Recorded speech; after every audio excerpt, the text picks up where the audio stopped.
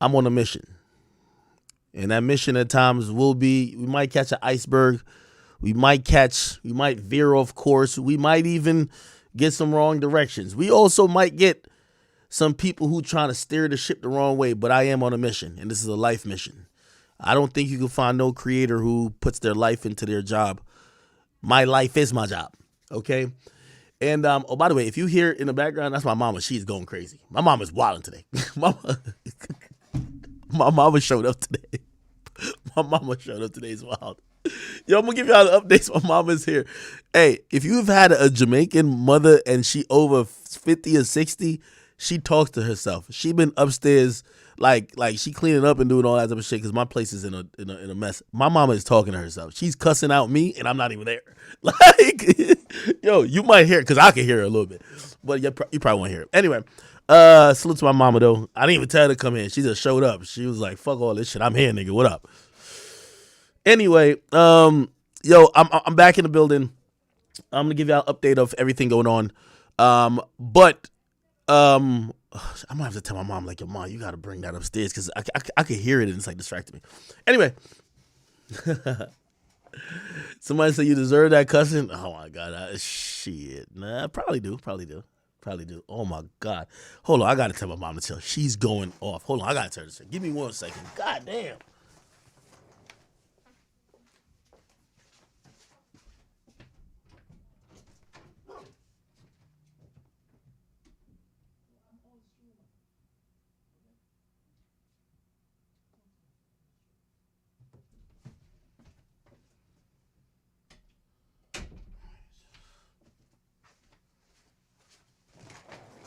Now y'all all right.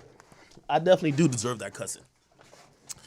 I do deserve that cussing. But anyway, welcome everybody to the stream. You know, as I said, you know, we on a mission. You know, first and foremost, I'll say this before I get into some of the things I probably want to know or even care about. Let me tell you this.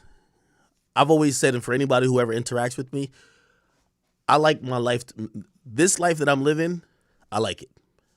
I don't try to live two lives, and it always pains me when I can't reveal certain shit. I like to live one life. And I say that to say, for anybody who comes around my orbit, this streaming shit publicly, whether people like me or hate me, I always say this. I don't get bothered by comments these days. You hate me one week, you love me the next. But I've been in this shit 10 years. This shit cannot faze me at all. It's usually people who ain't in this shit really get phased. Yeah, I hate me today. I break some news tomorrow. Or I give you an interview tomorrow. You love me tomorrow. I don't care. So I always tell people, I'm like, listen, this is a world that I've been accustomed to. I love it. This is my life. And I love my life. Okay? It might be imperfect to you. You might have whatever comments about it you want. But this is my life. I don't have no other hobbies. Well, I play Fortnite on the side. I have no other hobbies. I don't want to do nothing else. I don't want to climb mountains. I don't want to jump out of planes. I don't want to do nothing. But for the rest of my time on earth, do this. That's all I want. That's my only goal. This is why you're going to see this passion. That's a true definition of passion. Granted, I've done really good for myself. Y'all probably heard from me even last night or whatever. Like, yeah, no, I'm really up. But that's not the reason why I did all this. This is my life.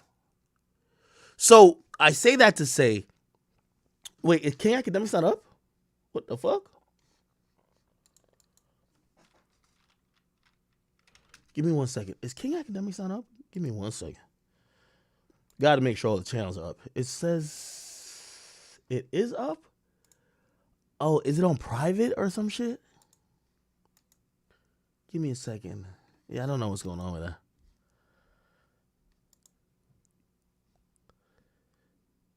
Oh, no, it's supposed to be up. It's supposed to be up. Give me a second. Let me just make sure it's up. It's up, right? No, okay. I was trying to make sure it's up. Because for 1 second it said sending data. Let me just refresh this. Why does it still say sending data? The King Academics channel, I'm going to refresh y'all real quick. I don't know why I'm saying this, so I'm going to end the stream there and I'm going to start it again. So just refresh in a second. Give me a second. That's weird. Okay. And obviously, pretty much what I was saying without, and I usually say too much. Let me tell you this. Just honestly, this is how I treat media, man. You're talking to act. I'm the king of this shit. I don't care what nobody, like all y'all little other niggas y'all watch, they grew up watching me. Like, that's a dub. Like, there's no thought in my mind, no doubt in my mind. Nigga, I'm the king. I don't care about making mistakes because this is how my philosophy goes. You see, last week might have been for Blueface. This week might be for me. Next week it might be for Soulja Boy, and the next week it might be for Lil Baby. I don't care. I understand that basically because I also am very interested and I talk about other people. I got no problem with y'all talking about me. It is fine.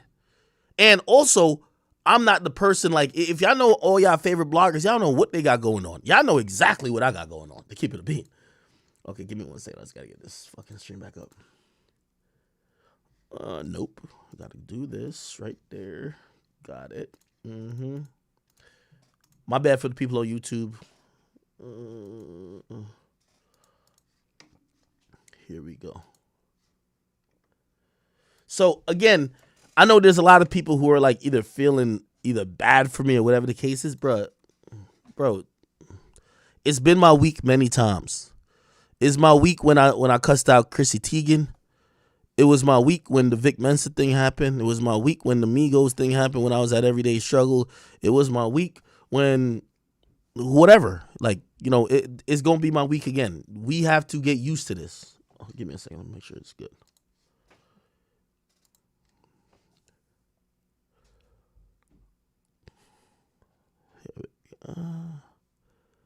Please be good. What the fuck? I was about to play this song. I just want to make sure that channel's good. Okay, we're good. Finally. Okay, so yeah. Yeah, bro, it's gonna be my week again. I'm gonna kind of give you all a short explanation. I felt like I broke down most of the things yesterday. I could give you a recap of what's going on this and third. Hey, I keep telling y'all, you know when I was listening to, and I'm gonna tell you why I start my streams. Every time I start my stream with songs is because that's actually what really inspires me. That's what's going on in my life, and that's what's really talking to me. I played Vybz Kartel, and Vybz Kartel is my favorite artist of all time, if you never knew. More than Drake, a million times more than Drake. Like, he's the greatest artist I've ever even imagined. I played a particular part of a mixtape I did 10 years ago, over 10 years ago, actually. And the reason why I played that part is really because, okay, I lost my train of thought, my bad. Oh, wait, I get it back. No, okay, so I played that part because, yeah, I definitely lost my, somebody said, yo, you locked through her in a deli. No. Wait, why did I play that? I lost my train of thought. Somebody said, nobody cares, do better. Well, I mean, you might not care, but there's a lot of people here who's tuning in for the drama. And I'm just not going to be the bitch ass nigga and be like, oh, hey, let's talk about somebody else. Like, no, I'm going to talk about me first. We're going to talk about me first. And then after I talk about me, we'll talk about other people. Because I don't think it's fair if you talk about other people and you never act like you act like you're this perfect. Nah, I ain't no perfect. If I ever thought that was me, I should stop watching me. I never said I was. Wait, why did I play that? All right, anyway, I'll get back to that thought. The main point of what I was trying to say is that I'm not perfect. I expressed what was going on yesterday with me, and that was a culmination, and I'll give y'all a little bit of step-by-step review. That was a culmination of me feeling that somebody who was close in my vicinity and around me. Oh, this is what I was trying to say. Thank you. I finally found it. The reason why I played that Vybz Kartel thing, and y'all can start from here if y'all want to care. This is where I got my train of thought right. The reason why I played Vybz Kartel for like 20 minutes coming into this, he said one thing very important, and I agreed with that. And I agree about it with myself. Because you got to look sometimes in the mirror. If there's ever going to be my downfall, and I know a lot of y'all, there's some people who watching, y'all hate watching. Y'all like, oh shit, we going to see it? Is he going to cry today? Is he going to fall? Is he going to crash out? I get it. If there was ever, and Vybz Kartel said that in that little super mix, which by the way I made like 10 years ago. If it was ever gonna be my downfall, it's gonna be my friends. I'm gonna tell you why. I'm too trusting, I'm too loyal, and I'm too forgiving. Niggas have done me wrong, forgave them. Women have done me wrong, forgave them. That is not something that I believe everybody shares. So that's an important thing to mention, because I don't believe any nigga that don't like me has anything to fuck with me. I sit on this shit and anybody don't like me, nigga, I flame them up. They can't fuck with me at all. You know when they actually have any ammunition about me is when the people around me, my friends, my closest people, the people who, when I turn stream off and I just try to just be talking to them, or maybe it's a girl or whatever the case is, those are the people right next to me. Those are the people that I've realized inevitably will be, if I have a downfall, it will be them. It'll never be a stranger. It'll never be somebody who will be like, yo, this nigga been hating Ack for a minute. He finally caught Ack lacking. Never.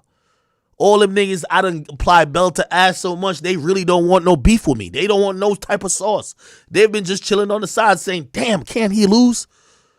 But you know where any type of downfall, bad press, anything with me is going to ever come is when I have friends and I have relationships. And that's normal. You can't live this life alone. You could be up $55 billion. You're going to want to have a partner. You're going to want to have friends.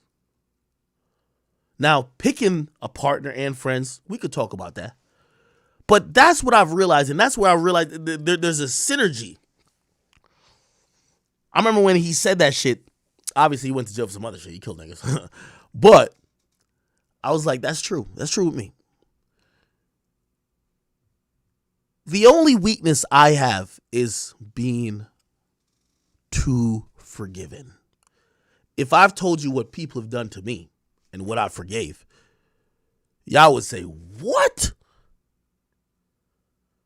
But those are the only people that have access enough to potentially or ever put me in a position to make me look really crazy. Okay. So, somebody said you're a grown man having teenage realizations. No. This is not a grown man versus teenage realizations. You could be 50, you could be 80. Everybody has friends and everybody has significant others. That's not about age. But it's also realizing sometimes who you are and where you serve in other people's lives. Because put it like this, the same people who I'm talking about that have the almost, they're the closest to me that could possibly be the people to try to fucking cut my throat, this and third. I don't have that power over them because I never looked at that relationship like that. I've never looked at it like, hey, if we get in a situation, I'm going to throw you under the bus, or if we fall out, I'm going to expose you. I don't think like that about friends nor significant others, but people do think like that about you. This is what's the byproduct of fame and success. So let me tell you where last night kind of predicated from. And I won't repeat most of the stuff I said last night, but y'all know, act don't lie. For the last few months, I've been dealing with a woman who feels that she could get me to acquiesce to her based on threats. What threats could that be? The threats is, hey, I know all of the niggas who don't like you, and I'll name some of the niggas, which, by the way, this is her opinion of these niggas. I don't think me and Adam into it, but she been looking at me like, yo, I could tell that nigga don't like you. He's just waiting for the ammunition. But by the way, that's a dangerous thing because she's already seen a nigga who I don't even see as an op because, man, I done been around that block, spanked that block, shot that shit up. I did my thing. I'm good. I don't got no issue with the nigga, and it's not because of me. I think we cool. But she's been on some shit like, I'm the bitch who could give that nigga information that he could finally weaponize against you. Now, sometimes when you arguing with a girl, and I'm talking to people who've had girlfriends or toxic relationships. Yes, I've been in very many toxic relationships. Sometimes you hear a girl say some shit, you ignore them. All right, man, shut the fuck up, nigga. A few more times it's like, nigga, you really think that's actually the thing? But then I realized this person didn't really know me. Because I've always said this, I'll expose myself and you before I let a bitch expose me. It'll never happen. I ain't Kevin Hart. I ain't Diddy. There ain't no weird shit about me. I keep it pretty much what you normally see. So last night, I'm going to tell you exactly why we're here today. Last night, I gave Troy Ave a distribution deal. And I see a lot of people, I don't want y'all to ever, don't try to make my nigga Troy Ave look crazy too. He got a distribution deal. Troy Ave already had a podcast that was kind of moving. I like his podcast. I like Troy Ave's podcast. I signed Troy Ave in a distribution deal. I don't own his podcast. In a distribution deal, that means his podcast will be released under the Academy for 6 figures. Guaranteed. Which means I need to figure out how to make the money. I'm going to pay him guaranteed. By the way, and this is another thing, Shorty had thought she could like hold over my head on some Spotify shit. Bro, I keep telling y'all, Complex and Spotify, y'all got to get off their dicks. I done made more this year than I made from Spotify. Well, no, I wouldn't say Spotify. Than I made from Complex in all them years combined. You get what I'm saying? Like, these companies really ain't shit. I have a different mentality. Nigga, I make the paper. The paper don't make me. These companies don't make me. A little attractive logo don't make me. Nigga, I'm the only nigga, and I talk confidently because I'm that. I'm sorry. Some of y'all gonna be mad, but I'm that. It ain't Charlemagne. It ain't nobody. Maybe Joe Budden got a stake to it, nigga. When I speak, when it come to hip-hop, nigga, there ain't nobody else, nigga. Nigga, when I speak about Baby, I got a CEO on the phone with me basically saying we watched a video, nigga. Everybody in the music business, nigga. Facts. I'm not playing around. So, like, and you could say this is now arrogance and confidence coming out, but nigga, I'm speaking facts. These nigga don't have none of the type of, like, what we do on the stream, nigga, we really fuck it up. This whole industry fucks. Nigga, I got these labels under the palm of my hands. I diss them every week. They do nothing but still pay me, nigga. I'm not trying to be here and just talk money shit with y'all, but I'm trying to tell y'all the impact of what we got going on. I call him out. I diss him. We still gonna be straight. You know why? There is nobody, and I'm saying this, and any of y'all niggas who look up to me or even think you're past me, look at yourself and look at your voice. Your voice when it comes to making a narrative and talking about an artist is not bigger than mine. That's facts. I got the stats to prove it, the invoices. I got everything to prove it. That's a fact. Somebody said, Kai's on a different level. Okay, let's get Kai out of it. I'm talking about these hip hop niggas. Nigga, before the niggas found Kai, nigga, everybody realized, yo, we got to tap in with Ak. And by the way, here's the thing. Kai just not a music nigga like that. He's not positioning himself to try to make money off music. Nigga, Ak is a music entity. You got to go through me. I don't give a fuck who you are. Think about all the niggas who had beef for me. Who they came and sat down with years later. Who we sat down with this year who claimed they hated me, would have did all type of shit. Think about it. Vic Mensa, Shy Glizzy. Bro, how you gonna go around Act? Let's keep it a bean. Like, and I'm not saying this to boost my confidence. I'm saying this because it's facts.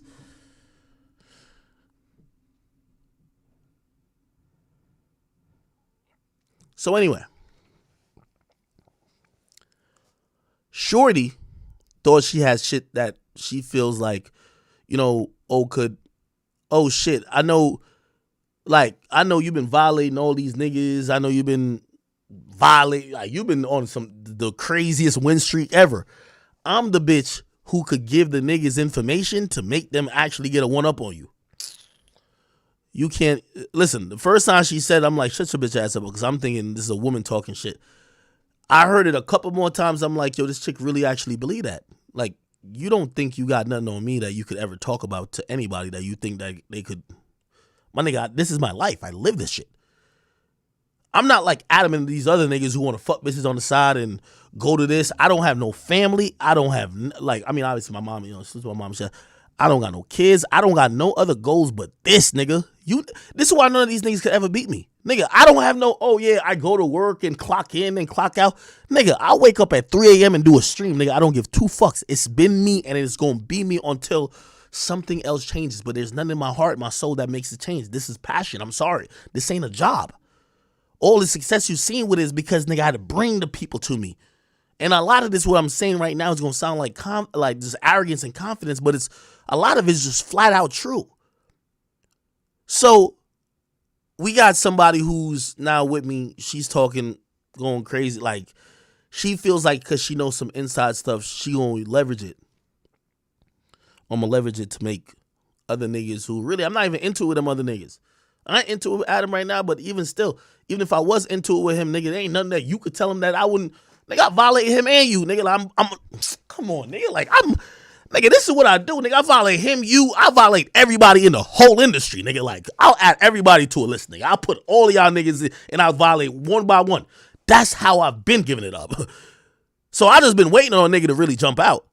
But this bitch really been thinking like, oh, like I'm some like, but I'm looking at her, I'm like, even I've been with this chick for 2 years. I'm like 2 years on and off type shit. I'm like,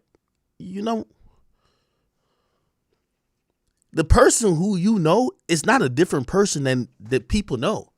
It just feel like some. All right, so let me get to the first thing. So it's two things she claims she knew. Two things she claims she knew. And I'm gonna be honest with you. And I'm gonna tell you exactly why we at this point. Last night, Shorty said she don't want to be known as a public figure, yet every time I'm on camera and she next to me, she like, show me. Like, what the fuck is that? Anyway, some shit happened where Wack get on a call. Remember, I told you I signed Troy Ave on a distribution deal. It's a distribution deal. I don't own the shit. He distribute through the academy, though. Troy Ave doing a wrap-up show, a holiday show. I got my people there recording. I got my assistants and whatever. They're working there to make sure we get the content. I couldn't be there because for whatever reason, and I had to stream because I'm trying to do my 200 days. They call me. Hold on.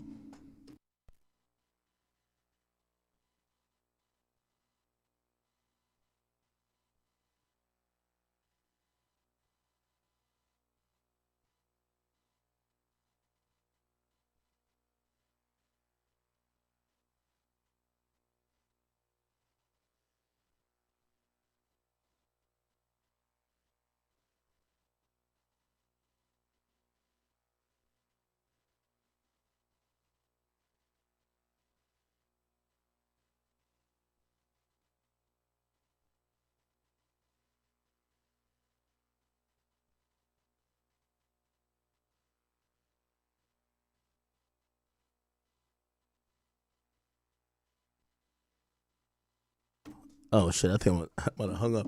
That was the police calling. I'll jump to the end of the story. Cheyenne got locked up with a felony this morning. When I showed up after my stream last night, she broke mad shit in my crib. In the amounts of like when you're breaking tens of thousands, maybe $100,000 worth of stuff. And the police has been to my house so many times. I ain't even gonna lie to you, and because I know some of y'all still on this tough whatever shit. Even though I keep telling you, when you got an issue with a girl, you can't really even do nothing but call the cops. The cops, I could tell because my mama showed up today. My mama just immediately called the cops. My mom not playing. It's my house though. I'm really trying to tell them, I'm like, yo, y'all could get her to leave type shit, but like, don't lock her up. The police literally looked at me and be like, yo, bro, we've been to your house 40 times, nigga, in the last couple months. We're locking her ass up. It's over. I'm sorry. Like, we got it. Like, the police literally told me this to my face. We have to protect you at some point. Because you're never going to tell us to lock her up. We're locking her ass up. So she got locked up for some criminal, some shit. Like, she broke too much. Like, she broke everything. I don't even know how I'm streaming because she ain't. I got full monitors here. She broke those like a week ago. I replaced them. I got my gaming shit over there. She broke that. I replaced it. But yesterday she went crazy. Like, I have hardwired shit into my wall of surveillance cameras, and she brought ladders to everything and ripped them out, nigga. Like, there's holes in my walls. You know what I mean? Broke mad shit. So like, bro, the police walked in today and it was just like, nigga, we been here like 40 times. They even asked me, they was like, yo, bro, you want to get her locked up? I'm like, yo, bro. I'm not trying to get her locked up type shit. That might be some simple type shit. Whatever y'all might even say. The cops is just like, they looked at it and were like, yo, bro, enough is enough, dog. We're locking her ass up. We're pressing charges. We don't need you. So they press charges on her. She's locked up. There's another fucking, what do you call it again? Restraining order. This is my 4th restraining order on this shit.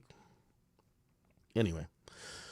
They just called me just to tell me that, because I think they're letting her out. They're like, yo, we're letting her out. If she calls your ass, tell us to come lock her ass up again. Like, shit. Anyway. Fuck all that.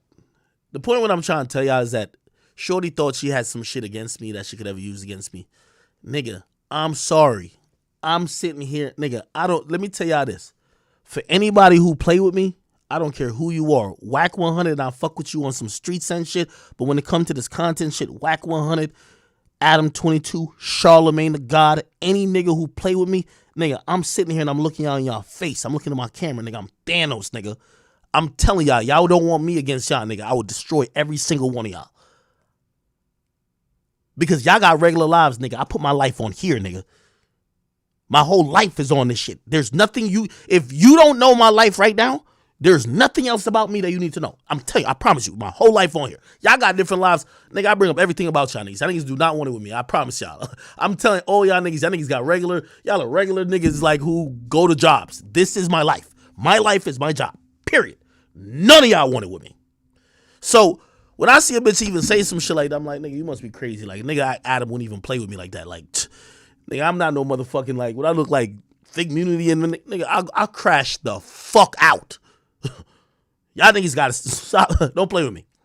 But it's all good. Anyway, one thing I just didn't like about Shorty is because she thinks she got something against me or she got something over my head. So I'm like, yo, I don't negotiate with thoughts, no terrorists. So let me just tell people what it is. The first thing, and I told last night, bro, my house got raided by the cops. Like last year. It's over. It's a year and a couple months ago. It got raided. They kicked my door off. The only reason they kicked my door off is because my mama was at my house. Like, what happened is me and Cheyenne was having this relationship where we break up every 3 weeks. Like, good for 3 weeks, break up. 2 weeks later, we might get back together type shit. So, like, that's why I always kept calling my ex, because, like, nigga, like, at any time you ask me, we might be, if we're not together, we're probably broken up. Like, we're not really whatever. But it's one of those situations, and I was the type of nigga, I never used to get back with a girl ever in my life. Like, yo, once we break up, it's over. But for her, like, you know what I mean, we was just kind of always arguing and shit like that. Anyway, when me and her had broken up, quote unquote, right? She went back to, I don't know if she was in Virginia or wherever. I had some other girl who I was dealing with years before. It's like, I won't call her a side chick because I don't even think she knew I was in a relationship. Like, she was just a girl. Shorty comes over here.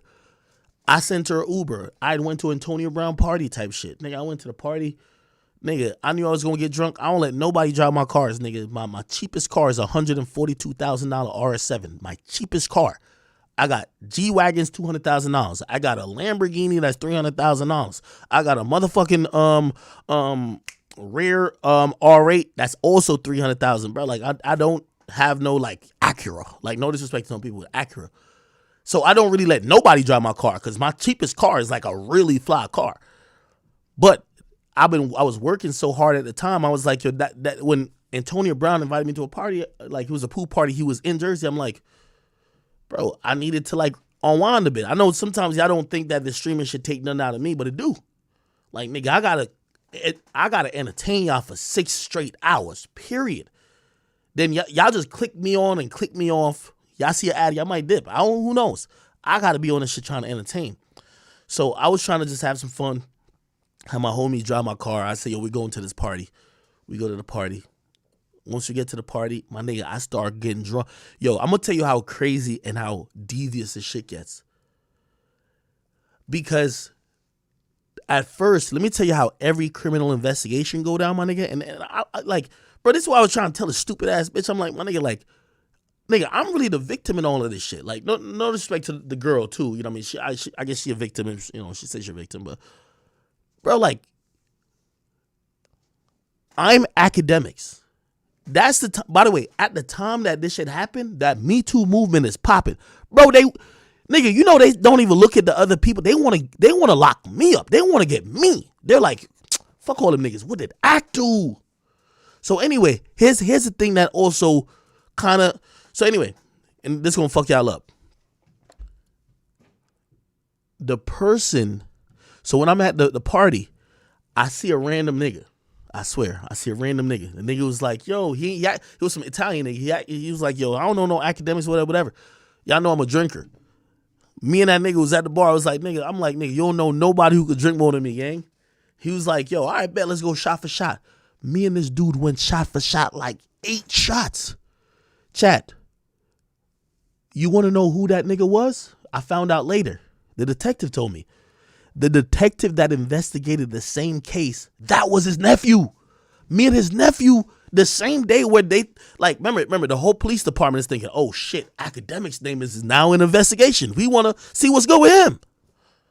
Even though really it's just some shit that happened in my house. I had none, I'm sleeping. My name not only get cleared by my cameras, thank God for the cameras. My cameras clear my name. It's also clear that at the party, the nigga I'm drinking with is the nephew of the detective that's investigating the case. They're like, nah, that nigga was definitely drunk as fuck. Like, they basically carried him to the car. Like, me and him was going shot for shot. So anyway, I had my homie drive my car. I go, like, I literally get to the party. I'm so drunk. They're driving my shit. I get drunk. We are leaving the party. I think we may stop at, like, Wendy's. We get back to the crib. What happened at the party, though, is that this girl was texting me.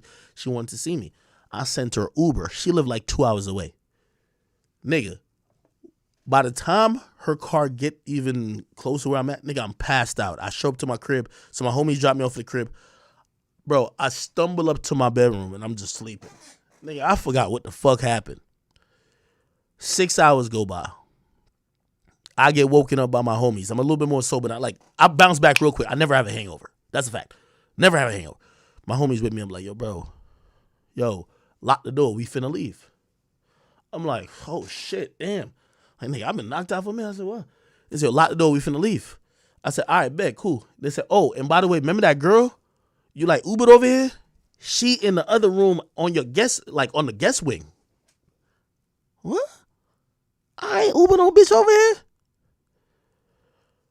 They're like, nigga, remember you did. The first thing I'm thinking about, because I was at a party with AB, there was, like, no disrespect to them girls that there was just, like, some girls who, they were definitely trying to choose, but I was like, these chicks do not look pretty type shit. There was ratchets. Like, no disrespect to they ever see this.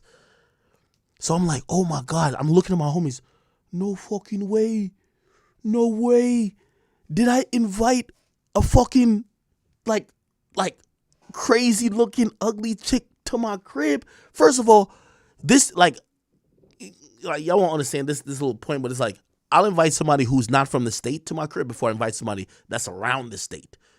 Bro, you know Jersey. Why would I invite you to my crib? Nigga, you probably got niggas in Jersey. Nigga, if I fly you from Alaska, nigga, like, what's the chances you won't have niggas in Jersey? You feel me? Like, that's different, right? So you can understand my mentality. So I'm like, what? Anyway, they were like, remember the other girl? Anyway, they leave. I lock my door. So my 2 homies leave. Walk down, I see Shorty. Walk to my guest bedroom. Shorty naked. Like, she's on the cover, like, hair disheveled, blah, blah. I'm like, oh, shit, what's going on? I'm waking her up. I'm like, yo, what's good with you? Like, yo, why you sleeping type shit? I'm like, damn. So now I'm like, yo, I'm about to go down to the kitchen type shit. Yo, come down here. Yo, get dressed. So do what you got to do. Shorty comes down there, was just like, yo, yeah, I couldn't believe you were sleeping. I'm also like, yo, why didn't you wake me up? So the whole time I'm like, yo, what y'all do? She was like, nah, we was just having fun. We having fun. Ain't nothing happening. We having fun, blah, blah, blah. Anyway, I go outside work because I had to, this is nighttime. I'm looking around. I'm like, yo, something. Nigga, I know my backyard. Ain't nothing really. Look, why shit look like it's been. Shorty gonna be on some shit like, nah, nothing ain't happened. She even said to me, I promise you. She said to me, she said, what you think? I fucked your friends? And I didn't really say, but I was like, and she was like, hell no, I ain't fuck your friends, nigga. Like, yo, we was just all having fun. Your stupid ass was drunk and passed out. All right, bet. Nigga, cool. This is now in the morning. I gotta let my real best friend, Pluto. This is why, I've lost so much trust in humans. My only best friend is a dog. I've lost so much trust in women. My only person I trust is a dog. I got Pluto now. I'm bringing him outside like, yo, Pluto, come on, man. Run around, do what you gotta do, man. Take a shit, nigga. Like, now he's trained to take a shit outside. But like, no, before he would be like, yo, what we out here for? I'm like, nigga, you out here take a shit. I go out there, I'm like, yo, why the hell there's a little joint where you could lay down flat on and kind of like tan if you want to tan, like by my pool area. It was over there. Now it's over there. What the fuck? So that shit don't look right. Anyway, I come back in and I'm looking through my window at the pool. I said, why does shit look a little weird? Also, this is another thing that, like, bro, I always tell these motherfuckers like, yo, bro, like, I'd rather not tell these stories, man, but I'm going to always tell a story to the max where nobody could ever see I'm on any weird shit because, like, nigga, I know I live a real righteous life, and if I did some weird or wild shit, bro, I would have been the first person to just copped it. I would cop it. I remember Shorty the night before had said, yo, nah, your friends, because I was like, yo, damn, what was you doing with my homie? She was like, yo, nah, we was just chilling. She said, this is what she said to me verbatim. She said, yo, they was getting me ready for you. Here's the thing. This is the girl I always knew as a girl who just wasn't like that. When she hit me back up I ain't talked to her for a year. She hit me back up. She had started dancing in the club. So I'm like, oh, okay, she on that stripper shit now. I don't know which like whatever. And by the way, I had seen somebody said this, which is true. When we were going to the party with Antonio Brown, I told my niggas, I said, bro, yo, remember so and so? Because they had seen me one time. She was at a party in New York. Like it was me, 6ix9ine, and some other people, and I Ubered her there. Like, that time I had no girl. That was like 2021. And I Ubered her there type shit. So, and I Ubered my mans too. So like they seen her. That's the only time I've ever seen her. And I was just like, oh, yo, remember so-and-so that was with us at that shit where we were with 6ix9ine at that club, blah, blah, blah. I was like, yo, I know she was on some like really, she's this great girl, whatever. She hit me up. She's now working in a strip club. She says she on some demon shit now. I don't know what she's on, but that's what she's saying. You know what I mean? Anyway, she trying to link me again. That's the only conversation. I ain't never tell my mans and nobody like that to go fuck a girl that was coming over for me. Facts. But I don't. By the way, here's the thing too, and even to this day, man, I don't really want to have those conversations with niggas like, bro, what was you thinking when that shit was happening? Did you think that me saying that was me saying that, oh, she's coming over to fuck everybody? Anyway, the night before, she said some shit to me like, yo, your friends was just getting me ready for you. And I was like, okay. Anyway, in the morning after I walk Pluto or bring Pluto in the backyard, shit just don't look right in my backyard. I know how my shit looks. I look on my camera. It's on my phone. I look on the camera, scroll. Bro, I see her fucking both of the dudes.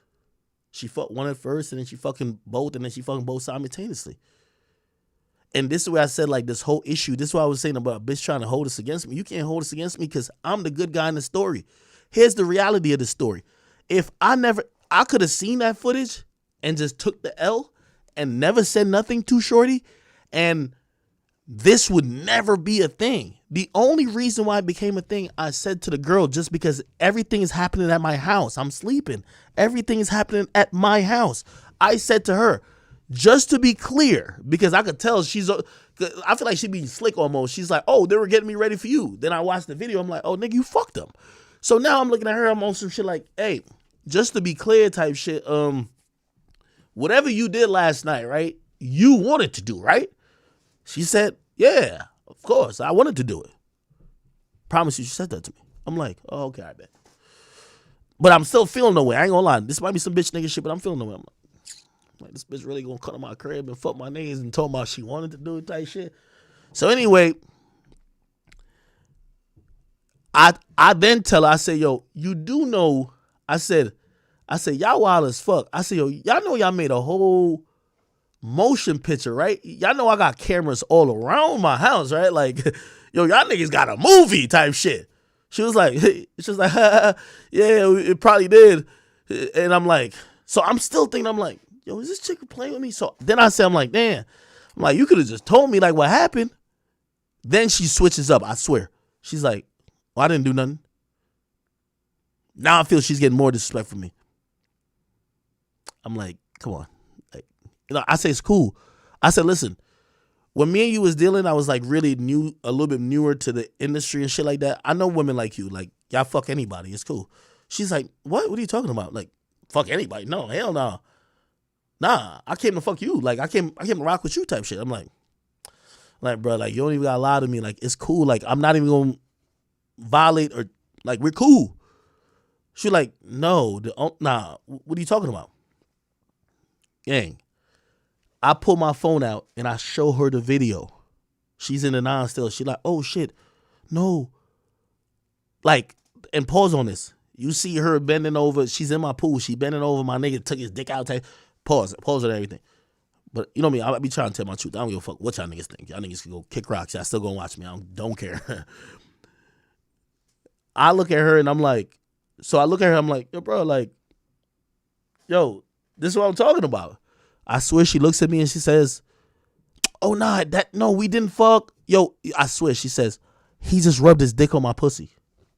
Yo, bro. Now I'm getting upset because I got the entire, it's not like the video just stopped. It's it's surveillance footage. It's 4K. I'm over here, I'm like, yo, bro, yo, you actually fucked my niggas though, right? She was like, nah, I never. She was like, yo, I put on everything. I never fucked him.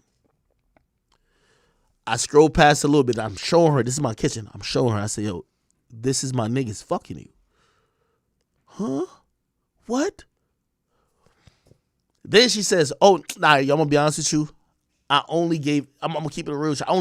I gave one of your homies head, but I ain't do nothing with the other nigga. And I was like, the craziest thing the whole time I'm like, yo, my nigga, I'm not even here like trying to be on some I care about who fucked you shit. I'm just trying to make sure, because I'm thinking about liability at that point. I'm like, whatever you wanted to do, whatever you did last night, because I'm sleeping, you wanted to do, right? Just give me that, just indemnify me of that type of shit. She's like, oh no, I only gave one head. So now I'm like, yo, bro, I really feel she playing with me. And this is where really I fucked up, because sometimes let me tell you this, all y'all men, when a woman did some sexual shit with anybody and she's trying to reverse it and then she's like, oh, I didn't mean to fuck him or he did whatever. Bro, don't keep pressing it. Because I know, for example, if you're a boyfriend to a girl and she is a hoe, she goes and fucks some niggas and somehow people find out, you find out. You might be violating her like, nigga, how the fuck could you fuck these niggas, blah, blah. Bro, you know what the easy cop-out is? Bro, I ain't mean to fuck them. They just took me. That type of shit. So that's where I realized in post, nigga, I sat with my lawyer analyzing all this shit for months, nigga. I'm like, how the hell is this even how the hell is Shorty even Bro, my lawyer said, yeah, I know you were probably hurt. You don't gotta tell me if you hurt, but you probably were hurt. You realize she came for you and she was fucking your friends. You should have never embarrassed her with a couple of things. I said, how? You pointed out that she's fucking your friends. You show her the videotape. Then you immediately get rid of her out at your house. She says in the shit, yo, you usually get me breakfast. Because me and the chick, I told you me and the chick been rocking. I usually get breakfast. But I ain't gonna lie, I swear, my mom was coming over that day. So I couldn't have no girl over, really. Like, you know what I mean? This is before my mom was even accepting of, like, you know, like I never introduced my mom to no girl. Like, girl that I'm dating. So, like, I don't want her to meet no random girl type shit. You feel me? So I told her she had to leave. She's feeling like, damn, yo, you're being mad cold. You're treating me like a whore. You're treating me like a chick who really just fucked two of your friends, even though that's what happened. All right, bet. That happens. Shorty's leaving. And I'm going to be honest with you. My lawyer was right, because everything I did maybe had a very subtle undertone of, bro, what are you doing? Like, when she's in the car going back home, I text her, I say, I'm going to keep it a bean with you. I think you should go get tested. I'm like, yo, I can't believe you just, like, you don't even know my niggas like that. You came over and just, you fucked both of my niggas raw type shit. Like, that's crazy. She's now apologizing, yo, I'm sorry. Like, I'm not that type of person. I don't know how this happened. whatever. I'm like, just go get tested, bro. Then she started asking me about the video. She's like, yo, she was like, yo, she's like, well, that night I remember up to this part. Tell me what happened after this part. I swear, I feel like she playing with me at this point. What you mean, what happened after this part? You want me to watch the video of you getting fucked by my niggas? It's like she want me to give her play-by-play. Like, oh yeah, this time you lift your leg up and then afterwards you like grab the thing with two hands. Like, bro, I'm like, I'm not about to watch this shit, bro. So I'm telling her, I'm like, bro, like, what you want me to watch the video and describe to you in a written form like I'm some like motherfucker in a courtroom? Like, hey, well, no, I'm not doing that. She keep asking, like, yo, wait, are you like? She be asking wild question. Hey, are you sure like I'm awake during this? I'm like, you're very awake. You're two-handed sucking this nigga's cock while the other nigga fucking you. Yes, these is what going on, bro. I'm not making this up. This is on videotape, bro. She keep asking me more shit. Bro, I ain't about to watch nothing more of you fucking other people. I'm good. Go ask them how about y'all sexual accounting, nigga. Like, don't ask me no more. She didn't tell me, and I ain't gonna lie, this is where she tell me, she said, yo, I ain't gonna lie, I know I'm not that type of person to go fuck two niggas in the same night, especially two niggas I don't know. I came there to hang with you. Blah, blah, blah, blah, blah. She's like, yo, you know what? I am gonna go to the doctor and I'm gonna go get a rape kit. And I ain't gonna lie, my lawyer, like, you know, shout out to my lawyer. My lawyer still said I fucked up with this too. Cause I told her, cause I know I ain't do nothing. I ain't did nothing wrong. I told her, man, if that's what you feeling, go get a rape kit, shorty. Like, that ain't got nothing to do with me. Bruv. From there, that probably was like the last conversation. Oh no, that wasn't the last conversation. She called me one more time, and I think the police was on the line when she called me. She was like, oh, blah, blah, blah, blah. And then she asked me about my niggas. Because she was like, oh, like, I just want to make sure I'm good. I didn't know their names. Could you tell me their names? I'm like, bro, you've seen one of my niggas before. Like, stop playing. She was like, oh, well, I want to ask him what happened that night. Or maybe you could tell me based on, like, you know, what you see on the video. Matter of fact, could you send me the video? I'm looking at her like, yo, shorty, are you crazy? You want me to sit here and watch the video of you fucking my friend and give you play-by-play instructions? No, I'm not doing that. Sorry, I'm just not doing that. So I tell her, I say, you know, one of my niggas, I'm going to just give you his number. You go call that nigga and y'all figure out what the fuck y'all did. I don't care. By the way, here's the thing. This was the first time I talked to my niggas. I'm going to keep it a bean. I had talked to my niggas right when she said the rape kit shit. I talked to my niggas and I said, bro, like, by the way, they never told me. This is facts. My niggas never told me they fucked her. Like, ever. They never. I told them, hey, shorty is telling me she finna get a rape kit, my nigga. Yo, y'all good? They never, bro, they left my house. Nobody told me they fucked her, bro. Ever. Okay. So I tell them, I'm like, yo, bro, shorty's saying this, blah, blah. They were like, oh, so this is their response to me. Bro, what? She is tweaking. First of all, she popped it off, blah, blah, blah, blah, blah. Yo, she even told us, because it was two of us, she said, yo, because we usually take phones when girls come to my crib at that time. She's like, yo, she was telling me, give me my phone. I'm going to use my phone and I'm going to call one of my other friends that kind of dance to, and I'm going to get another girl over here for like a 2-on-2. Remember, I'm sleeping. So these are two other niggas. And so my homies is telling me, bro, whatever she's trying to act like she don't know what happened, she was mad, like, yo, she was mad into it. They're saying we gave her phone. She took her phone. She called her other friend and she said, yo, I'm at blah, blah, blah, blah, blah. Come through. We here. We lit this, that, and third. So this is my niggas telling me, yo, if she's saying that she ain't know what was going on, nigga, she tried to invite a friend. All right, whatever. You know what I mean? At that point, I'm just like, bro, I'm just, whatever. Cool. And this is why I keep trying to tell you, this is why I have a no invite policy in my crib no more. Nobody fucks in this house unless it's my dick. Nobody. So, what happened was, about 3 days later, I get a call from her, and it's like, it's kind of really stone cold. That's when I gave her, I said, yo, stop asking me these questions. Stop asking me about the tape. I'm not finna watch it and describe to you what's going on. Go ask the nigga you fucked. You know him. That's my nigga. But still, you go talk to him. Why are you talking to me about you fucking him? Like, you think I want to sit here and be like, oh, let me scroll back to this time and blah, blah, blah. Okay, cool. That's the last time I talked to her. That day when I talked to her, I remember she was like, yo, I want to come. I want to come to your crib, or I want to come see you that day. I was like, I'm going to be honest with you. I'm about to go somewhere else. I'm about to just get to my crib, but I'm about to go somewhere right after. Now I can't see you, blah, blah. Nigga, when I get to my crib, which I was actually on the way to my crib, when I get to my crib, 20 minutes later, that's when the raid happened. The police had listened to this girl, so she went to, I guess, the doctor, then she went to the police. The police is like, she's showing them whatever proof she got. The police is like, wait, so there is proof of you being sexually assaulted, and it's on academics, like security camera system, and he, while you're asking him for the footage, he's not giving it. Oh, okay, we'll get a search warrant. Nigga, they ran up in here and took my fucking security system, my nigga. They took that bitch. That's how they raided the shit. But my mom was there the next day. My mom was like, remember I told you my mom was coming when she was leaving? My mom was like, what the fuck? My mom thinking it's like a gunman or something like that. We from Jamaica, so we call it gunman. We don't call it like some other shit. Like, yo, what the fuck?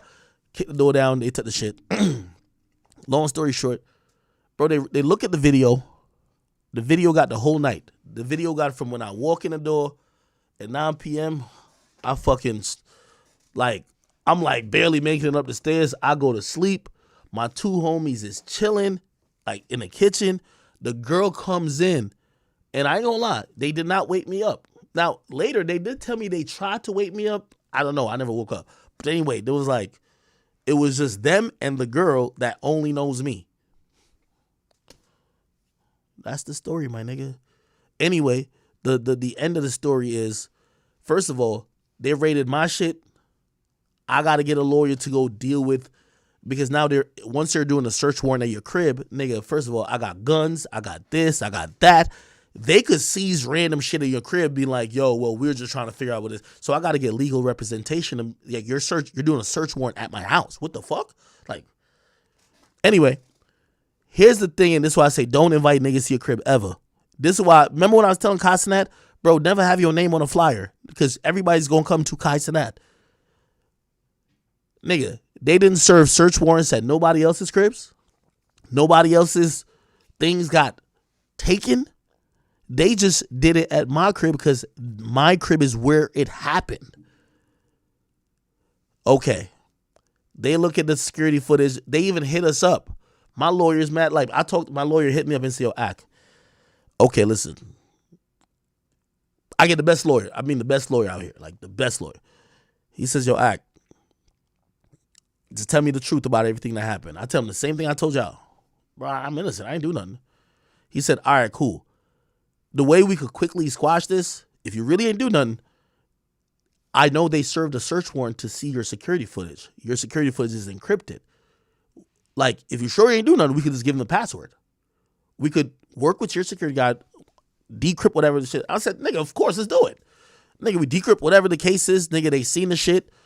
And after they seen the shit and they had the fucking information, oh, okay. Yeah, academics isn't seen on the video.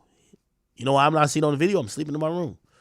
Whatever y'all seen over there, I don't want to speak on necessarily what their sexual activity was, but shorty looked like she was into it. They're doing whatever they're doing. Maybe they were, I don't know what was happening. That's not my business.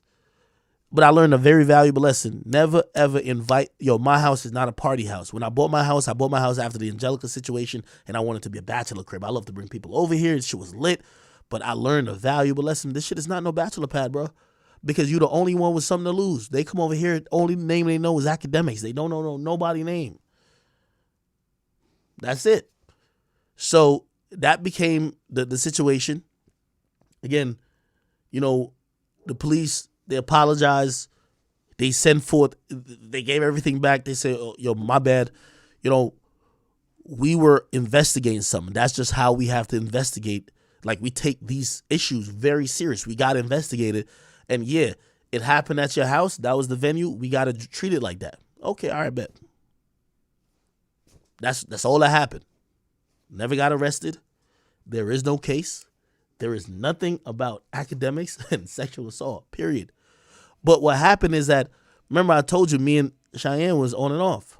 She she had came back the day after when my mom was already here. So when the cops came, she was here. But I told Cheyenne, I had a heart to heart with her. I said, Cheyenne, I ain't gonna lie, I did fuck a bitch. Like I've fucked women I told her, like, my nigga, like, I fucked women while we were in our little breaks or whatever the case is, or I've had women come over. So I'm thinking she understand it. You know what she took away from me? Oh, nigga, I'm about to blackmail you with this shit, nigga. Like, I'm about to use this information to make it seem like you are raping women. Like, come on, bro. Like, what I look like? Diddy, nigga? Stop playing with me. So anyway, that's really what that was. And the only reason why I shared it yesterday, it was 4 instances over the last 2 weeks. She mentioned it. She was like, yo, what everybody keep asking about that Antonio Brown pool party? Nigga, nothing happened at the pool party, nigga. It happened at my house, nigga. That's why they raided my house. I'm like, nigga, what do you think that I'm like? Number one, obviously I paid a lot of money for a lawyer and shit like that, but I'm like, do you think I'm that scared of that particular situation where I did nothing wrong that I'm going to let you keep blackmailing me? So last night, Shorty sent like pictures of me unclothed in some weird positions to Adam, Troy Ave and shit like that. And I was just like, yo, bro, I can't deal with no woman who's going to be thinking that she has the proper authority to keep. It's almost extortion. Oh, I'm dangling this carrot over your head. If you don't act like I want to act, I'm going to tell everything about this. Bitch, you ain't about to do that at all. I'm going to tell the world. So now I told the world, you ain't got nothing over me. What are we talking about? And by the way, I ain't going to lie to you. I wasn't even going to get her arrested this morning. Because, nigga, I talked to her this morning. I literally, nigga, after she broke all my shit, I talked to her. I said, yo, Cheyenne, like, I said, I think I get you now. Like, you're just a drunk. Like, you get drunk, you do things, you're blacked out, and in the morning you wake up like, wait, what did I do? Okay, I get that. But this is why I had to react. Like, I can't co-sign for your drunk self, because she's like, well, why'd you expose me? I'm like, nigga, what you think I'm gonna just sit here and let you keep violating me in a way that is not whatever. Anyway, yeah, so I was gonna get her locked up, bro. Like, just because, the cops been here 40 times, man. The cops come here, and it's like they look at, like, the cops come here, nigga, they treat her like she's the biggest op in the world. Like, nigga, they told her, like, they arrested her before for trespassing, because they're just looking at her like, yo, bro, you gotta get the fuck out of here. You feel what I'm saying? Every time they come here, they all know me, so they're looking at it like, yo, bro, this nigga shouldn't be taking you back, but like, why you still fucking up that we here, my nigga? Like, what's up with you? So this time when they came, it was my mama who called, bro. They came and they looked at her, and they looked at me, and one of the cops had said, what do you want to do? And I told him, I said, nah, bro, like, man, I ain't trying to get her locked up type shit. The other cop, he said, yo, we gonna do a walk around the premises, and if there's anything that is deemed supposedly broken that's different from the night before and that she did, we got to protect you. So we're locking her up just to protect you. And that's where it is right now. So she got locked up. They say it's a felony. It's a 3rd degree or whatever felony. The police literally, they're not even listening to me. They're like, yo, bro, we got to protect you, bro. Like, you about to have this bitch kill you. So we about to just protect you. Like, fuck it. So, and that's how domestic violence cases work. The state or the police could file charges on your behalf. So, of course, when she go in cuffs, she crying and all, yo, act, why you doing this? And I'm like, nigga, I'm telling them don't lock you up. But they're, and it's not because I'm simping. It's just like, but I hate this criminal justice system type shit. They're telling her, like, bro, like, it's over. Like, you brought us out here way too many times. You fucking with this nigga too much. We're locking you up. It's over. Like, fuck that. It's a wrap. So, yeah, they locked her up and shit like that. And that's kind of where we are now. So, for me, and I know there's gonna be mad people who be like, yo, act this and third. Let me tell you this, bro. I don't deal with nobody who ever think they got done against me. Everything I done told y'all today, it's been on my heart. I've been wanting to share my experiences. I mean, my lawyer said, like, yo, listen, this is one of those things that we handled so perfectly that, yeah, they did an investigation at your crib about some shit that happened with a female and some people, but your name is never gonna be mentioned. But nigga, I don't care about my name being mentioned because I didn't do nothing wrong. So okay, fine, nigga, I'll tell a story. Nobody got nothing over me. I don't want nobody having nothing over me in my life. So that's it. So I think I kind of covered everything else. I mean, everything else that you probably heard, whether it's the money situation or some other shit. Watch the stream from last night. I don't be lying. I don't be lying, but I ain't trying to get back into that type of shit. I just wanted to get the shit that Shorty thought she had over me. So I'm like, nigga, I wish a nigga would even try to play with me and say some shit about some shit I had nothing to do with. Cause here's the thing, I'll go paperwork for paperwork with people. There ain't no paperwork on me, period. They investigated some niggas at my crib. Yeah. Now I realize my crib is not the motherfucking what do you call that shit? What's that called? The Playboy Mansion. Yeah. I used to invite niggas over here and tell them to bring their bitches, or be like, yo, come over here, you get this room, you get this room. Nigga, I live in a big ass house by myself. I'm thinking the whole team gotta eat. Everybody come over here, get a room. We get a bunch of chicks over here. Everybody gonna be on the up and up. Yeah, I was wrong for that. You know why? Because when they did wrong, everybody's be like, yo, we at Axe house. Whoa, what do you mean? What do you mean you're at Axe house? Ack was sleeping, or Ack wasn't there, or Ack was doing some other shit. Why do you keep saying my name? What I learned, my biggest lesson, and by the way, this for all y'all, if I ever get rich, I don't care. It could be a day one, nigga. It could be a twin brother, nigga. It could be I don't care what the person says. If you don't invite nobody to your crib, especially if you got a name or some shit like that, to do shit, period. Because at the end of the day, their name won't be called. Your name going to be called 1,000,000 times. And that's that. Somebody said, how you offer a paperwork party after explaining how the cops removed your name? Are you fucking stupid, Swift, whatever gaming? There is no case. There was never a case. They looked into it. There is 0 charges filed, even on anybody else. There's no charges filed. I'm telling you, the only part Shorty was trying to use against me is because it happened at my crib, and my crib was the party to or was subject to a search warrant, which means they're coming in because they want to see the surveillance footage. I ain't getting the cops to remove my name. Are you fucking nigga? Play this. I live here. Nigga, I pay like $60,000 in tax a year, bro. If they could make the news by arresting me for some dumb shit, they don't. Yo, even my lawyer said this, bro. They don't want your friends. Your friends don't live in a vicinity, don't live in the town that you live in. They want you. If they get you, that is the shit that's gonna make the news. That's gonna make that DA's name. If you're guilty, because the whole time, like they kind of cleared everything. It was like, oh, they're still like lollygagging on giving back the evidence, like because they took shit from my house. I'm like, why they not trying to give back the evidence? It was like, oh, well, we got to talk to the police to make sure they're not looking at other shit. I said, what do you mean other shit? I said, I thought they said they're looking at some bitch like saying she got whatever at my crib. It was like, well, this is facts. The police in my town asked, because remember around the time the attempted break-in happened, the police department in my town started going through my surveillance footage to wonder why I had mad amount of cash. Is he a drug dealer?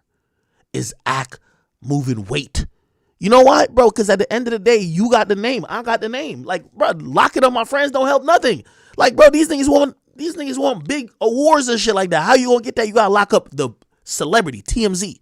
You want to be on the news? That's how you get it. So all of a sudden they were like, oh yeah, well somebody also they remember that attempted break-in?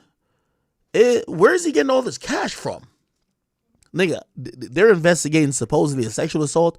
I gotta send them receipts of me picking up $200,000, $300,000, $400,000 in cash, just that they could realize, no, the cash you see me with, I'm not a drug dealer. I'm a hardworking person. I gamble and I do get money in cash. I'm sorry. Oh, they're like, oh, okay. But what about this? Well, he did apply for 50 gun permits. What? Like in Jersey, you got to apply. Why does he have 50 gun permits? Like, is he selling guns to criminals? Nah, bro, I'm gonna show you all the 50 guns. I still have them. I don't have no stolen gun. I don't have no guns that got stolen. So the shit turned weird when I realized that they cleared the case already because the shit's all on surveillance footage, but I'm the name. This is when I realized. I said, oh, okay, Aki, your friends ain't getting this type of scrutiny. They wonder if the money you got is drug money. The guns you got, you over here giving it to criminals to go kill people. They're wondering all type of shit about your life now because they can't get the first case because the case is nothing. That's crazy. After that, I was like, whoa. Ask my niggas how many times they've been here. That's why, like, you know what I mean? Not even no disrespect to my nigga Boom sometimes. Yo, I Boom have stayed in my crib a couple times, but like sometimes, like even with like I've told myself, I don't even want Boom at my crib. Like I love Boom though, that's my nigga, but I don't like people in my crib no more. I don't want nobody in my crib. I like me and Pluto. That's it. Me, Pluto, my mama, me, Pluto, my mama, my brother, me, Pluto, like nobody else. My house, nigga, I could have 20 bedrooms, 15 pools, basketball court, and everything. Niggas come over here and they start doing their dirt. Y'all gonna get the police looking at me because y'all gonna leave back and go back to wherever the fuck y'all went to type shit. You feel me?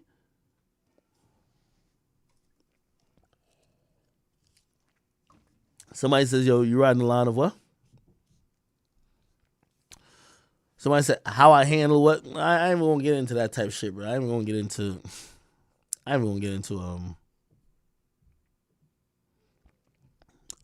like, I'm gonna just stick with the point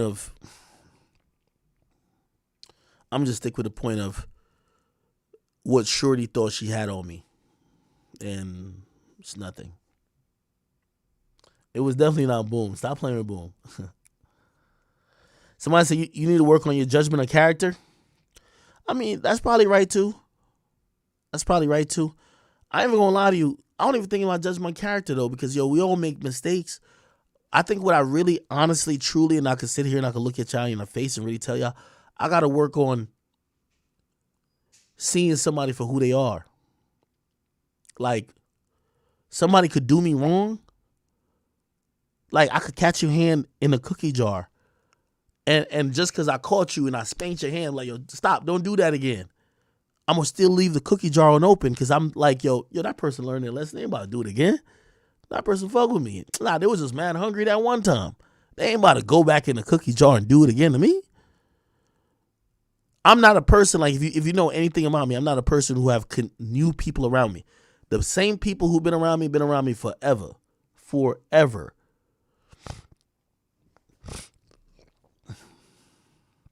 Somebody said I ignore mad red flags. Nah, I did. I definitely ignore mad red flags. Y'all right about that.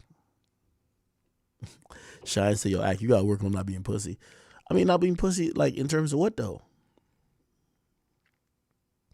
Somebody said, did I bond her out? Nah, I ain't bonding her out, bro.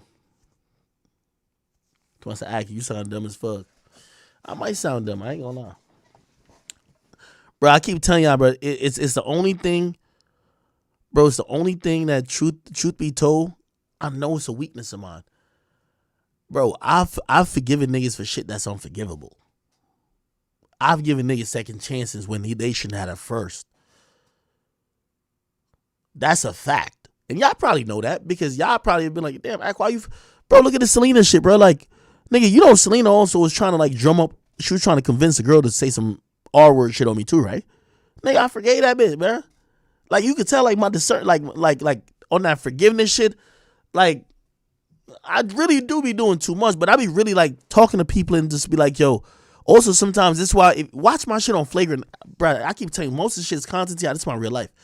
Watch that shit on Flagrant when I was talking about there's a little bit of survivor's remorse in a sense where I'm like, you know why I forgive somebody like Selena is like, I'm like, damn, I felt like my life went this way and I'm succeeding and I saw you struggling. And you did do some fucked up shit to me while you were struggling. So let me forgive you, bro. Like, you gonna be different. When I first forgave Selena the first time, I thought success was gonna be the thing that told her, yo, that's fucked up. Like, yo, you don't want to do a nigga like that. That's fucked up. I get it when you don't have nothing and you need to get something and you're like, yo, you probably down to cut your own mother's throat. Like, not me, but like whoever that person is. But once you got something, you wouldn't do it again. That's why I forgave her one of the times. You feel me? What ended up happening? Same shit. I'm like, oh man, I can't fuck with this again. Man, Me, I ain't gonna lie. I'm kind of a sucker. I'm a little sapped for like. I'm sappy for the apology. Oh, I'm sorry. Da, da, da, da, blah, blah, blah. And every time I'm doing good in life, I feel pity to the people who ain't doing as good. So I'm like, man, I'm doing good, man. Like, why should I harbor this? Especially with people I know. If it's a stranger, I could hold grudges with a stranger. A person I know, all right, bro, just apologize to me, dog.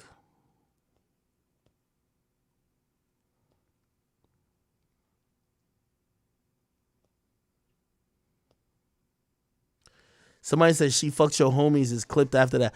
The girl who fucked the homies, like that's a girl that we're not talking about her. You don't know who she is, and I wouldn't even put her out there because that's why I was even mad at Cheyenne because I'm like, you're talking about another woman's story who she not even talking about, right? Like whether maybe her story was, damn, I ain't gonna lie, I got too lit with your homies. I ain't really know what I was doing, but I ended up fucking them both. I ain't really think I did it and shit, blah blah blah blah. Okay, that's like that wasn't my girl. Like she wasn't my girl. You feel me? And also, I'm gonna keep it a beam with you too. I'm probably telling y'all too much already, man. Okay,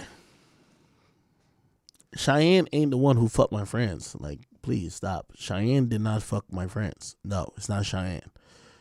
Cheyenne is the one who, like, she found out. Like, again, we had these situations where really we were apart, so we weren't together. But it's like one of those things, like, if you get back together, you almost assume, like, yo, nigga, y'all were together type shit, right?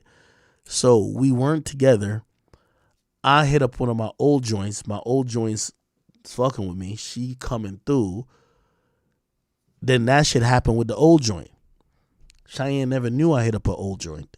She found out when the police came. So the police is in the crib looking for the DVR to the surveillance shit. And Cheyenne's like, what this shit about? Like, what the fuck is this? So I got to tell her the truth. Like, yo, remember those couple days or that week or 2 weeks you wasn't here? Yeah, I ain't gonna lie. There was a girl that was, I might have told you about her in my past. Yeah, she kind of spun back around. And yeah, she came to come fuck with me, and then that's what happened. Yeah, like, by the way, that's why she's held that story so salty, because she's like, nigga, obviously, really, we weren't together, but like, again, I keep telling you about people who are on and off. When you tell a story, you're always together, right? So her thing is, nigga, you cheated on me, and the chick you try to cheat on me with is almost fucking got you hemmed up for mad shit. So now I'm gonna use that against you anytime like, that's her mentality, but it's not her. Just to kind of give y'all whatever. They've been waiting.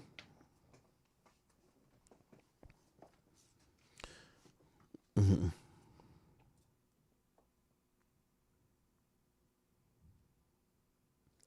Yeah, no, I just want to be honest with y'all about, like, exactly what last night was about. And also, I'm gonna be honest with you. I told Cheyenne this morning, like, I'm gonna be honest again. I ain't trying to get arrested, man. Like, at the end of the day, even though she broke shit today again, like, I'm gonna get it fixed. Like, my surveillance thing is coming back here Tuesday. That's like the second. He gonna fix some shit. Like, I'm gonna get some new monitors. Yeah, it do cost money, of course, but I wasn't trying to get her locked up again. You feel me? Because there's a part of me that takes responsibility. I am stupid for keep dealing with the woman that police have came 40 times. So that's why I don't call the cops no more, right? It's like, nigga, you have dealt with this woman when the cops has brought me to the side and said, bro, please stop fucking with her. Please, we're tired of coming here. Please. Like, you know what I mean? So at that point, bro, I stopped calling the cops. I'm gonna be honest. So she broke some shit, whatever. It's my mama who came today. My mama's like, my mama ain't been here in a while because my mama and her don't get along. My mama came today, seen shit broken, and my mama just was not listening to nothing. My mama just called the cops immediately, like, fuck that. I don't care what you say.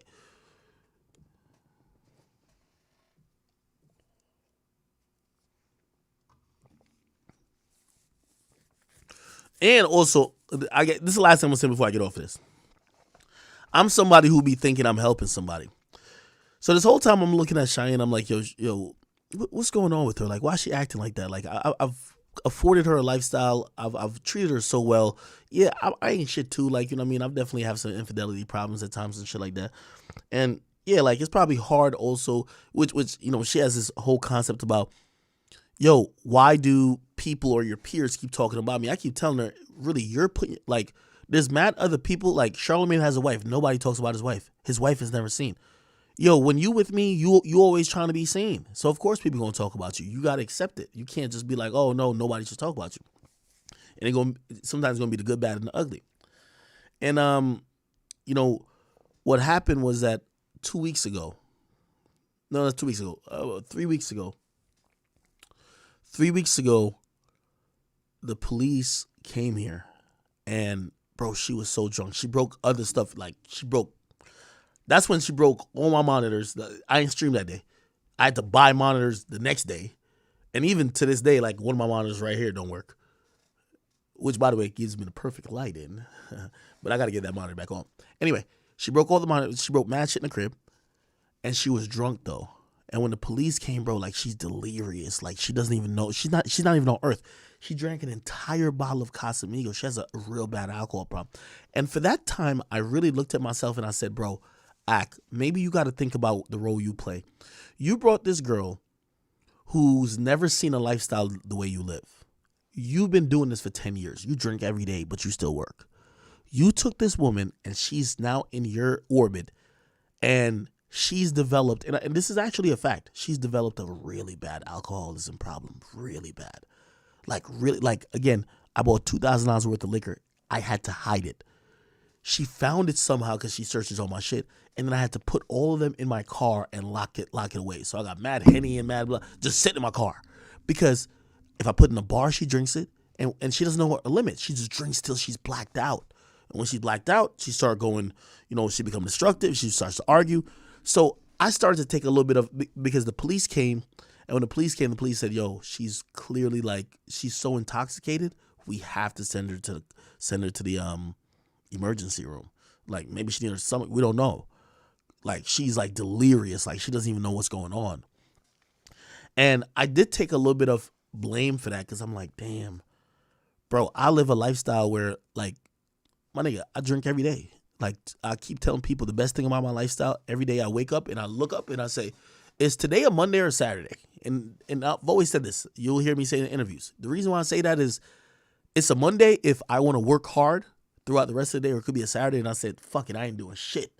I'm going to just watch movies all day on Netflix. And I think that's a really amazing life, and I really cherish it.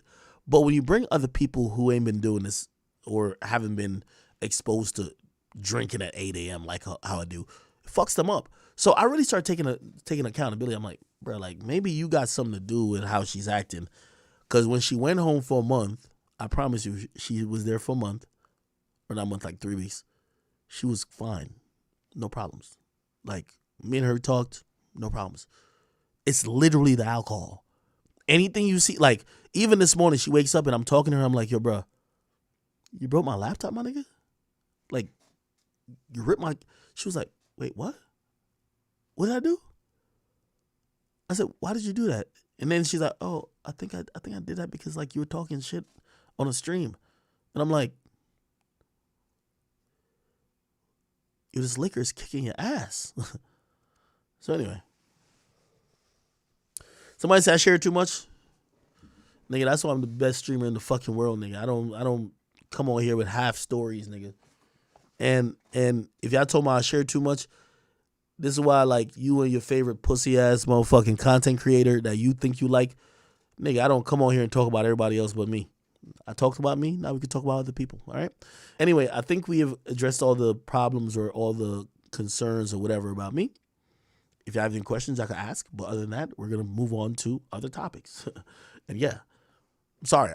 To me, I just live one life, bro. Like, I talk about other people. I'll be a hypocrite if I got on here and be like, oh, hey, did you know what's going on with Keefy D and Diddy? Like, come on, bro. Look crazy as hell.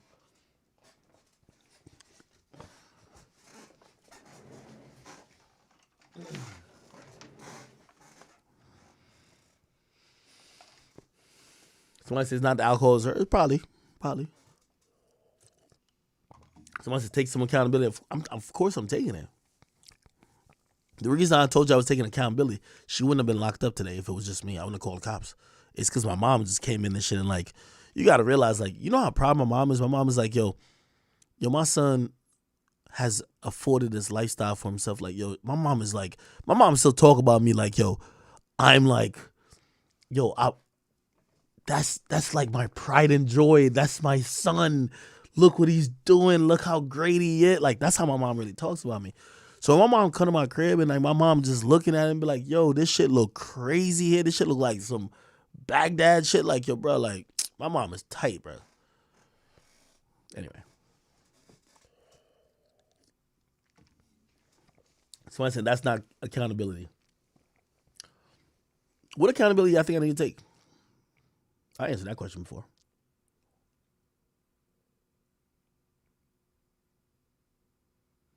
Somebody said, don't admit anything on video unless you want a lawsuit.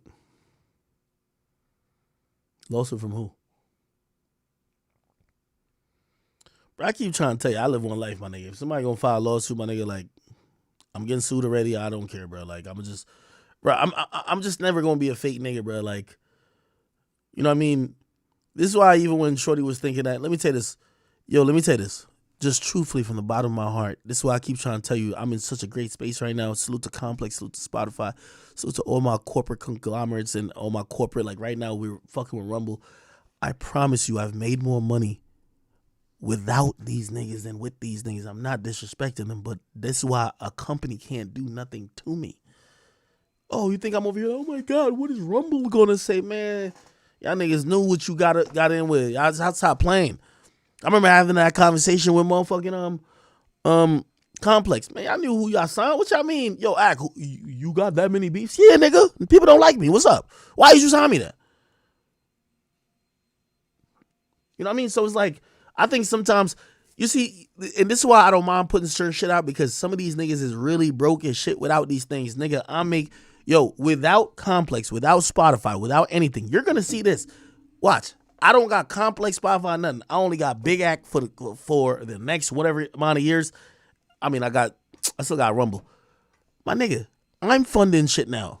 Nigga, I'm approving $1 million budget for next year in terms of podcasting and what we're gonna do and spend and try to make sure the Academy lives. Nigga, you think I'm about to make $1 million off of that? We're not talking about my streaming and shit like that. I do that. That's different.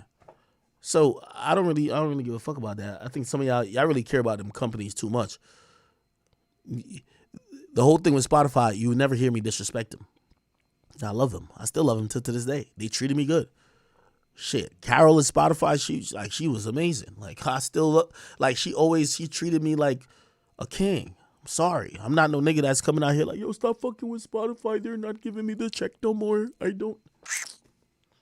Nigga, the check is too much over here. I am not y'all favorite podcaster, whoever. I don't need iHeart, Cash App, Spotify, none of them. I told y'all, I put a ski mask on, gloves on, and I look at the music industry, and I said, give me the bag, nigga. I've been robbing them niggas for 10 years straight, nigga. Ain't gonna stop now. And that's been way more lucrative than anything you can get from any of these companies. Trust me. Somebody said, fuck with Chromos? Hell no. Hell nah. Somebody said, yeah, money means nothing. She keep robbing you for that $500K. I got it back. I ain't gonna lie. I swear. If I ain't get that $500K back, Shorty wouldn't have been doing at least 40 to 50 years in jail. Promise you. Promise you. Like, my nigga, 400 to 500, like, 500,000 is a lot of money, my nigga. Like, you think they can't find that cash? When I go pick up money at the casino, nigga, this shit is freshly printed from the U.S. Treasury. Brand new. They ain't no shit that they're like, oh, okay, yo, give me that wrinkly 100 over there. No, nigga. When you thumb through it, the serial number says 001, 002, 003. Yes, because it all got assigned to that establishment. And yes, a casino is seen like a bank. Somebody said, Ack, you lying like hell, man. You getting back with her.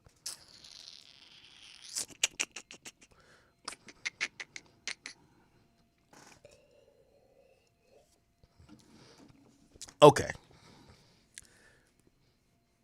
For the next 3 months, the next quarter, y'all allowed to call me Sympedemics. It's fine. I'm not even gonna be mad. I ain't gonna be mad. Sympedemics is a term y'all could use for the next 3 months.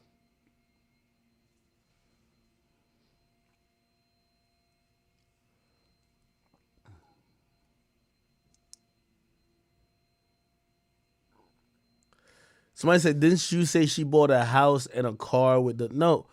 Nah, bro, she like I gifted her money, so she ain't buy nothing, nigga. Like, come on, bro. Like, imagine a woman buying something, bro. She like rented some shit.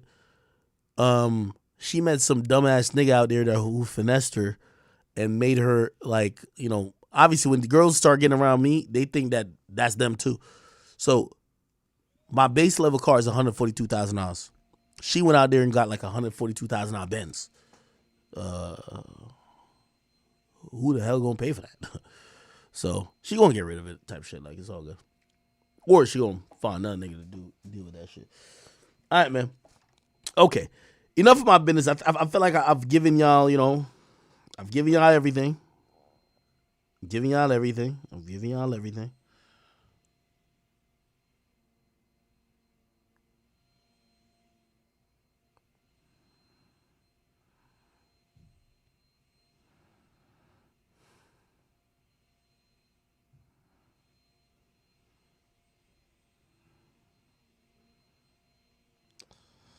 All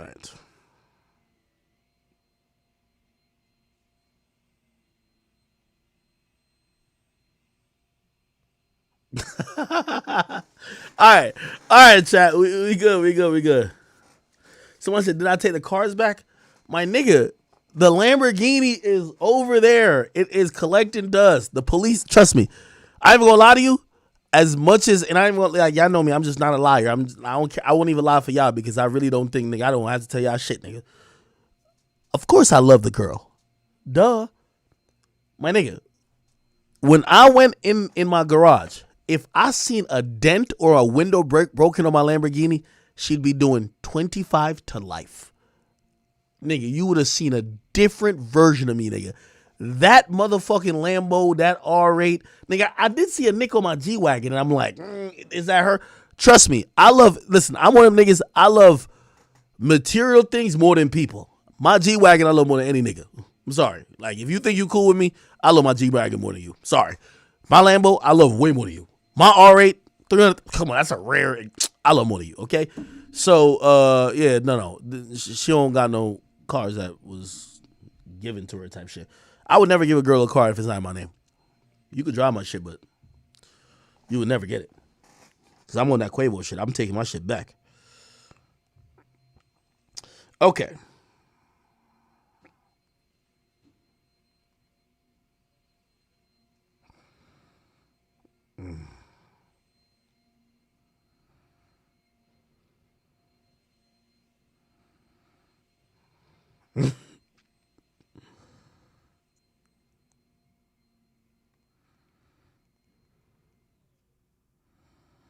All right. All right, people. The money say, yo, she stole more money than the Lambo. Well, I ain't gonna lie. If she returned that money, she should have went to jail too. Nah, I should have went to jail too. But all right, people. You know, I keep it fair. Today for you, tomorrow for me. For the next week or two, I'm down to be the butt of the joke. For the lames and for some of the niggas who want me to address them, we not about to get back into it, gang. I'm sorry to tell y'all. If you trying to spin back because you're like, oh shit, I didn't really get you when I was back and forth with you, and now I heard something about your ex and I want to talk about you. I'm sorry, gang. Like, we're not getting back into it. You know, find another time. Okay. Somebody said, did I learn lessons from this? No, 100% learn lesson from this, bro. You can't have women who think that they're controlling, like a woman who believes she's bigger than the business. That, to be honest, like, if I had to keep it real, my business and my stature attracted her in the first place. Once she thinks she's bigger than that, that's a problem. Second of all, the second problem becomes, once she's a woman that believes that she could hold things against you. You know, we're in the age, and I keep telling you about the Kevin Hart, this and third. Like, yeah, you're gonna have some real victims that come out. Like, you might get a Cassie from here or there, but you're gonna get some women who are just gonna be like, yo, to keep it real, I have the leverage over you. So I could say whatever I want to say about you and it'll hurt your career. You can't say nothing about me. So yeah, no, I've learned that lesson. Like, I can't let no girl hold nothing against me. And I told her this morning too. I was just like, yo, I'm like, she was like, yo, you went too far. I swear, she said like, yo, you went too far. Like, yo, her logic was stupid as fuck. She was like, yo, I only sent like a picture of you to like 3 niggas. Why'd you have to go online to millions of people? I said, bro, you threatening that and you think you could violate my privacy. Nobody gonna ever have nothing against me because I ain't no weirdo like that. I ain't Diddy. I ain't pay no bitch because of some shit happened. That never happened. So if the worst thing you got against me is that a chick claims she got R-worded at the crib by 2 other niggas who my friends, all right, bet. You don't got to put it out. I'll put it out. You know, I put it out. Like, what else you got to say? Nothing.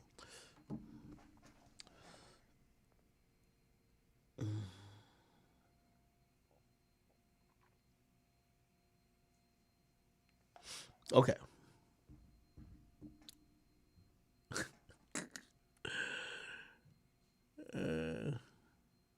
Somebody said, I can't learn anything. I learned a lot.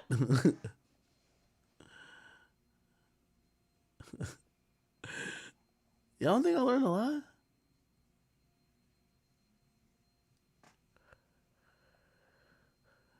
Hey, chat, let me tell you this. If you ever try to threaten me with information, I go public immediately.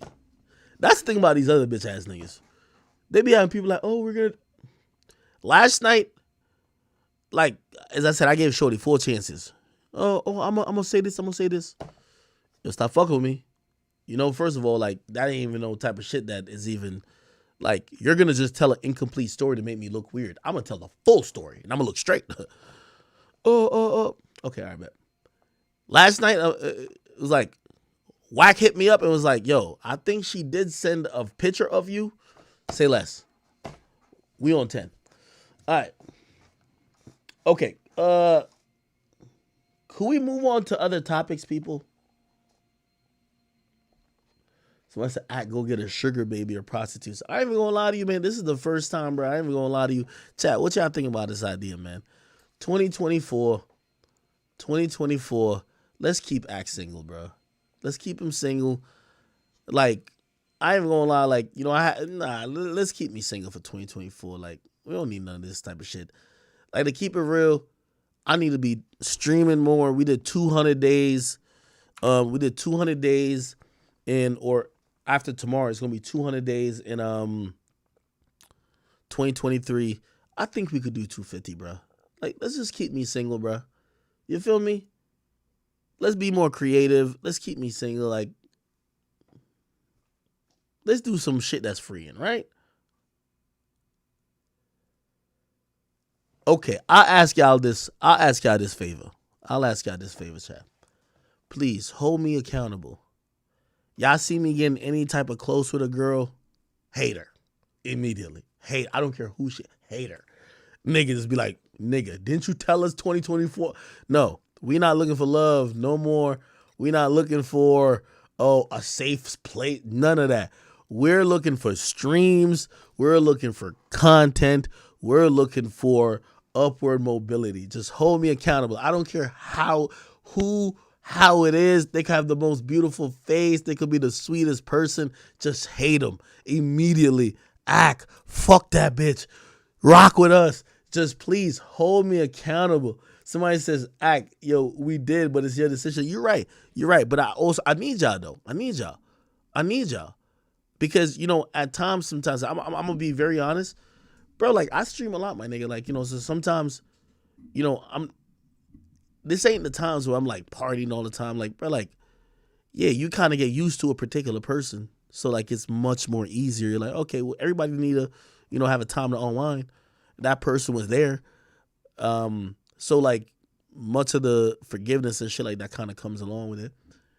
But I'm gonna just need y'all to hold me accountable. Like, yo, act. Yo, you told us no relationships 2024, man. Let's get to the streaming shit. Let's get to this content shit. Somebody said, I don't listen to y'all. I do listen to y'all. I promise I listen to y'all.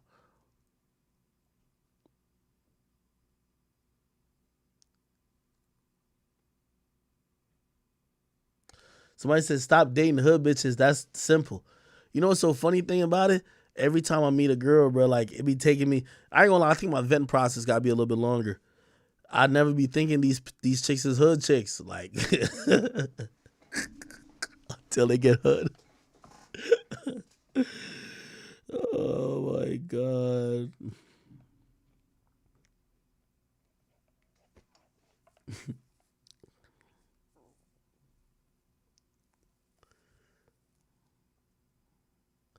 Somebody said read YouTube donations. What happened on YouTube? Oh my god, y'all are about to kill me.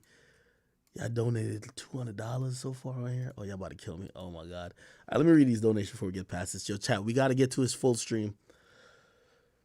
I feel bad for my mom because my mom is like, yo, she about to do the best cleaning job my house has ever been in for like a while. I gave my mom like 40 bands for her birthday. It's all good. But Christmas came. I'm about to give her some crazy. I might have to up it to 100 bands for my mom. Like, she got to go crazy on Christmas. But I bought her a car. She not a car per. Yo, chat, I ain't fully get my mom a Christmas gift yet. Y'all got to tell me what to get her. Plus, she's mad. She never asks for shit. She's not a material person, but goddamn. I got to be like, yo, mama, I'm sorry. Mama, I am sorry. Mama, I am sorry. What should I do, chat? Tell me. Tell me.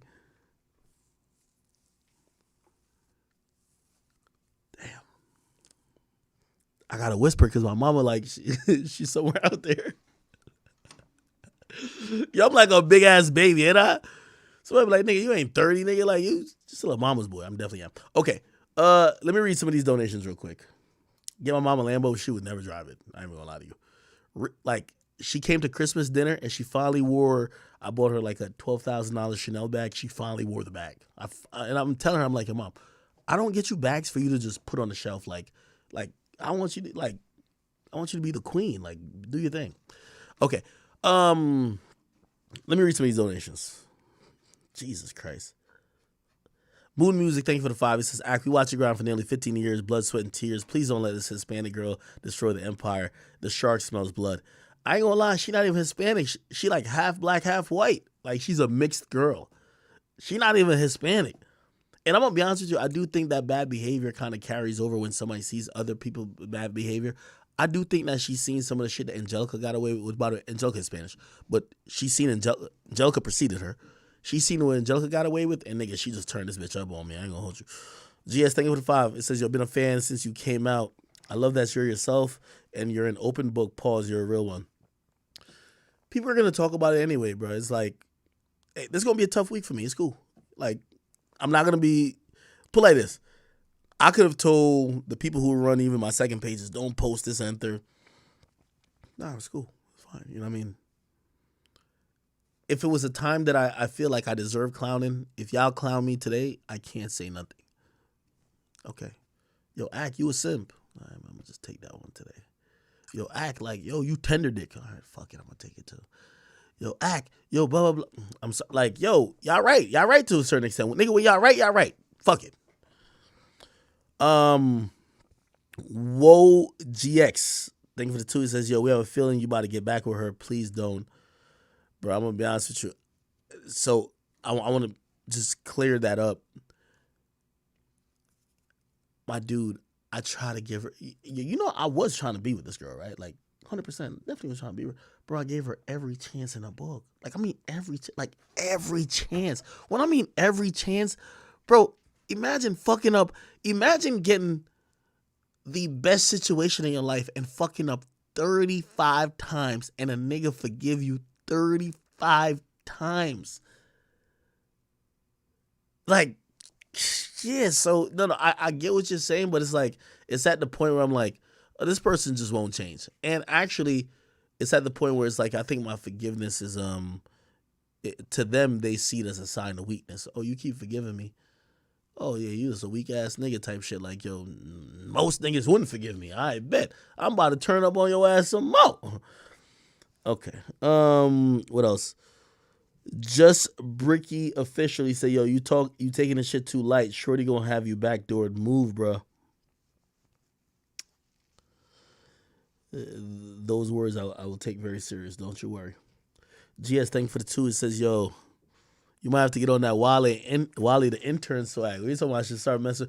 Yo, I was saying this, and I ain't trying to like indict like black women at all, because I've dated all across the spectrum. I've dated black women, Hispanic women. You know the people who like I was on Flagrant and they were like, "Yo, you don't fuck with white women." I was like, "What?" I was like, "I've dated white women.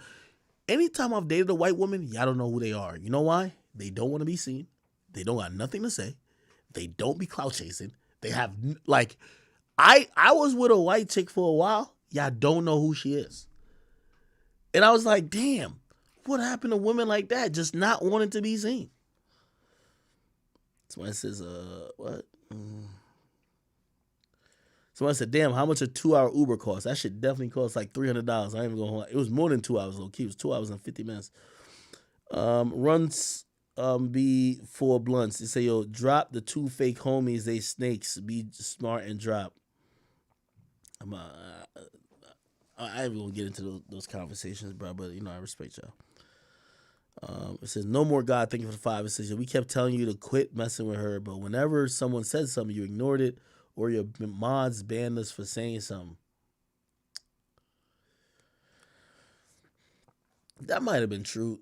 At that time, like, yo, just genuinely, I told her mom this, bro. I said, yo, every time I took, her mama asked me, why do you keep, like her mama came in my house and seen everything she broke, everything she did. And her mom pulled me to the side and said, why do you keep taking back my daughter?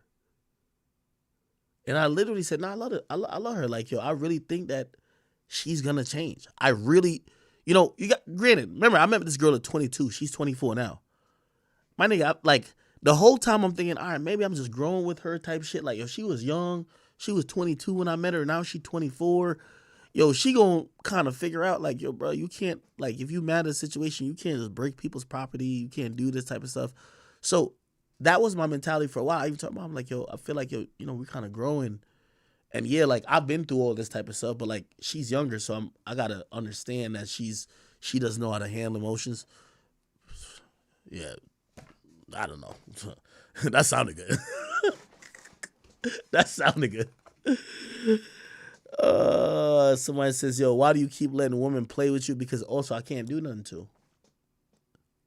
Yo, a woman gonna realize when she got the upper hand on you, especially when you like a someone of notoriety type shit. Feel me? Like, she knew early on that like I don't necessarily got no reputation like Adam 22. Not this to him and nothing like that, but it's like, my nigga, I could literally still get a Microsoft sponsorship. You feel me? And it's just because, bro, there's nothing about me beating the fuck out of women, doing no crazy shit to people. Like, yeah, I talk my spicy shit, but like, I'm still kind of good in the are they good to be marketable world. Like, I've that's how I got all my deals. Like, yo, bro, like, nigga, I was doing jeans commercial when I was in Spotify because they could get me those deals because they know I'm like, his face is good right now. So when y'all talking about why you let women play with you like that, the niggas who don't let women play with them, they beat the brakes off them chicks, bro. Them chicks don't play with them because them chicks is like, you know what I mean? Well, y'all might be like, oh, well, they just let them go. But like, some of them niggas, they be abusive. So I stay out of that type of shit, right? Blaze Skywalker, thank you for the 10. He says, yo, do what's in your best interest. Stop rocking with Fresh and Fit and get that coaching from Anton Daniels. What? I don't get that. Swigger, thank you for the 10. He says, yo, we all make mistakes and can be blinded by what we think love is, man. But it may be personal insecurity that you yourself have and professional therapy can help. And I ain't on no therapy shit. Say to help me out, you so to go. I don't think it's personal insecurity necessarily, but definitely I thought I thought there was just like genuine love there though. And I thought that this person would get past that behavior, but I thought the same thing with the girl before. So I don't know, but I'm not big into therapy though, to be honest. Sarah, thank you for the 5. It says, "Act. This is a new account, but the same Sarah follows you since Chirac, the Marcel Pearson video in 2014. Let me come up on Discord and talk to you on some positive shit." Hey Sarah, what's up with you? You should definitely get in Discord. Okay, discord.gg/academics. Gene, thank you for the donation. Also, Vaughn, thank you for the donation. It says, yo, she gave us the IG last minute. What? And Ansel says, how can I get a chance to freelance for the Academy in 2024? I've been interested since your first show in New Jersey, man. I would love the opportunity. I've had certain people within what we have going on so far making those decisions. Like, if you definitely are serious about it, send me works you've done or like what you're interested in, and obviously we would love to try to get you on board, right? Lee Money says, yo, bro, you're building an empire. This right here is your major weakness that will destroy everything you've built. Zero tolerance for women like this. Now, I agree with this wholeheartedly. Lee Money, you're right. Man, I ain't gonna lie to you.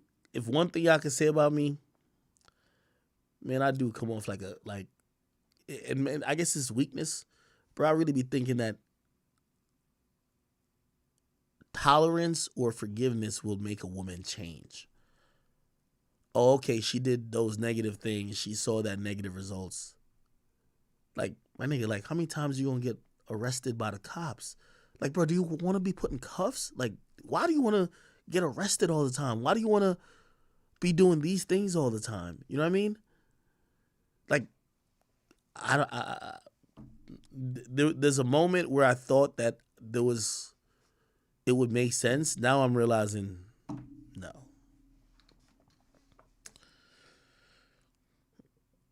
Mohammed Sissay says, why you take her back after the 500K gang? She keep doing it because you let her get away with it. Come on, bruv.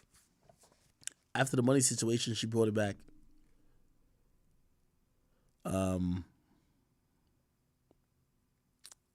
I kind of bought her explanation. She was like, yo, it's not like you've left a couple thousand out here and there. Like, bro, I was trying to make you feel certain type of way, and I know what you care about, and I don't know, like, that is a good question.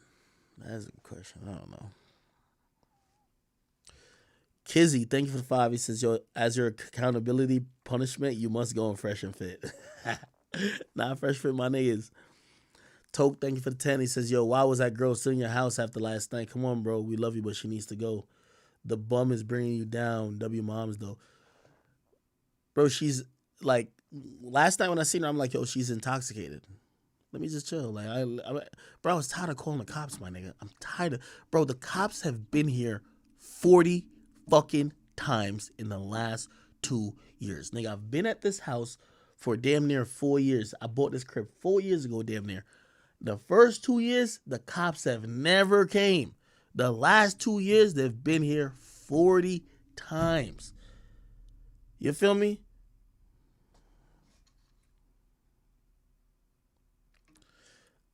Biz QAQC says, Ack, if you love her, man, let her go. Stop the on and off again. Alcohol-induced psychotic disorder is real. What's that? I'm going to Google that. Alcohol-induced psychotic disorder. Thank you. Okay, I'll Google that. It might be one of those things where, like, I be thinking me loving this person means I should keep them around or try to help them. I know they have like recently I'm like, oh, they have an alcohol problem. Okay, I'm gonna just help you through the alcohol problem. But through the alcohol problem, you're breaking $40,000 worth of my shit. You're doing this other shit. You're threatening me. You're sending mad shit out to people. I'm like, helping you is hurting me type shit. You feel me? It's like, it kind of, SJ, thank you for the 5. He says, yo, Ack, you been a simp. Said, this is one of the many simp stories you decided to share, and more to come in 2024. Yo, SJ, you don't got no confidence in me in 2024 that I could do better, bro. 90s, thank you for the, what's SEK? I don't know what SEK is, but I thank you for the 10.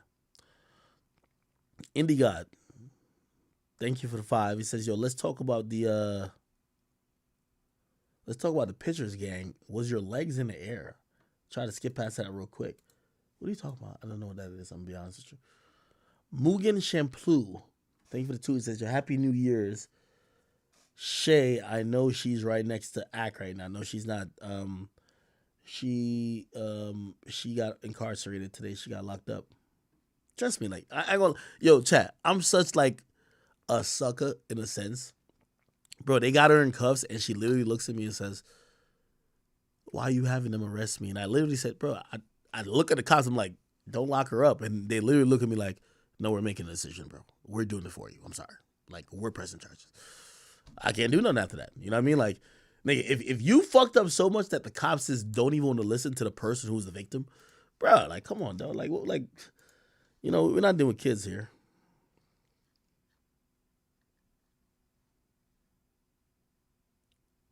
Let me see.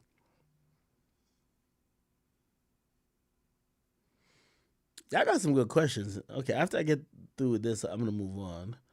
Oh my god, it's a lot. Then Woy GX1010 says, "Yo, Act, didn't you learn your lesson? If you didn't learn your lesson if you're getting back with her." Uh, I would say that that's a very easy thing to say and a good assumption. Yeah, yeah. Crip Mac. This is not a real Crip Mac, obviously. He said, yo, mama got to take the friendly fade with her. Nah, my mom hates her, bro. My mom hates her. My mom hates her. I've never seen my mom hate a woman like this. Oh my god. King95 says, yo, you watch too much RP content to be down this bad. Well, RP content, I've been telling you, I was like, yo, my nigga, yo, bro, sometimes, yo, let me say this. All this RP content shit is for niggas who don't get women. We're not talking about niggas who have women. Bro, once you start dealing with women, I'm just being honest with you, you're going to have a situation. You might have a baby mama. You might have picked wrong. It could be the wrong baby mama. You might be in love with a girl that's just the wrong girl for you. You could be like this RP thing that some of y'all are just beating into your brain is for niggas who don't get women, bro. Because if you know anything about relationships and love, it's never black and white. It's always a lot of gray area, right? Like, for example, I seen a question even asked is like, you know, someone was like, yo, did you take her back because you cheated? Like, yeah, well, yes. You feel a little bit guilty of that. Like, well, shit, maybe she wilding out because I'm fucking other girls type shit. Yeah. Like, bro, like, the problem with RP content is practicality. RP content teaches men that don't know how to get vagina to get vagina. It doesn't teach men how to be in love, to have a partner that helps them, and how to build families. There's no RP content. Like, the first thing if I ask you about RP content, about, like, even Tate says it. Hey, I advise men, if they have kids with a woman, don't stay in the house with their kids. My nigga, you crazy, brother? Nigga, I grew up in a household with my grandmother. My dad wasn't around. Nigga, I resented that nigga. What are you talking about? Like, you advise men not to be around their kids. Like, oh, you have to keep your masculine frame. Bro, cut that shit the fuck out, nigga. So, like, the RP shit y'all be talking about is really on some how to get pussy shit. That's 101. We haven't gotten to the iteration where people are teaching you how to have real relationships, how to really be men, how to really deal with people and deal with another person who, number one, here's the thing about every relationship. A relationship is not just only about sex. That person is able to, like, you're not even in a full relationship unless you live with a person, number one, I usually say. But number two, if the person you're in a relationship with can't affect your mind state, if they can't affect if you're happy or sad, you're not in a relationship with them. You're fucking on them. That's what RP don't really think about. You know why? Because they don't even give a fuck about what the woman feels. Oh, the woman, oh, fuck her. Nigga, you gotta care what the woman feels. Because if you're in a real relationship, if that woman does A or does B, if you're really in a relationship with her, it's going to affect you. That's a fact. So I hate when people be on some RP. Like, no, nigga, RP is when you're fucking bitches. That's 101. When you need to go do your thing and be fucking bitches and running and gunning, that's what RP is. RP is not for no nigga. You ain't never hear one of these RP niggas talk about, like, they be like, yeah, you should have 15 girls. You have 15 girls. What happened when you have kids? How do you discern who you should have kids with? How do you convince people who are now basically being single mothers to be like, yo, yeah, your brother and sister over there, but daddy claim he can't live with us and he can't live with them. Like, come on, bro. Like, that shouldn't even sound real, my nigga. Like, cut it out. Like, y'all got to really stop this bullshit, bro. You feel me? RP is really, it's a asset, but it's not an asset for life. Where I'm at in my life, bro, I'm not talking about just getting pussy. See, this is where a lot of y'all keep saying about RP and me.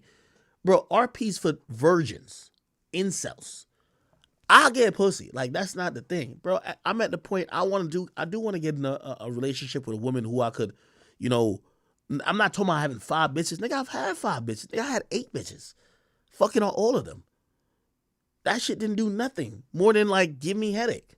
I'm talking about, okay, nigga, I'm at the point where I'm like, I want to get Livingston Jr., nigga. The fuck? I want to get my son. I want to start my legacy. RP don't tell you about that. Because everybody in RP, Andrew Tate, I love Andrew Tate to death. Andrew Tate don't even show you his kids. None of these niggas is talking about kids. They just talking about fucking. That's what I'm saying is for y'all. Incels, y'all don't get pussy. I get it. Nigga, I'm getting pussy. Like, nigga, I'm trying to figure out at this point, where I'm at in my life right now, I'm telling y'all, this is why RP don't matter to a nigga like me. I'm at the point where I'm like, yo, who the fuck could I have kids with? What family structure do I want to deal with? Am I going to still think I can have 15 bitches and have 5 baby mamas? Or do I want to have one situation, one household, living there with my kids? That's where I'm at in my life. Most of y'all listen, I love content, whether you talking about Fresh and Fit, Andrew Tate, all these other niggas. But y'all niggas got to think for yourselves, man. They giving y'all instructions and I'm telling you the instructions for you to get pussy. That's it. Stop doing all the other shit, brother.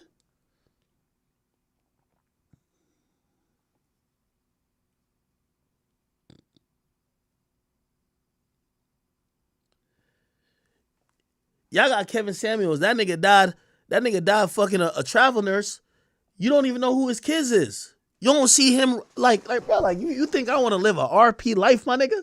Does that sound popping to y'all? Oh yeah, I'm living a RP life. My nigga, I want at the end of this shit, nigga, I want y'all to see my kids running in the background, nigga. I want y'all, like, when I'm doing my topics 10 years from now, I got my son or my daughter just sitting on my lap and I could just talk to her sometimes and talk to y'all. That's what I want to do. Nigga, I don't want to be sitting here talking about, bitch. Nigga, my dick is like numb to these hoes. What the fuck is you talking about, RP? Y'all niggas need to get this shit together, bro.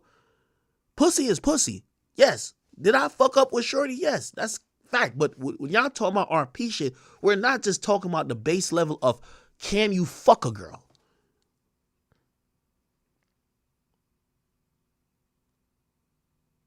Nigga, I ain't leaving Kevin Samuels out of nothing. That nigga died with a travel nurse. Where his kids at, nigga? Where your legacy at, nigga? Let me tell you this. I'm at the point, nigga, I'm the greatest, nigga. Ain't none of these media niggas, none of these new age, especially like internet media niggas ever gonna beat me, nigga. I'm the greatest. It's fucking, it's crazy.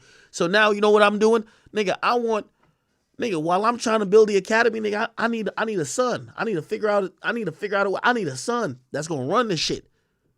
That when I'm dead and gone, he gonna be the nigga, bruh. That's what the next iteration of life is. Not on some, hey, you need to just make sure this bitch. Nah, man, shut the fuck up, man. I ain't with that shit, man. Kevin Samuels died, nigga, in a fucking hotel room, nigga, with nobody there, nigga, like him and a travel nurse. She tried to give him heart to heart and dipped out. She ain't been seen since. His kids right now is trying to see if they can collect money off RP shit, bro.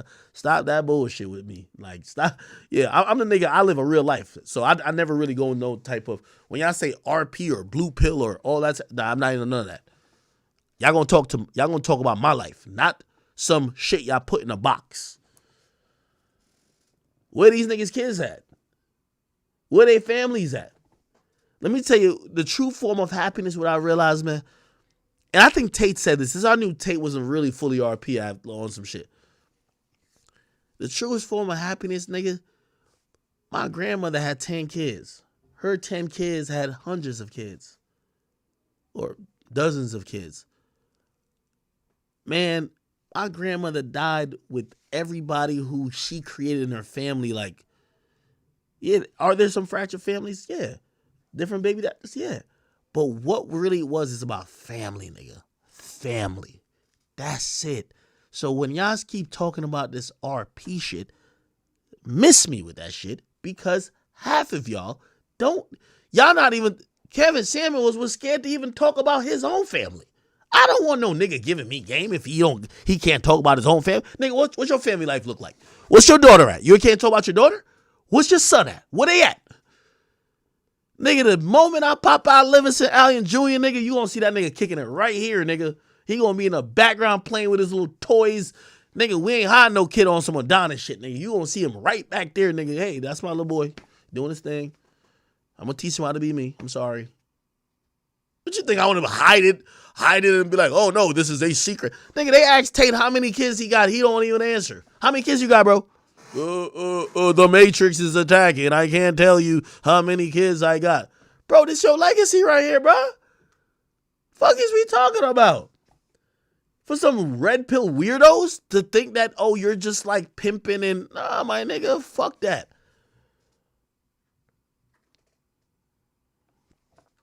So, yeah. It is what it is. Unbiased TV thinking for 5 and said, Ack, you gotta book a 90s dancehall artist to perform in the backyard for mom. That is true. I might have to go get Buju. God damn. Yo, I'd have thought things for 10. Yo, much love and respect from Clarendon, Jamaica. Oh, I'm from Clarendon too. So we all make mistakes. You're only human. Yeah, of course. Like, no, I made mistakes in this too. And let me tell you this. I'm the only nigga who I wear my mistakes. I'm not coming on here to be like, yo, I'm perfect. No, I definitely made some mistakes. And y'all should get y'all jokes off now because when it's my turn to get jokes off on y'all, I will not stop. He said, woman could never hold anything on us. We too fearless. Yeah, I just couldn't have her do that. Plug Scope said, bro, you looking sick. Go for a blood screening ASAP. Get a proper manager too. I don't got no manager. I ain't do that. A story to tell. He said, yo, 2024, work on loving yourself more, bro. You deal with these type of women because you feel like that's what you deserve. Lose weight, less alcohol, reward yourself for your hard work. I mean, that might be a thing. I ain't gonna. That's a decent comment right there. I think maybe I do gotta you gotta realize. I was thinking about going on vacation in January. I haven't been on a vacation in 2 years. Like, bro, I do all this work. I make all this money. I give it to other people. Like, it's be like, okay, great. I like when I see my mom smile. I like that. Like, if I'm with a girl, like, oh, okay, if you like this, I'll get you this. If somebody asks me for this, could be a brother, it could be whatever. Oh, okay, I'll get you this. All right, cool. Let me just, I don't really, I feel like I'm usually happy. So I don't really reward myself in a sense. And yeah, with everybody saying, yeah, definitely lose weight, less alcohol, that's definitely going to be on my list for 2024. Thank you. Lester, thank you. He said, yo, Ack, you got to play that Fabulous Selfish, bro. What? What's that? Is that a song? S. Floyd 2 is like, yo, I was telling you to leave Shay in June and got blocked on Twitch for it. Unblock me, gang. Just admit you with her because you scared to be alone. SF2 East Nash 615. Now I ain't gonna lie, like bro, I'm very honest about my shit. Like, you know what's so funny about? Because I be thinking like I see my little ops trying to like, bro, if y'all realize I've gotten my audiences by being me. I've been very honest. I've always just said everything about me, even if it's not good. I do think if I do it, like one of the things in my weakness, I don't know. For whatever reason, I don't like being like, maybe it's because I live alone and shit like that. Like single sounds like alone, right? Like single sounds like alone. Like even if I'm having sex actively with other girls, it's like single sounds like alone. And that's probably an issue. I don't know where it started if I had to be really honest, but that's a valid point. Me being single kind of feels like, I don't like being alone in that sense, right? And maybe it comes from because I think I give a lot of my life to like y'all in terms of streaming, that I feel beyond streaming, like when I do have time outside of that and outside of making content, maybe I'm desiring something more. I don't know. That maybe like it feels like the void is being filled by having somebody there. I don't know. The Cape Crusader, thank you for the 5. It says, yo, this is my first ever super chat on your channel. You have a serious alcohol problem. You need to address it. The majority of your chaos is you drunk. Nah. Play this. I keep trying to tell y'all. there's nothing I've ever done drunk that I've came on here and be like, oh, I should have done. That's what I was trying to tell you the difference between Cheyenne. She's like, oh shit, I broke this? No. My nigga, I ain't gonna let nobody hold nothing against me. Drunk, sober, I was gonna say the same thing, whether last night or tonight. Fuck that. The only thing I've ever looked at, like, my sobriety and say, if I watch back my streams and I feel like I'm slurring, I hate that because I love people who communicate very succinctly and communicate in a dope way. Because if I'm a listener, I don't want a nigga who's slurring all the time, right? And I've listened to me at times, I'm like, am I slurring? I'm like, fuck, I shouldn't have drank so much. Or I should have, like, toned it down type shit. But that's as much as I really care about when it comes to sobriety. A storyteller say, yo, bro, it's not her, it's you. She is who she's supposed to be. You're not the person who is supposed to connect or correct that. 40 is approaching. Damn, you trying to say I'm about to be 40, nigga? What you trying to say, gang? All right, okay, it's all good. Oh my God. What? Oh. Let Blue he says, yo, I don't do hood bitches. He said, I don't do hood bitches, just opportunities. New theme. Karsten, thank you for the what's NOK 25? I don't know what that is. He says, thank you for helping me in a bad time from Norway. Oh, you're from Norway. No, I appreciate you. Hey, even if you're laughing at my my pain or what I'm going through, it's okay. It's okay. I always say today for me, tomorrow for you. It's all good. GP, thank you for the 2. It says, yo, do you feel like you owe her for cheating? Now, that's was the comment I was getting at before. I mean, yeah, kind of. No, of course. Like, I feel like I owed her for that. I feel like I owed her for, I know y'all be like, yo, oh, she's in on the home invasion. She wasn't in on the home invasion. And I do feel like we were trauma bonding because I feel like she definitely stopped something that could really be nasty, right? Like Sparker, thank you for the 5. It says, yo, you keep alluding back to what you did for Shorty, and it's all about money. People who care about money, people who don't care about money won't be moved by gifts. Okay. I think I keep alluding back to what I did for her because in my mind I'm saying, I know you like these things. You like expensive bags. You like these great trips. You like to be flying first class, doing all this stuff that is just not what your life was previously. But if you like that, you want to preserve it, right? It's like me liking something. My actions wouldn't be to destroy it. It would probably be to help it or make sure it could flourish, that I could keep enjoying it. You can't enjoy the fruits of my labor or my success, and then everything you're saying to me and working against is my success, right? That's what I was thinking. Take Nobility, thank you for the 10. It says, yo, don't worry about too much on this act. Women are fickle, and you never know when one is going to flip on you. This will just help you protect yourself better, to be honest. Yeah, no, that is kind of true to a certain extent. I've learned that you and a woman can't share a secret, or a woman isn't necessarily, it wouldn't be necessarily a secret. It'd be like, a woman necessarily ain't there to hold you down. She's only there to hold you down while could be benefiting from you. The difference between a woman holding you down and throwing you under the bus is she going to be benefit or not? Northside Capo says, yo, act, man. Yo, you got to stop dating bums. Get a chick with something to lose. I mean, that's actually an interesting thing that you say, because for the longest, I used to think, honestly, like, bro, if I try to, I always say I don't date women in the industry. But another thing too is, like, I have a really unorthodox schedule when it comes to, like, life. When you date a woman in the industry, she's going to have shit to do. Like, y'all barely might see each other. So usually I date women who end up kind of not having much going on, and I become what they got going on. But it's kind of works in a sense, because, like, they're available for me all the time, right? Yo, hey, we got to go to motherfucking, like, Tennessee. All right, cool, let's go to Tennessee. Like, you tell a girl that got 9 to 5, she be like, yo, I got to talk to my boss, so I got to see my PTO there. It's like, come on. Or you talk to somebody who's in the industry, they'll be like, oh, well, actually, I'm in LA for this shoot. I can't do whatever. So that might be true as well. Enzo Media, thank you for the five. It says, yo, we fuck with you, Ack. I'll send you to my customer for the chat. Keep your heads up. Thank you, brother. The music promoter, it says, yo, you won't find love unless you find someone who doesn't know who you are or how successful you are. That is so hard, brother. That might be a great point, but like, it's so hard. Like, where do you want me to go find that person at? And then when I do find that person, I feel like most black females probably know who I am. I go find a white girl, they're gonna be like, yo, Dr. Umar gonna get on my ass, right? Tony C, thank you. He says, link up with Top G, he'll be able to get your mind right. You know, again, I keep telling you, I'm a different space in my life. So if I'm gonna take advice from people, I need advice from someone who is thinking about family building. Because I'm gonna be honest with you, I am at that point of my life where I'm the chick I'm trying to be with, or the chick I'm trying to deal with.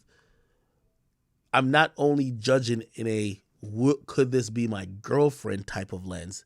It's could this be the mother of my child? You know what I mean? Like that's where I'm at. So I keep telling you a lot of the red pill stuff, and even what Top G says, and I fuck with, as I said, I do fuck with Andrew Tate. It's still mostly about fucking. It's like, oh, okay, you know what I mean? Get a girl. Like the ultimate qualifier is could they be a girlfriend? Not will you have kids with them? Will you build a family?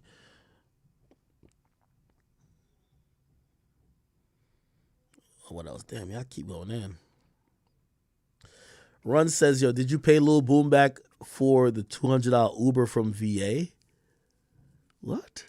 There's no $200 Uber from VA for Boom. What are you talking about? Boom says, so you kicked me out the mansion when you know my Xbox is there and I paid rent. Shake your head, open the door, Boom.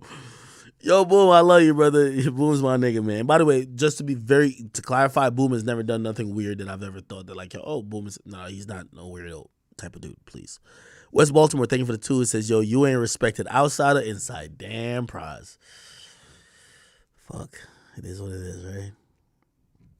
Darius, Flip Houses, thank you for the 10. It says, academics, you too smart to be acting so green. The company you keep is trash. 6'9", Troy Ave, Selena, Shay, tighten up. The fuck, nigga? Okay. Bonita, thank you for the 5. It says, yo, let her go, man. Focus on your family and your career. You don't need a girl to complete you. Bonita, I'm glad you said that. And I think I've said this on my stream before, and this is what I was trying to expound on before. Yo, I've been in a relationship.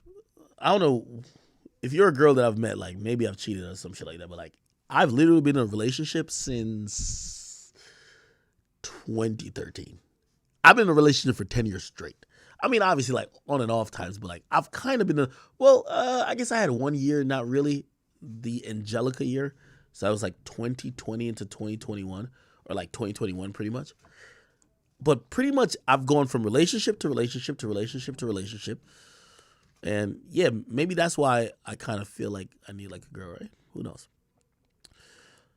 Scale Film, thank you for the 5. It's an act. Unfortunately, you need to improve yourself and start working out, bro. Imagine you with a 6 or a 4-pack. You wouldn't be taking shit for no goddamn 3 or 4. I mean, hey, see, that's a red pill ideology that I could agree with. Hey, self-improvement maybe could help some of those things, right? I get that. Technobility, thank you for the 2. It says, your take on RP is the realest shit. And my take on RP was just where I'm at in life. I'm not at the point of just trying to get a girlfriend or get pussy. I'm at the point of, and I'm just being very honest with you, RP does not teach you how to build a family or raise kids. That's not what RP is about. Like, RP is about, yo, how do you leverage your success in this and third against women who in the dating marketplace are looking for people like you? Okay, I get that. But I'm going to just be honest, I'm just kind of a little bit past that because, you know, maybe, like, I ain't gonna lie to you, like, I thought it was disingenuous that, yo, Andrew Tate got kids and we never knew. The nigga kicking game to, who do you think he's kicking game to if he's never, ever talked about him being a father? Let me ask y'all a question. Let me ask y'all that question. Who is Andrew Tate kicking game to if he got multiple kids that we found out in court documents, but he's never, ever kicked game about how to be a father? Now, he's talked about how his father raised him, but he's never talked about how he's raising his kids, how he's dealing with the mothers of his kids. He's clearly talking to the people who don't get pussy at all. He ain't talking to the people who are ready for kids. Think about that shit. Think about that shit. So again, while RP is dope, in certain specs, like you got to understand, is it applicable to you, or how they're preaching? Somebody says, "Yo, wait, did I miss it? Sorry, I'm trying to move past this, but y'all keep."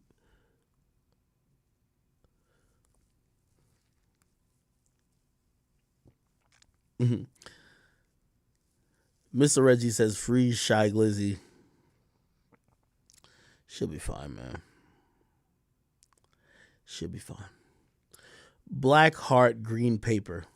It says, "You need more RP than the chat. You're the one engaging in suck a duck activities. Let's be clear, Ack." Hey, show me the lesson by any of these RP niggas. I want to. Ack is at the level where the next bitch, or I'm at the time where the next chick I want to lock in for the next couple years is probably going to be the woman I have kids with. Period. That's where I'm at. I'm not at the point where I'm like, oh, I'm happy to get pussy. That's where I'm at, okay? I don't want having the kids at no 45 because I've fucked every girl and their mama in my 20s to 40s.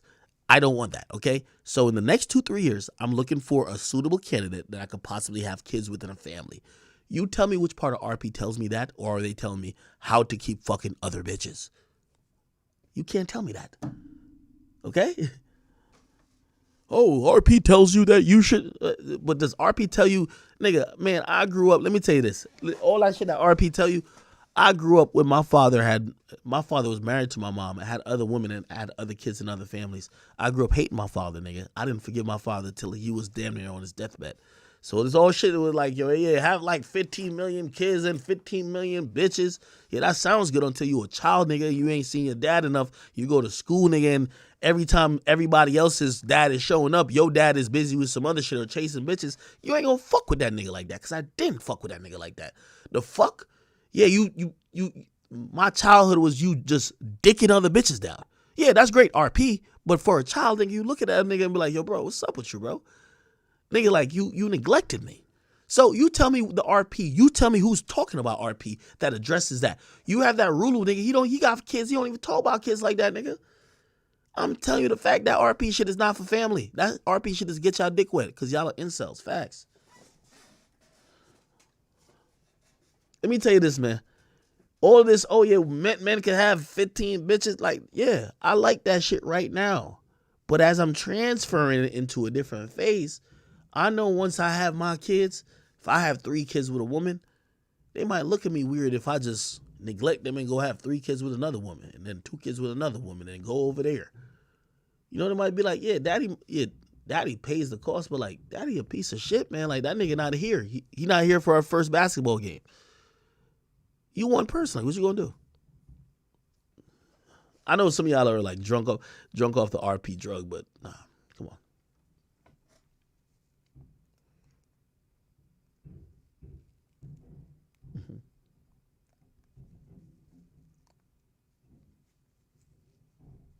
Okay, all right. Shit, let me get to these goddamn donations. AB Kirk says, yo, Jim, 30 minutes of gym every other day, bro. Promise it'll fill the void, improve your mental. We know you're a workaholic, but simple things will help. Okay, I appreciate that. Thank you. Say Jovan, thank you for the 5. It says, act respectfully. How do you plan on having children when the step of picking a stable partner isn't detrimental?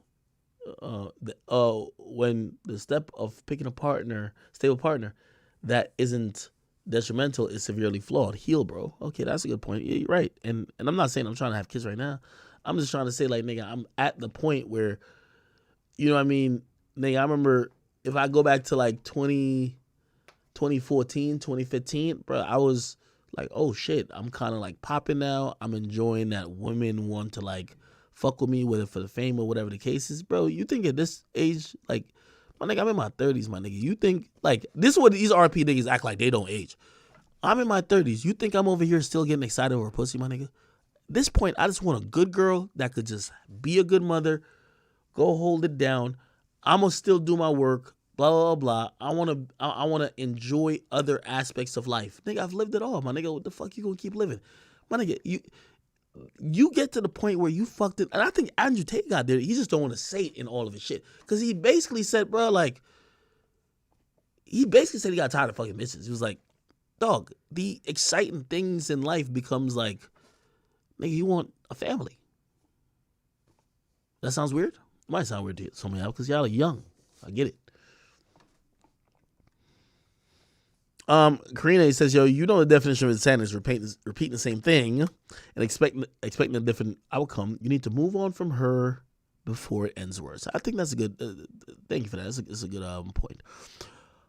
Hovidi or Hovi TV says, yo, is a pussy worth it? And do you think you're a pussy whipped? Well, I wouldn't call it pussy whipped. I thought it was in love, my nigga. I'm sorry. Okay. AB Kirk says, yo, I promise you, once you get in them pumps, you gonna rather be alone than with smuts respectfully. Don't let Big Act get swole. Holy. Florida. Thank you for the 5. He says, yo, Kevin spoke on marriages, relationships, having kids, etc. Act stop discrediting because you only watched that viral clip. Man, bro, I'm talking about reality, man. None of these niggas is living it, man. Anytime we seen a nigga try to live that shit, they turn out like Derek Jackson. The point is, respectfully, Kevin Samuels died up in a goddamn condo fucking a travel nurse. And you never heard nothing about his kids before that. That's a fact. So don't talk about, oh, he was pushing family and having kids. Yeah, he might have said it, but nigga, what about him? Nigga, this is why I be trying to tell you, like, it's all these people who be preaching the shit, nigga. I'm not one of those, I'm not no guru or nothing, but y'all gonna use my life as an example because I'm gonna put out everything about my life. Half of these niggas, they don't got kids, nothing. The fuck are we talking about? They don't got families, they not got nothing. They just fucking bitches. That's it. Nigga, you get some money, let me tell you this, man. You get $100,000, you be able to fuck bitches. Okay. Problem solved. Okay, now you in your 20s, you got 100,000, you can fuck mad bitches till you get to 30. Cool. Now you in 30s, like you kind of moving through it. You starting to realize, like, nigga, like you tired, like, nigga, you know how long I've been rich, my nigga? Nigga, if you realize, remember I used to buy a car every birthday? Nigga, I'm tired of buying shit. I don't buy nothing no more. Nigga, there's nothing I want. Nigga, I've been going back and forth on buying a $2 million condo in Miami. Nigga, like, I'm bored. The money's like, you're bored. It's like, do I want to buy? Do I want to buy? How long am I going to be in Miami? Really, should I do it? And all my shit, I buy cash. Bro, you get bored. I'm sorry. Like, yes, for the people who don't have it, I'm giving you the other side to it. Yes, you get fucking bored. I'm sorry. Like, yeah, I got mad money. I just don't. I'm like, at this point, I used to buy cars all the time. Nigga, these days I just get one car every 2 years now. Nigga, I was looking, I'm like, I should just violate niggas and pop out with the Ferrari truck. And I'm like, nigga, what are you talking about? Like, you don't want this shit. Nigga, the police went into my garage to check on my cars to see if any damage was there. You know what the cop said to me? Oh, she couldn't have went over there because there's mad cobwebs over there. Yeah, shit, she probably went over there as mad. You know why? Because I don't drive. Nigga, I got $1 million in cars I don't drive. Bro, you get tired of it. I'm tired of it. I'm sorry. Yeah, I'm tired of it. I know you want to, come borrow my car. You can borrow my car. I'm like, I'm tired of it, bro. I don't drive it. I'm sorry. There's other aspects of life, my nigga. Like money, money is really important when you just don't have it. Once you have it and you've had it for 10 years, you look for other things. And for me, I think at this point, it's just like family and shit. I'm sorry. Okay? Like, bro, like, do you think, my nigga, I have the fastest cars just sitting there. Like, I don't know, watching, like, I ain't gonna lie to you, even recently, I was about to buy a Maybach, real talk. I was gonna buy a Maybach and be like, yeah, I'm about to buy a Maybach and this, maybe I'm gonna just act like I got a driver and just flexing all these niggas like, yo, yeah, man, I'm done driving cars. I'm like, bro, you don't want a Maybach. You don't.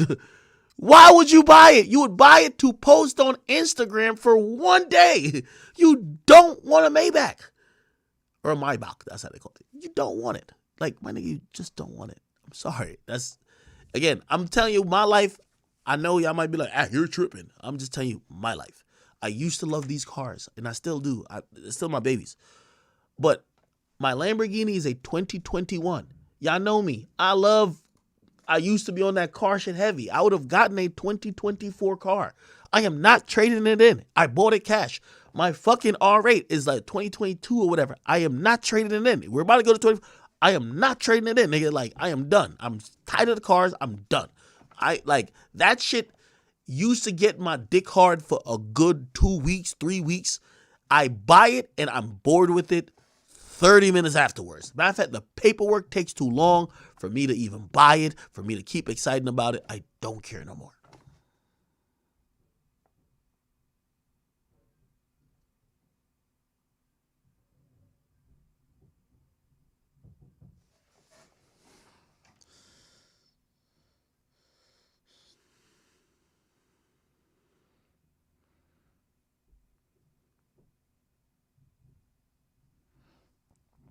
Okay. What the fuck? Okay. Let me get through this because we got to get to some other shit, please. Gotta get some other shit. Hold on.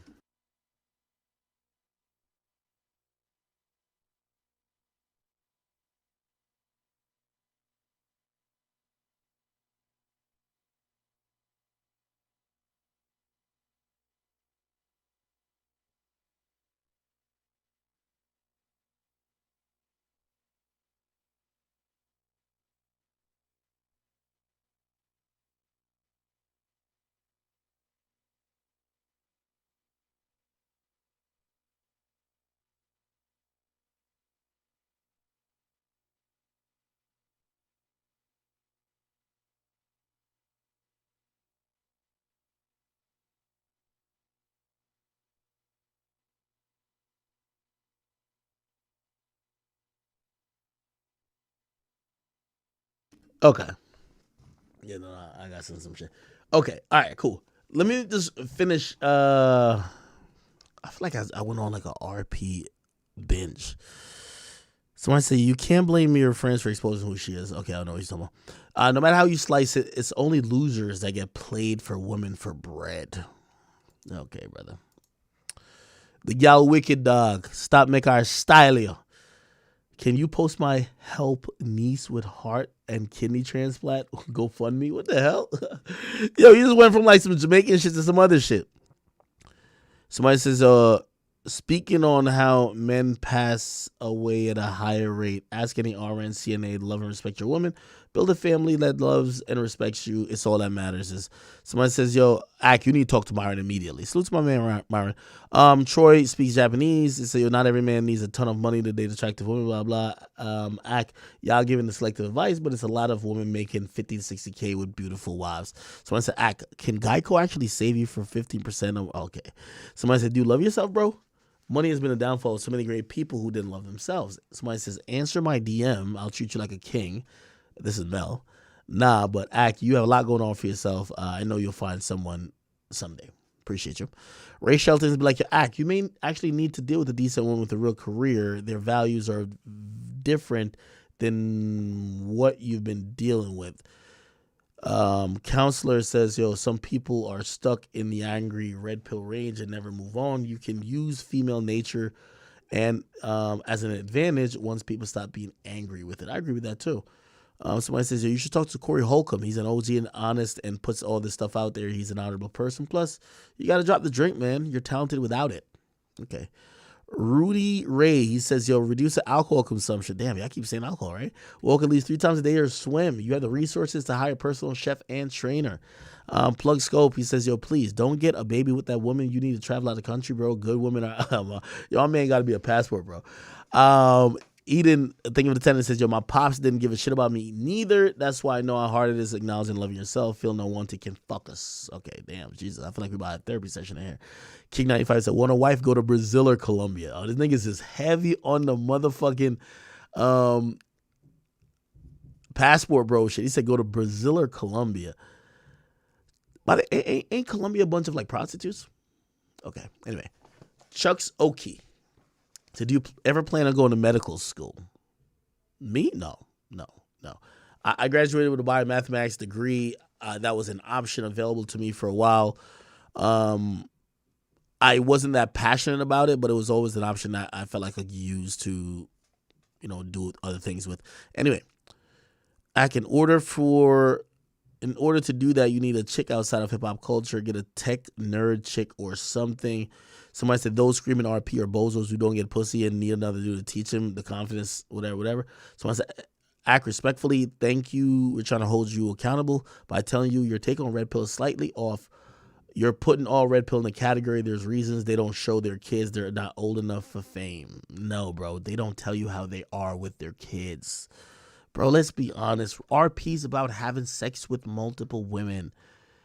RP is about, hey, I am a high value guy. I could have sex with multiple girls. And because of that, for maybe the at most a relationship, you need to comply. It's never, hey, listen, name me one RP guy that has ever broke down to you how he explains to his kid that he's not around their mom often and that he has other baby moms that he's tending to and he's just slanging cock. Nobody does that. Come on, bro.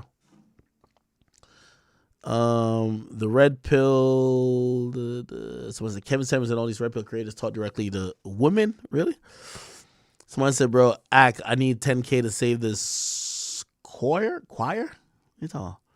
Someone said Axe is a millionaire who puts up with BS from women, telling him to get a six pack as if that's gonna change when it being a millionaire didn't change. It is asinine. And then Mr. Reggie says, yo, Lizzo, get a match for you. You should slide in the DMs. Okay. All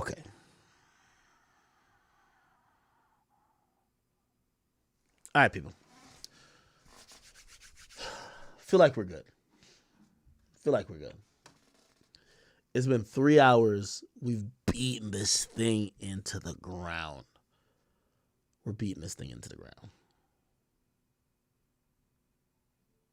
Okay. A few things that I definitely wanted to kind of get to, and I hope you guys help me with this. Let me see.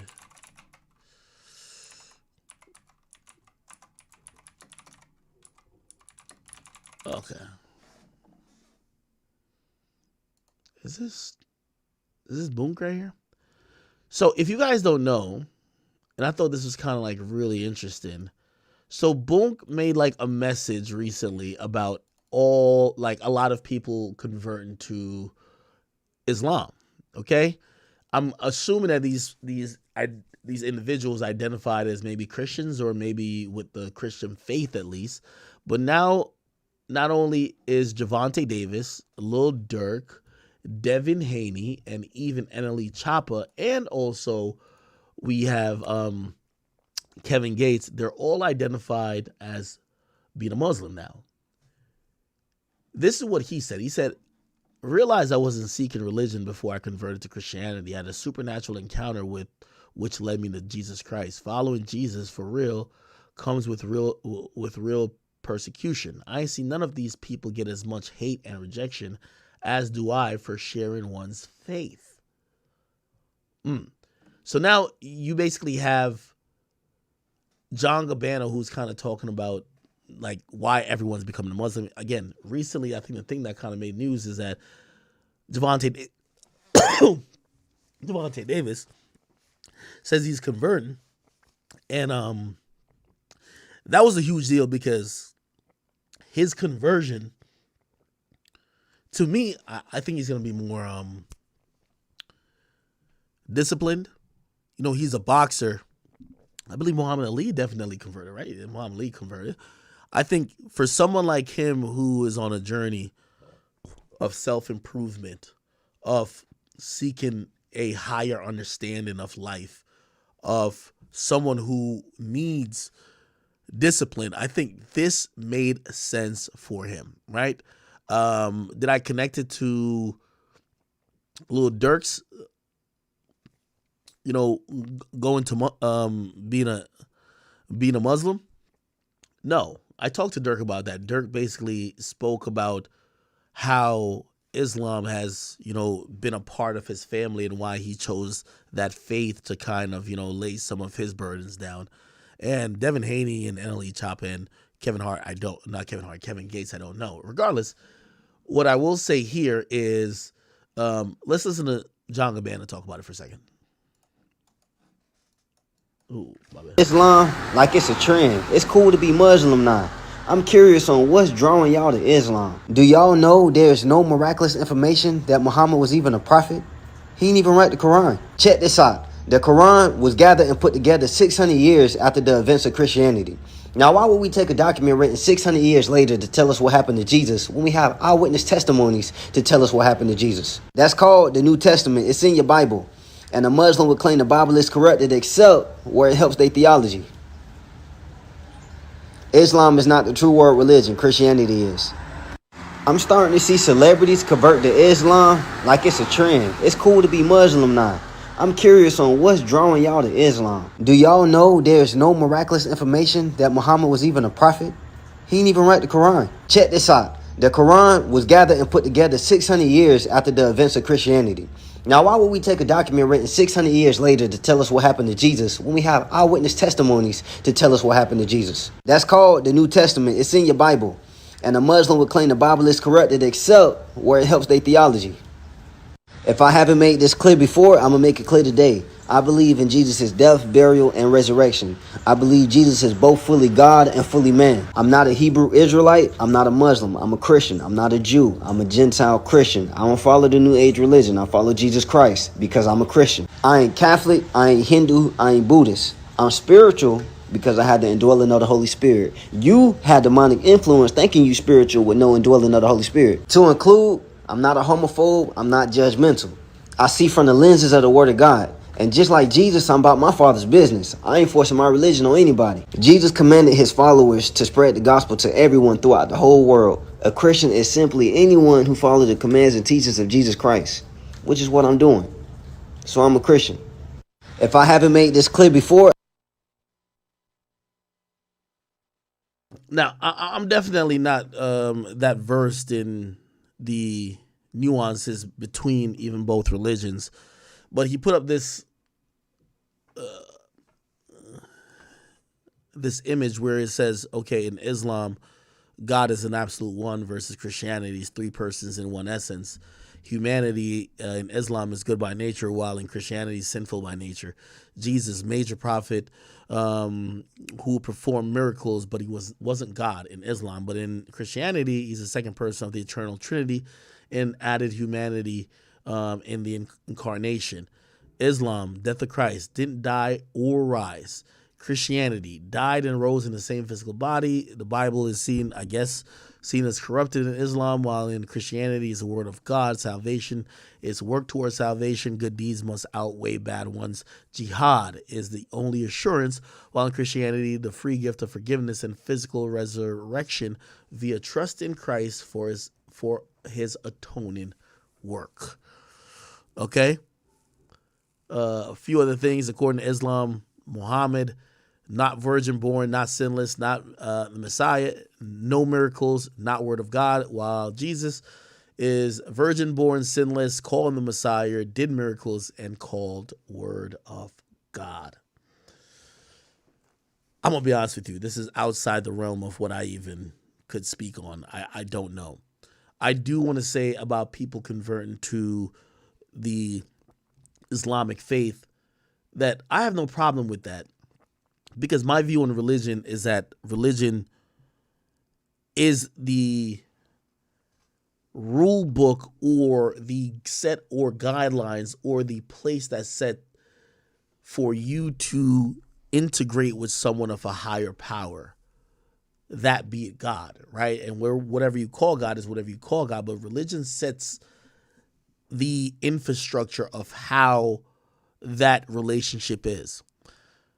Why I don't mind people going towards Islam is that I believe that it's the only religion these days that is actually actually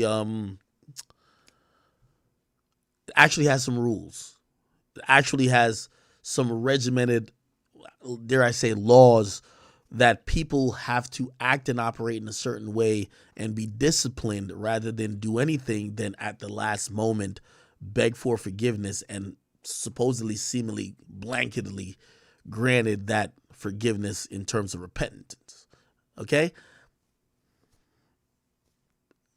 I don't know what's happened to Christianity, where number one, it feels like the rules don't matter because you could always get forgiven. Feels like you don't have to abide by anything because anything seemingly goes, and it's so tolerant. And I think that's why people like Islam. Like, it's just not that tolerant of everything. It has its certain things that it'll accept and certain things it won't accept. And for that, I do believe that, say for Javante Davis, I don't know what religious means or religious reasons he might be doing it for, but definitely for on a discipline level, I can see definitely why he might want to convert. Okay, so salute to all these guys. Let, Oh, by the way, this is him again. let me expand your thinking real quick. People be like, well, you should at least be open-minded and learn about other religions. No, I'm straight because I wasn't seeking religion before I converted to Christianity.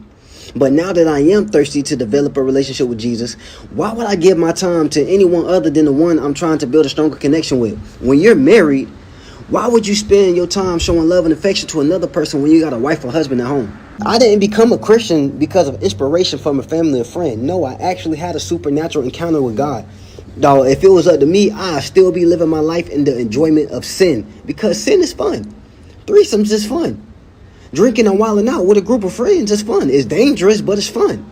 But because God revealed himself to me in my jail cell, I choose to seek after him and to continue in his word. I understand seeing me like this is knowing all. And on the flip side, we got people like this.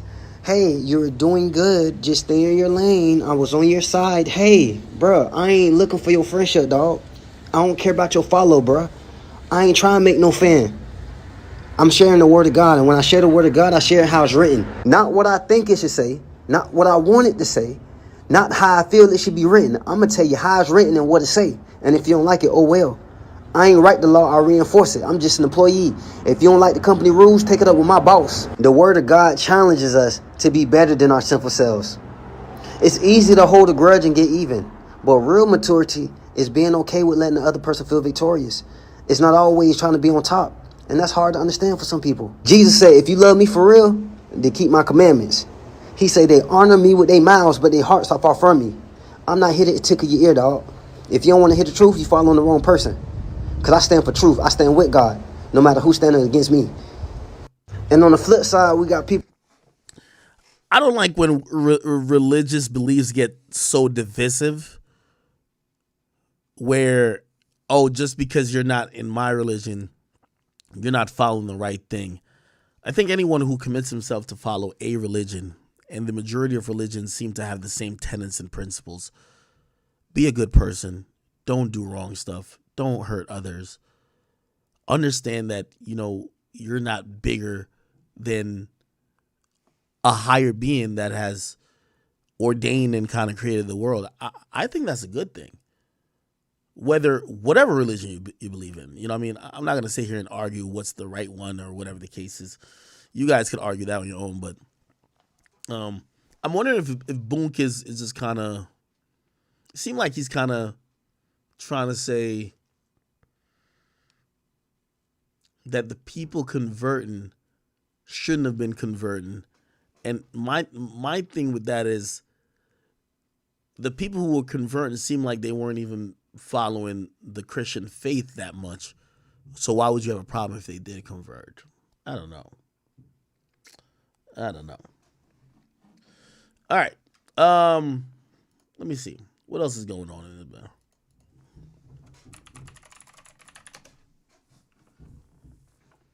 I feel like I've spent like 5 hours talking about like that last topic. Speaking of which, I guess I'm not the only one that was sick of people's shenanigans. Cardi B, did y'all hear Cardi B? Cardi B went off on her own fan base because, so the video came out recently where Cardi B was, opening presents with her child, Culture, and I believe they have another kid too. But Offset was there, and everybody was like, "Oh shit, we've been taken for a ride." Essentially saying, "Look at what the fuck is going on. They've lied to us about not being together because Cardi said she wasn't with Offset." Here we go. Yeah. Whip it. Yeah. Yeah. Look right here, right here. Yeah. Oh, my, thank you, my love. I love you. I love you, my cute nephew. Rip it, rip it. Rip it. Yeah. Rip it. Yeah.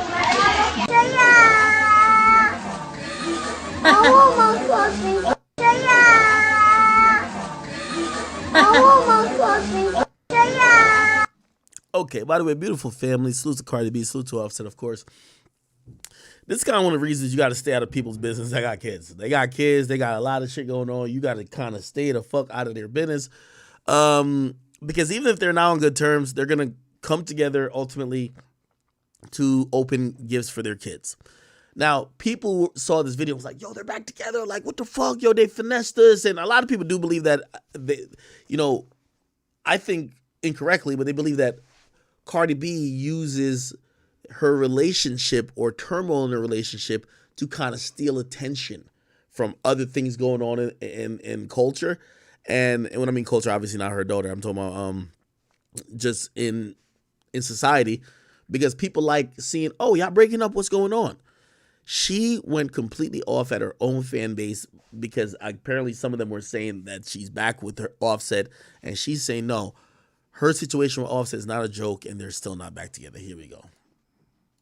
Rip it. Yeah. Rip it. My bad, sorry. She went off here. Did I confirm anything? Shut the fuck up! About to delete my whole fucking social media because y'all don't shut the fuck up. And it's the same fucking dump, my own fucking fan base. The last time I got dragged was because my fucking fan base. I don't see nobody talking shit but my own fucking fan base. But y'all want to send me a fucking book just to talk shit on the fucking timeline. Did I confirm all this with a man? No. So why the fuck y'all keep talking? Leave me the fuck alone. The fuck? Shut the fuck up.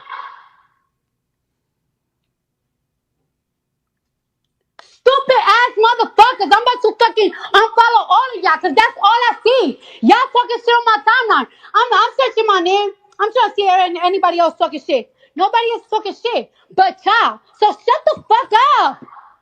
All over my shit. Shut up. Y'all heard something out of my mouth?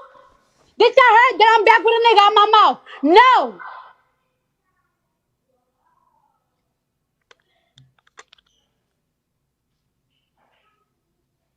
Shit is fucking annoying. For fucking 3 days, y'all been doing the same shit. Did I say I was back together with somebody? Did I say that? Did y'all heard that? Did I say it? Did he say it? No. Did I confirm anything? Shut the fuck up. About to delete my whole fucking social media because y'all don't shut the fuck up. And it's the same fucking dump, my own fucking family. Okay. With all due respect, and I'll say this, and obviously I'm in the news this week as well. And I keep saying today for me, tomorrow for you. Tomorrow for you, today for me. Today for you, tomorrow for me. It don't matter. Cardi B has been a beneficiary of her relationship. I'm sorry, fans are going to speculate. Fans are going to speculate. I think what some of these artists are doing, like, for example, I do think Cardi B, and I think Nicki does this too. I think because they have such an intimate relationship with their fans and their fans go so hard, you can't have it both ways, right? So if you're going to have this rabid fan base, they're going to also be inquisitive about your love life. You could have a fan base that don't really give a fuck that much, but they also won't be that supportive. You have a very rabid fan base. They want to know what's going on with you. I'm not saying you have to share it, but they're going to make assumptions this and third. And, I think, Cardi's probably at the point where she's thinking, like, just like Nicki, like, they feel like they have a control over those fan bases or, those fan pages should hit them up first, and third. Maybe, but at the end of the day, I think Cardi and everybody has to realize what's the benefit of having this type of fan base is that they'll be wrong at times. They'll start rumors about you that they think is good. Because I guarantee Cardi's fan base right now, they're not thinking it's a bad thing to say that she's back with Offset. They're thinking, oh, anybody who was going to say that, oh, Cardi's man left her, blah, blah, blah, blah, we could say, oh, they're back together for Christmas anthem. So, Cardi got to accept the good with the bad. I understand her being upset, but at the end of the day, they're fans. They're fans, okay? They're fans. By the way, I know y'all seen this. Let's get to this.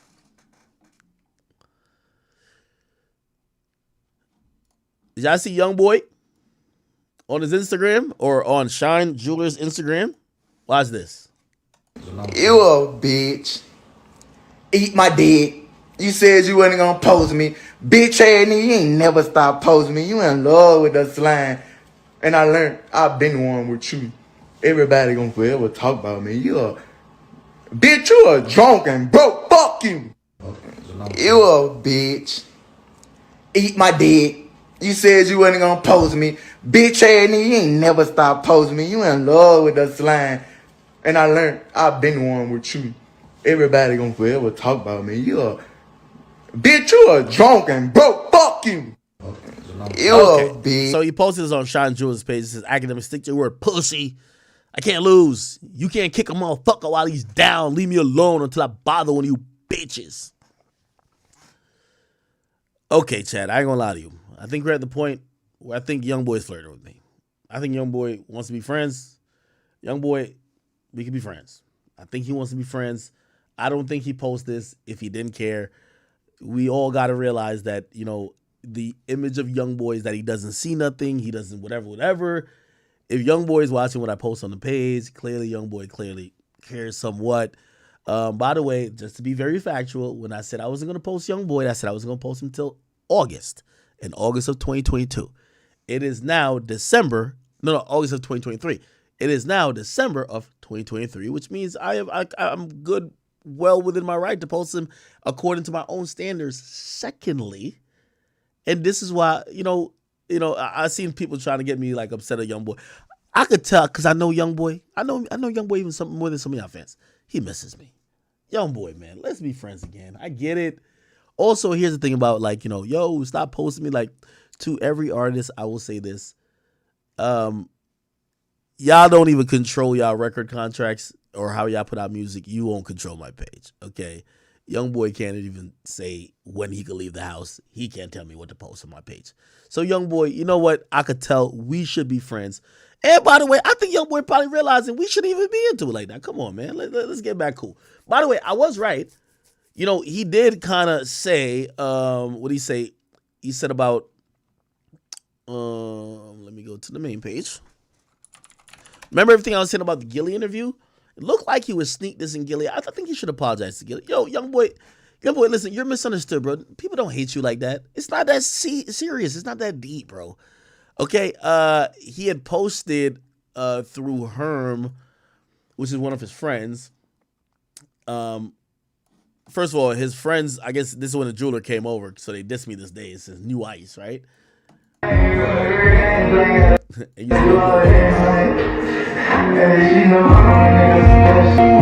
Okay. And then the next one says, this was Herm the Black Sheep. This is his friend. It says, yo, the only YB interview that was approved to drop that was the only YB interview that was approved to drop. He's talking about the Bootleg Kev interview. It says it says approved to drop. A lot of people like to have gangster energy with him instead of the people who actually killed they seed. Shit crazy, but okay. And then there's a sheep right there. Okay. And by the way, YoungBoy posted on Instagram. He says, I don't want to be seen high or messed up. Thank you, bro. And this was the interview with him and Bootleg Kev where they're riding horses. Now, I do got to be honest, man. Yo, YoungBoy, I understand what you're saying. And this is super reasonable, dog. Like, yeah, of course, you don't want your image to be seen as some drunkie or like some guy who's so intoxicated or, you're so messed up that you look like a junkie. But bro, why invite someone to an interview if you're gonna do that? A lot of these things you're putting out for yourself. I'm pretty sure Gilly and Wallow showed up to Gravedigger Mountain and they're thinking you're gonna be cool. They're thinking you're gonna be in good spirits. They don't know what mood you're in that day. They don't know whatever it is. Now, granted, I don't know the whole story, but dog, I would be upset too if I came to Gravedigger Mountain, I recorded some shit with you, and then I'm like, okay, cool, when are we gonna put it out? You don't want to put it out. Come on, bro. You got to be fair a little bit, dog. Like, let me tell you, young boy isn't as unreasonable as you think he is, and you know, I do think a lot of his reactions is like it's a lot of entertainment, but young boy, you know, I think you owe a slight apology to, not even slight, you owe an apology to Gilly. This was a diss to Gilly. You don't need to say this to Gilly. Come on, bro. Why would you say this to Gilly? Saying a lot of people like to have gangster energy with him instead of the people who actually kill their seed. Gilly just lost a kid recently, bro. You don't need to do that, young boy. And by the way, you know, obviously this might be his frustration of, yo, I didn't approve whatever to come out. But I'm gonna be honest with you, even the clips that they picked, and now that he said that, it kind of seems true. Like maybe he was like, yo, I don't want to be seen fucked up, bro. Like, I don't want that. And they seem like they edited around it where he didn't have to do much talking. Gilly talked in the interview more than him. But of course, they went to Gravedigger Mountain. You can't go nowhere. They got to come to you. They're trying to appease you. They're trying to, like, you know, shoot content with you. But bro, you're also wasting their time. I keep saying about rappers. Sometimes rappers think they're the only person that matters. Bro, those two dudes came up there, had an experience with you, and they want to put out some content. I get it, but like, they try to edit it up where it didn't look too crazy on you. Can't be that upset, okay? Cannot be that upset, man. Cannot be that upset. And for what people are saying, you know, I think me and Young Boy gonna be friends again. I could tell. I was like, yo, I could get the feeling Young Boy misses me a little bit. I miss him. It's all good, yo. Young Boy, we could be friends. Okay? Y'all want me and Young Boy to be friends again? I think we should be friends. It's all good. Somebody say, yeah, YB was talking about you, Ak. Yeah, you're right. I know sometimes when y'all listen to YB, y'all think like he's speaking in the sense of, I'm gonna kill you, you're dead. I felt like he was just saying, yo, if anything, I felt a little bit of hurt. Like he was saying, yo, bro, you thought you were kicking me while I was down, which by the way, I didn't think Young Boy like was down at any point, but like, I think that's what he was thinking. Like, bro, you thought you were kicking me while I'm down. Well, fuck you, bro. Fuck you. Like my nigga, like, all right, now you don't got to cover me now still, you know? And, if Young Boy thought I was kicking him while he was down, you know, I definitely wasn't. That's not my intention. But we'll see. Who knows? Somebody say, yo, academics and Young Boy are speed Dave dating. Yo, Young Boy, man, let's hang out, man. I'm about to pull up the Gravedigger Mountain and hang out with him, man. I'm gonna bring the PS5. I think he plays Xbox. Does he play? All right, we're gonna play some video games. Somebody said you scared. Y'all was never friends. Am I supposed to be like take that as offense? Like, I really didn't take it as that much offense. Sorry. Okay. Let's continue and get into a few more things. And I apologize. The stream is, you know, we haven't gotten to as many topics as we would like to. Let me see. Did y'all spam some topics up? By the way, apparently Carisha mentioned Joe.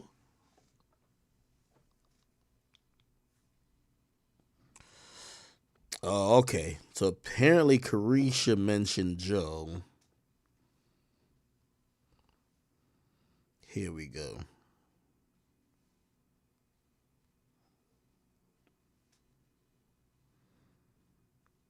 Hmm?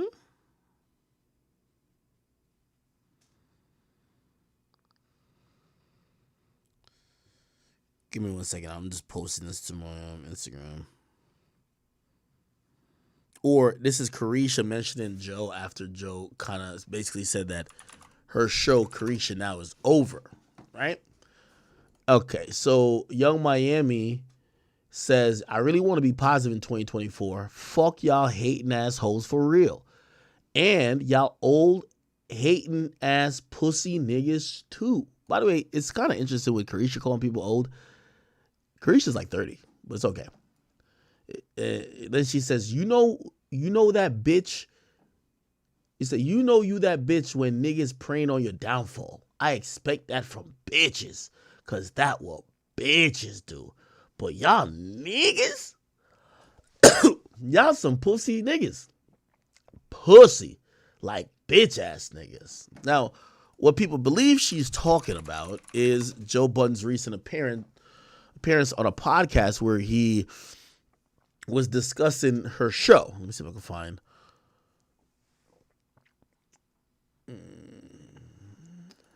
Could I find? Give me a second, John.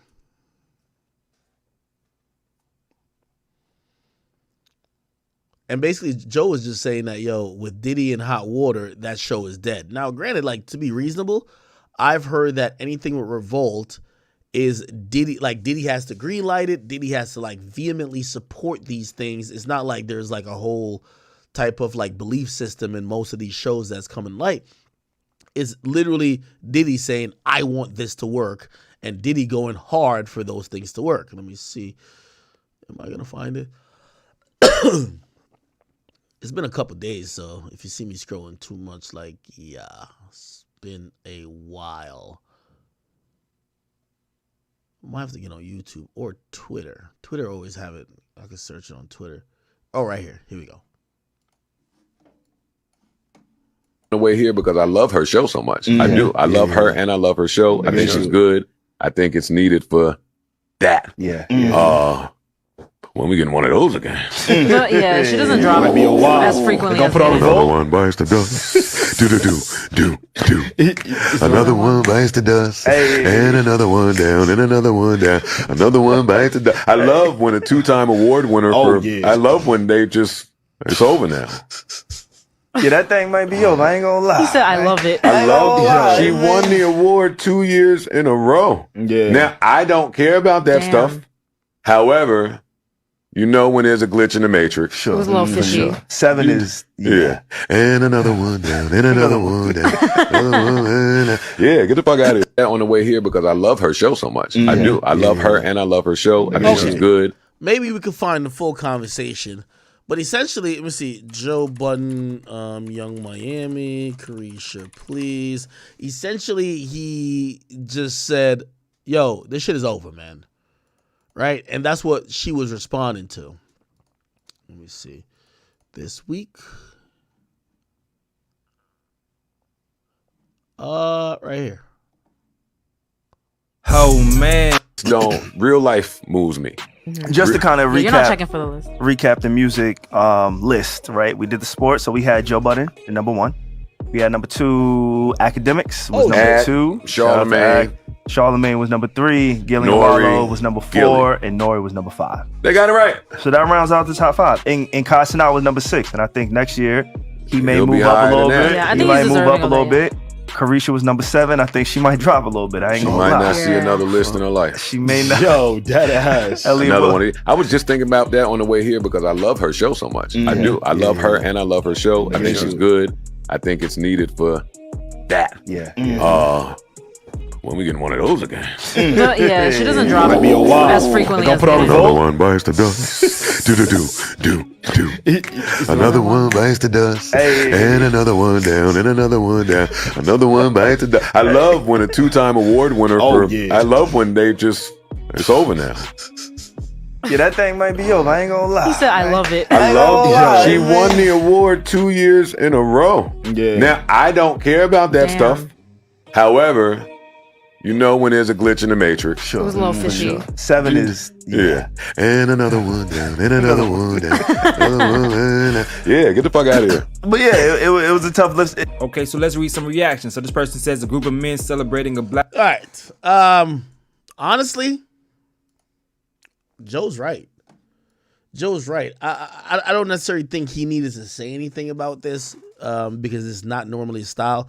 Clearly, me and this chick, she been talking shit about me, so I'm definitely gonna say it, right? Like you expect a nigga like me to say it.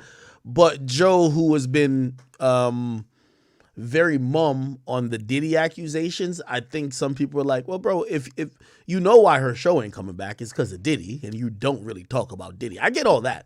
And that's the only thing I would say to Joe, like, yo, Joe, you know why her show's not coming back. It's not because like people wouldn't watch. It's because her sugar daddy is in motherfucking hot water.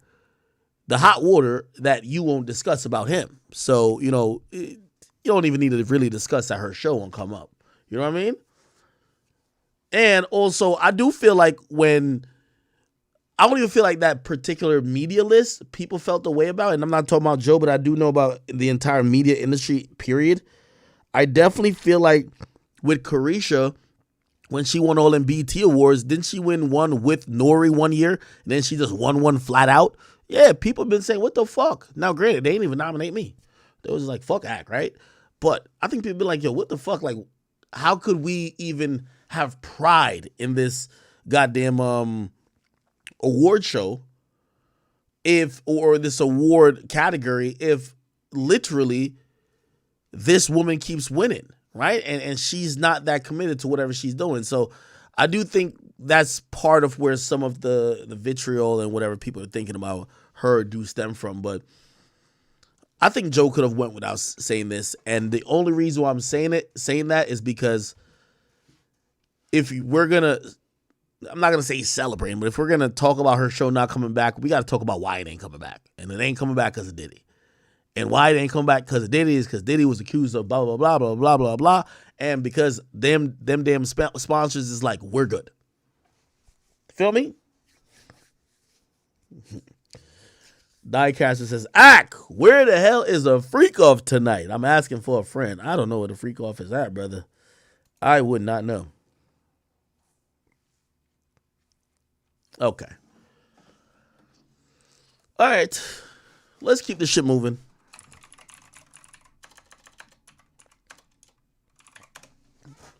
Let's see what's popping on these other pages.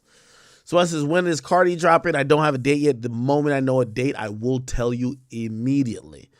What the fuck? Charleston White walked out of an interview after they set him up with a rainbow? Let's see what's going on. Interview over. I told you interview over. Interview over. Interview over. Interview over. What's wrong? Nigga, I don't play like that. I thought you said 20 women. You couldn't get 20 women and go find. Interview over. Interview over. Not bad. Why you leave? What's going on? Quiet. Man, y'all gonna have me gay bash. Y'all gonna have me gay bash. Say, where my ride is? Let's go. I'm gonna go to gay bash.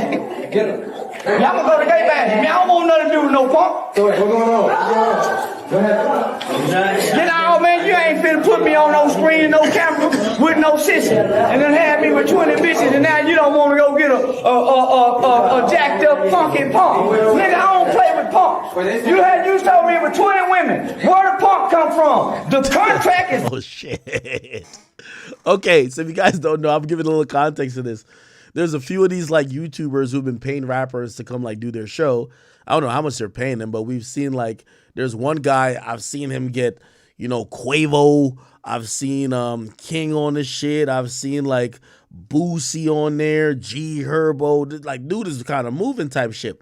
All of a sudden it says, I guess, I don't know if it's the same guy, but they say they're doing Charleston White versus 20 women. And I guess the 20 women they were trying to do him with, one of them was a gay dude or maybe a trans individual. And this is how he reacted. Interview over. I told you interview over. Interview over. I don't play like that. Interview over. Interview over. What's wrong? Nigga, I don't play like that. I thought you said 20 women. You couldn't get 20 women and go find. Interview over. Interview over. Not bad. Why you leave? What's going on? Quiet. Men, y'all gonna have me gay bashing. Y'all gonna have me gay bashing. Say, where my ride is? Let's go. I'm gonna go to gay bashing. Y'all gonna go to gay bashing. Man, I don't want nothing to do with no punk. So what's going on? Get out, man. You ain't finna put me on no screen, no camera, with no sissy. And then have me with 20 bitches, and now you don't want to go get a jacked up funky punk. Nigga, I don't play with punks. You told me it was 20 women. Where the punk come from? The contract is void, nigga. I'm responsible for all. No, nigga, where the punk come from? You told me 20 women. You ain't even have 20 women. What's going on? Nigga, the contract is void. So they saying. I know this guy. His name is like On Ghetto or some shit like that. On Ghetto, this guy? Yeah, he recently hooked up Saucy Santana with a bunch of people.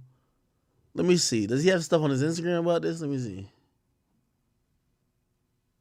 Yeah, he did one with Blueface. Yeah, okay, You sucking it? What is the mouth for?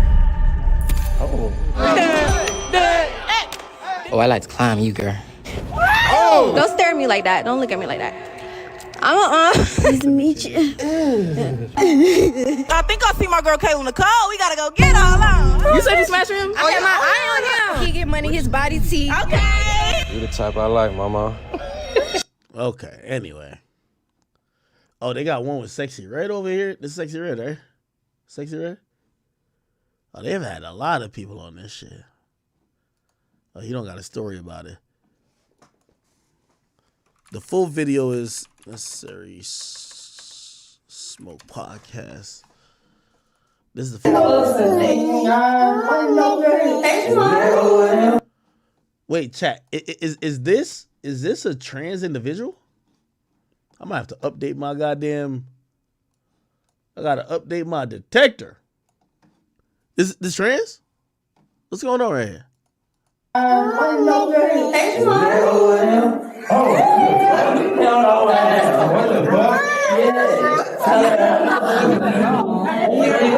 Interview home. I told you where you go. Interview home. You don't play like that. Interview home. Interview home. What's wrong? Nigga, I don't play like that. I thought you said 20 women. You couldn't get 20 women to go find. Interview over. Interview over. Not bad. Why you leave? What's going on? Quiet. Men, y'all gonna have me gay bashing. Y'all gonna have me gay bashing. Say, where my ride is? Let's go. I'm gonna go to gay bashing. Y'all gonna go to gay bashing. Man, I don't want nothing to do with no punk. So what's going on? Get out, man. You ain't finna put me on no screen, no camera, with no sissy. And then have me with 20 bitches, and now you don't want to go get a jacked up funky punk. Nigga, I don't play with punks. Hey, let me get to this shit real quick. Yo, Metro Boomin. Like another fucking post, nigga, that got my name in it, nigga. And 21 Savage will not be calling me talking about nothing like chill off my mans. Nigga, you a whole sissy who been crying when I get on your stupid ass, nigga. I start getting on your stupid ass talking about all them bitches that you been fucking, that I've been fucking too in LA, nigga. That been pillow talking to me, and you get on your crying shit, nigga. You like another fucking post, nigga, I'm on your ass. I'll deal with you for Drake, nigga. You like another post. Remember, you the pussy nigga who basically can't say nothing to nobody face. You a tweet and deleter, nigga. Remember that. Remember that. Like another post, nigga. Savage gonna call me, and I respectfully gonna tell Savage, I laid up off your man's last few times. This pussy nigga clearly must think he won't smoke. You feel me? Metro, you a definition of a bitch, nigga. A blogger bitch, you. Drake is bitching you. You nobody, nigga. Nigga. You the nigga. Just keep making them beats, nigga, and shut the fuck up. You can't ever talk about me and no woman, nigga. I fuck the same bitches as you, and the bitches that I fuck that you fuck told me about you, because you been hating on Drake. What you finna say? Talk to me, nigga. I put everybody's business out there. That's the thing. I'd embarrass me to embarrass you, nigga. You been crying like a hoe behind the scenes talking all type of shit, nigga. You a pillow talker for the max. Fuck is you talking about? I get on 10 with you all day. What's up? You won't respond to me at all. Last time I posted you 20 times on my page, you was crying, nigga. Balling, nigga. You not like that. You the bitch made rapper, nigga. You the bitch made beat maker, nigga. Just keep making them beats, nigga. If Savage wasn't cool with you, I would have been on you for, nigga, I would have been violated you every single day. Nigga, go mourn in peace, little nigga. Don't try to get on me, because I be on 10 with everybody. Don't take what I got going on for weakness. I be on everybody's ass. The difference between me and you a bitch. You running a rabbit hole when you got something going on. I air my shit out and I sit on it. And I stand on that shit too. I'm here. Talk to me nicely. You pussy. You a bitch. I posted you 3 times. You kept crying to everybody. Why he keep doing this to me? I asked him nicely. Why I told Ack, please don't stop posting me. Bitch, I post you 50 times today, nigga. You got a problem? Drake just punked you. I punk you too. Fuck is you thinking, nigga? Matter of fact, I kick it off like that. I kick it off like this. Metro Boomin a straight bitch. Nigga, I don't like posts. I don't tweet and delete, nigga. I leave it up. I leave it up, nigga. Metro Boomin a bitch. And I at niggas too. Don't hit Savage for shit.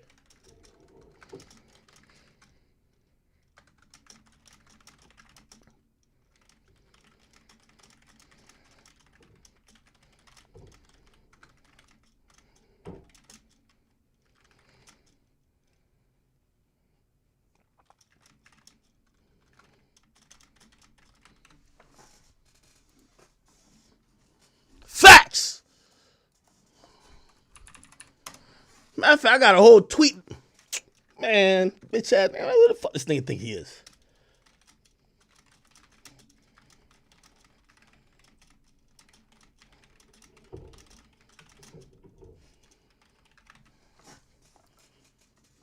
Fuck is this nigga even really thinking he got going on? Nigga, the fuck you talking to? We gonna leave that shit up there. Metro, come talk to me, nigga. Tweet some shit about me, nigga. You a straight bitch. Everybody know that. Straight bitch. You the most bitch nigga in the whole industry, nigga. Even more than me, nigga. Stop playing, nigga. Like, you know you a hoe. Drake is punking you on a steak stream, nigga. Tweeting deleters. Like, come on, nigga. You a whole bitch, nigga. You a whole bitch, nigga. You been mourning for like 3 years, nigga. Go back to mourning, pussy. Stop playing with me, nigga. Fuck is you talking about? Fuck is you talking about? What y'all niggas must think that, it's open season, don't act. Ain't no open season, don't act, nigga. I put my dirt out there because when I talk about y'all dirt, I don't want y'all niggas to be like, oh, we don't know nothing about you. You be hiding your shit. Nigga, you can talk about me too, but I talk about you too. We good. So you can say that about me and I'm glad with it. Just when I mention you and how pussy you are, don't have Savage hit me like, yo, act, man. Yo, leave my man alone. Yo, he just kind of emotional. I don't want to hear it, nigga. You a bitch. Drake done hold you. I'm hoeing you. You ain't gonna do nothing more than play on the fucking keyboard, nigga. Facts.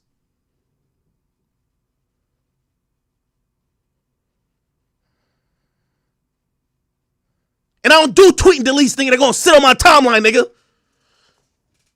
You do tweet and deletes because you a whole bitch. Go look back at my timeline, nigga. It's a graveyard full of tweets at niggas who I ain't get along with. We might come to good terms with it, but I ain't deleting shit, nigga. This stays up on there. Stop being a bitch. Whole ass nigga. Yo, this motherfucker, like, nigga, you know how many niggas really be like, yo, he's not like that. He's sensitive. He's this, he's that. Yo, Metro, you post one more thing about you. I get the bitch that I was fucking, that you was fucking, that we both know to expose you, nigga. And I put that shit on my timeline all the way up there. Nigga, this is why I keep y'all secrets, nigga. I keep y'all secrets in the palm of my hands for a day like this when a bitch nigga think that, oh, I think I can get an act today. I think act must be weak. I think act must be vulnerable. No, nigga. I come prepared for a fuck nigga like you. Your pussy ass was in LA crying to all these. You cried about 30 different rappers, nigga. You think Future finna save you, stupid? Play with me, nigga. Dumbass nigga, man. Anyway, back to the shit, man. Bitch ass nigga, man. That nigga a whole bitch trying to even play with me, my nigga. Like, stop playing, nigga. Stop playing, nigga.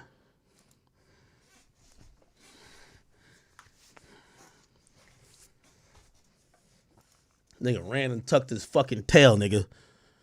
Tweeting and deleting and shit like that, nigga. Log off Twitter, bitch. Let me tell you this, you wouldn't like nothing about me. See, this how much of a hoe you are, nigga. If you felt that way, you could feel that way. That's actually a legit opinion that you could really have about me. I don't even care. But don't like it. Tweet it. Be a man. Be a man about it, nigga.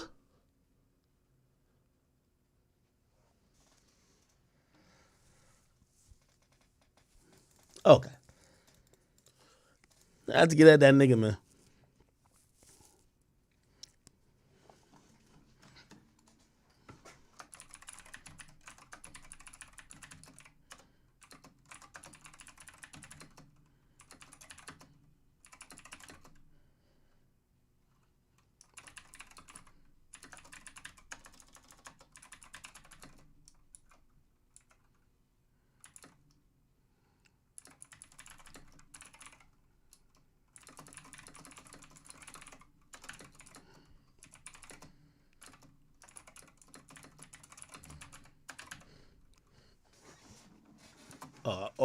I gotta put my main profile. My bad. At Metro Boomin, you a sucker, nigga.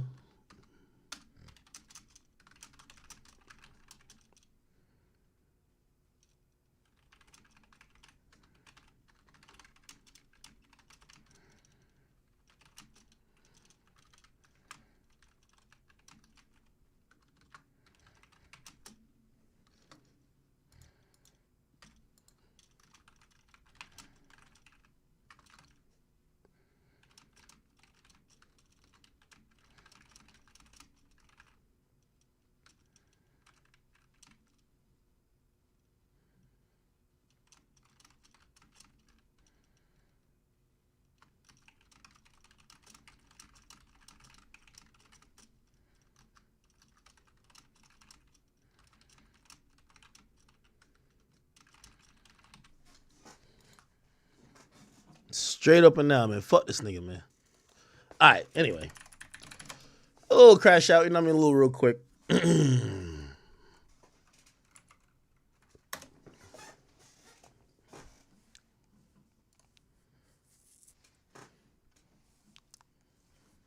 Oh, shit, I spelled some shit wrong, too. I thank God for the edit button.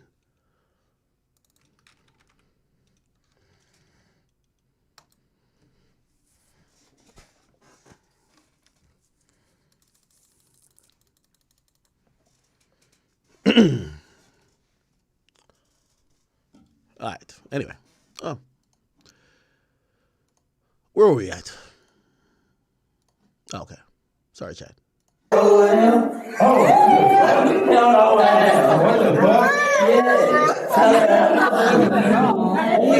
fuck? Interview home. I told you where you go. Interview home. You don't play like that. Interview home. Yeah, interview home. What's wrong? Nigga, I don't play like that. I thought you said 20 women. You couldn't get 20 women to go find. Interview over. Interview over. Come back. Why you leave? What's going on? Quiet.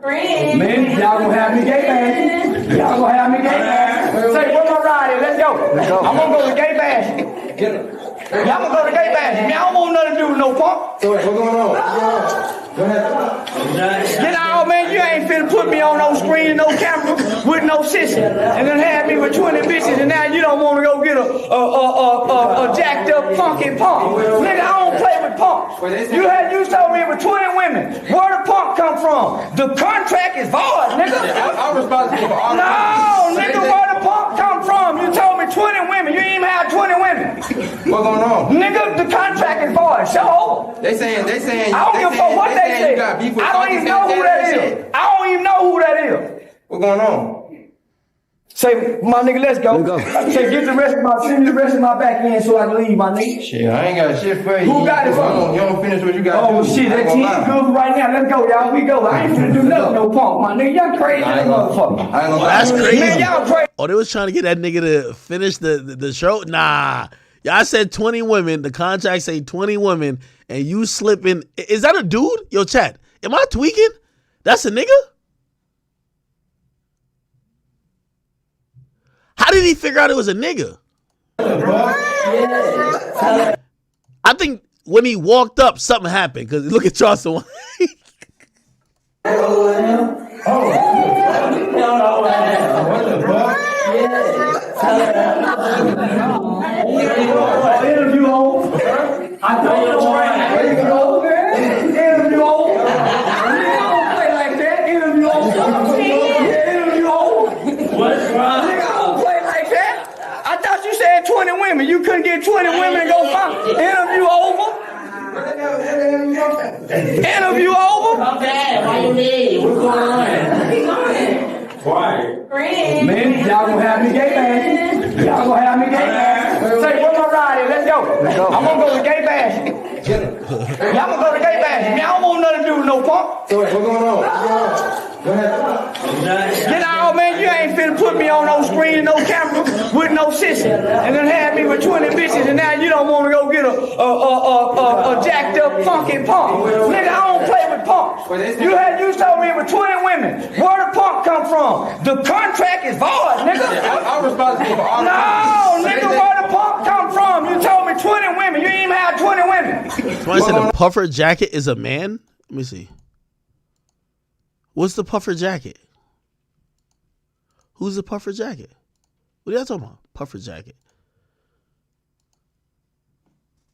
Now 20 women. What's going on? Nigga, the contract is void. So they saying I don't give a fuck what they say. I don't even know who that is. I don't even know who that is. What's going on? Say, my nigga, let's go. Say, get the rest of my back end so I can leave, my nigga. Shit, I ain't got shit for you. Who got it for me? You don't finish what you got to do. Oh, shit, that team is good right now. Let's go, y'all. We go. I ain't finna do nothing, no punk, my nigga. Y'all crazy as a motherfucker. I ain't gonna lie. Man, y'all crazy as a motherfucker. I ain't doing nothing, no motherfucker. Come on, my nigga, let's go.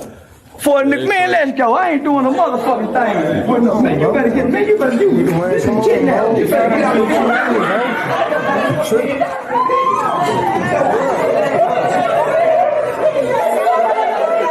Nah, they gotta stop playing with people like that. Like, again, with all due respect to the LGBTQ community, like, man, if you want to tell people it's 20 women, bro. Like, if you're gonna say 20 individuals, it's 20 individuals, bro. Like, stop trying to.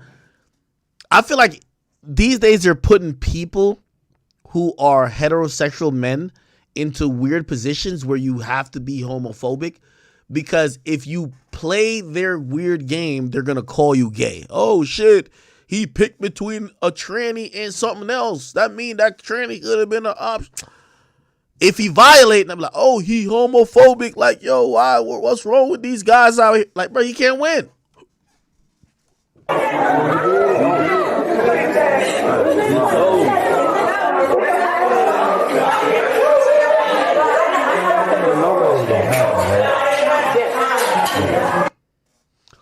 I still don't know who the gay person was.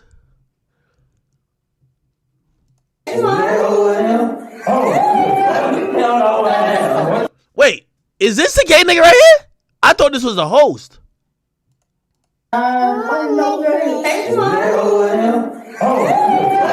Oh, this the gay nigga.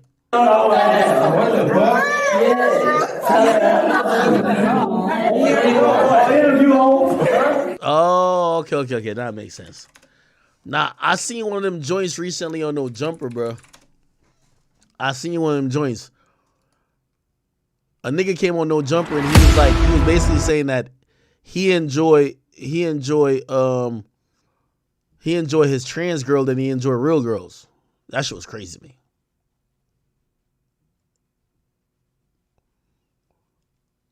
Where the fuck is this nigga?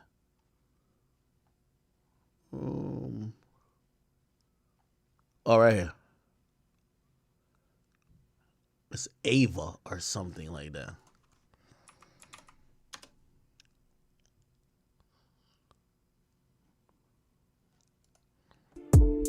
Just out on the street? No. You rizzed her up? No. Oh. I texted her on Instagram. Okay. We ended up meeting in New York, because that's where I'm from. Uh-huh.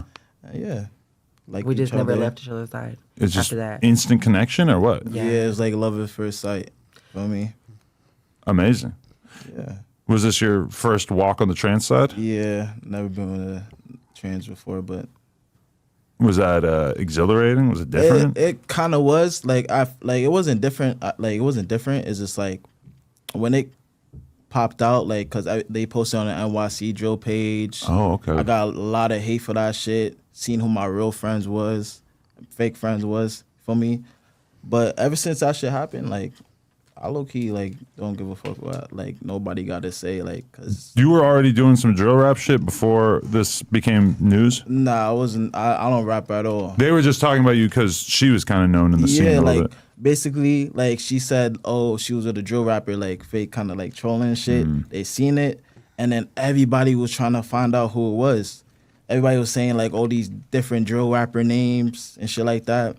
And then what's it called? This Molly G nigga, I don't know, like he's like a drill rapper that fell off, posted me, and then that's when like everybody knew, and I was like, damn, like. So you didn't know him or anything? He just started talking about you? Nah, like Molly G, I followed him on Instagram. I don't know how the fuck he found my shit, but I followed him because I used to fuck with his music and shit. And then he posted me, and then that's when everybody was just like, oh, it's him, it's him. You know it's why him. he posted him though? Because all the drill rappers, after I posted that, all the drill rappers were getting the fingers pointed at them, being gay, quote unquote. You know, like, oh, no, it was him. No, it was him. It was him. But mind you, I wasn't confirming nothing. I wasn't denying nothing. I didn't say nothing, right? I just said, here's a little, like I'm with a drill rapper playing around, and boom, like. I didn't know like people were gonna just go crazy. Because there's some other drill rapper whose name I can't even remember already, but they were saying he was hooking up with Sydney Star.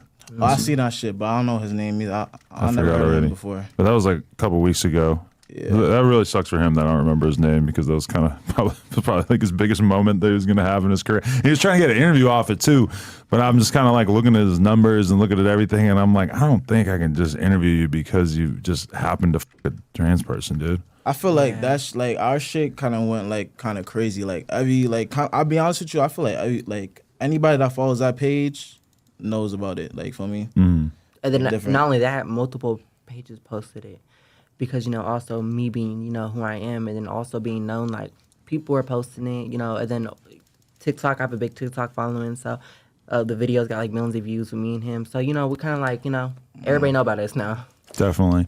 So yeah, I've had like some weird experiences in this realm because like I had a host on this channel and we interviewed a trans porn star who basically when she came on this podcast, her whole goal was to expose that this friend of mine had f***ed her or whatever.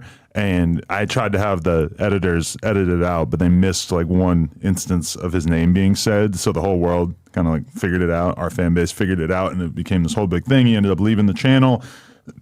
I guess mostly just because he was, embarrassed. He didn't like the fact that it got exposed on the channel. How did it feel when it got exposed? Like, what was that like? Honestly, I was just like, I didn't really care too much, but I was like, damn, I never got like so much hate before. Like, everybody called me gay and shit. I got people calling my phone on some shit. I'm like, what? Like, talking to like that? Like, you know what I'm saying?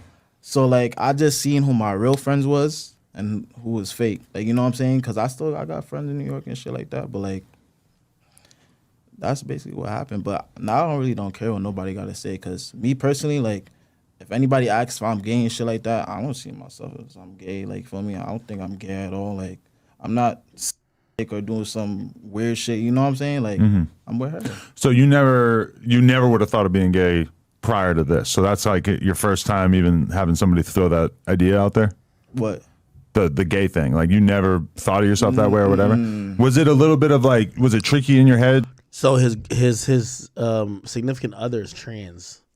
He's saying that, like, honestly, he's not gay even though he likes a trans person. I don't know what technically you call it, but to even DM a trans person, or you're like, oh, like, is this? I'm be honest with you, like, when I just seen her, I was like, cause I knew who she was before. Like, I seen her on the what's it called, doing the catfish shit. In 2020, I was always on my phone on the live and shit. I seen her doing shit like that. But I don't know, like, I scrolled into her page and I saw her, seen she was in New York.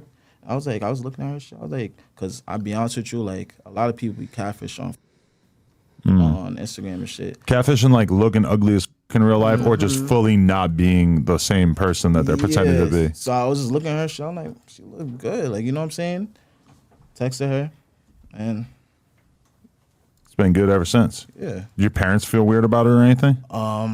My mom, she's a Christian, so she be on some. She's like she's delusional, so she be on some weird shit. But I still talk to her and shit. But she just has to accept it at this point. You know what I'm saying? Right, definitely. And you guys have been together how long? 6 months? About 5-6 months. What do you guys do together for fun? Like, what's a random day hanging out like? Okay, so like we played like the game in here, like we play the games shit. together. We are together all day, every day. Like we'll go out the gun range. We just went to Hawaii. We travel. We just whatever comes to our head. Any idea we got, we just go do it together. Living life together. That's dope. Being happy, and then even though his mama don't like accept it or whatever, I'm cool with my mama now. So and my mom's married to like not my dad no more. So I deal with my mom now. So like me and my mom close. My sisters and everybody over there, and they all love him, and Was your mom weird about you transitioning at first? No. Okay. It was just my dad. That's all. And that's the thing. Like another thing I want to touch on is you don't have to be touched to be gay or a trans. You don't have to like get touched when you're younger. You don't have to like have one parent. I had both parents, never been touched in my life. A dad that's straight as fuck. Was gang affiliated, all that. And then like.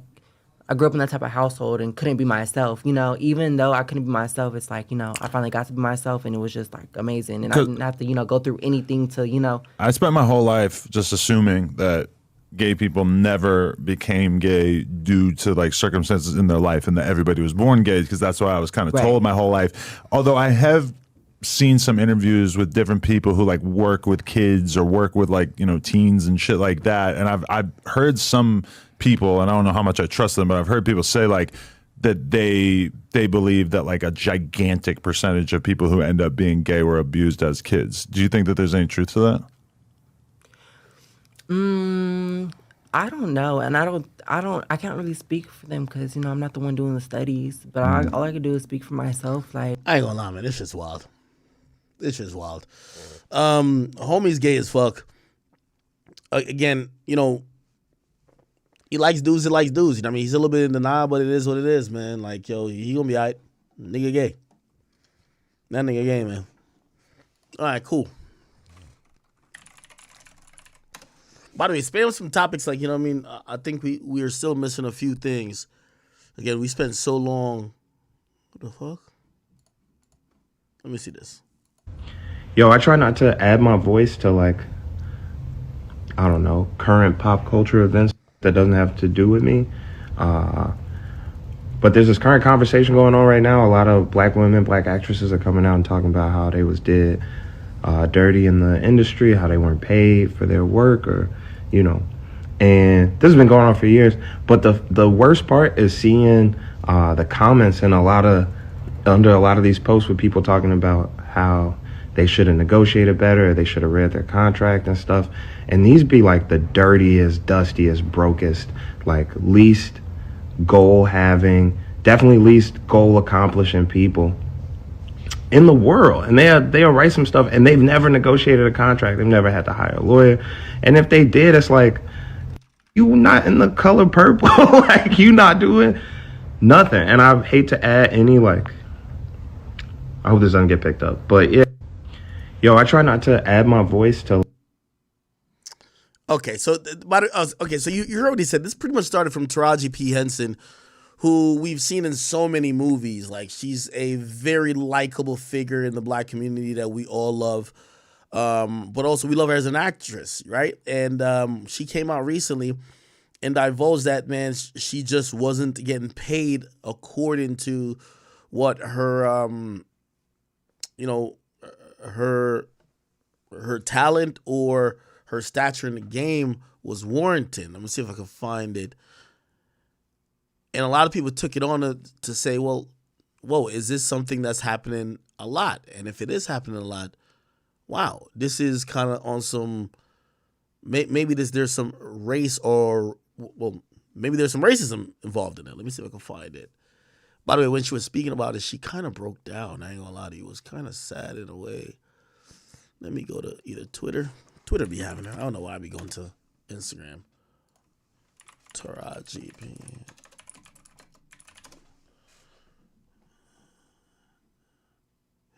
Is it this?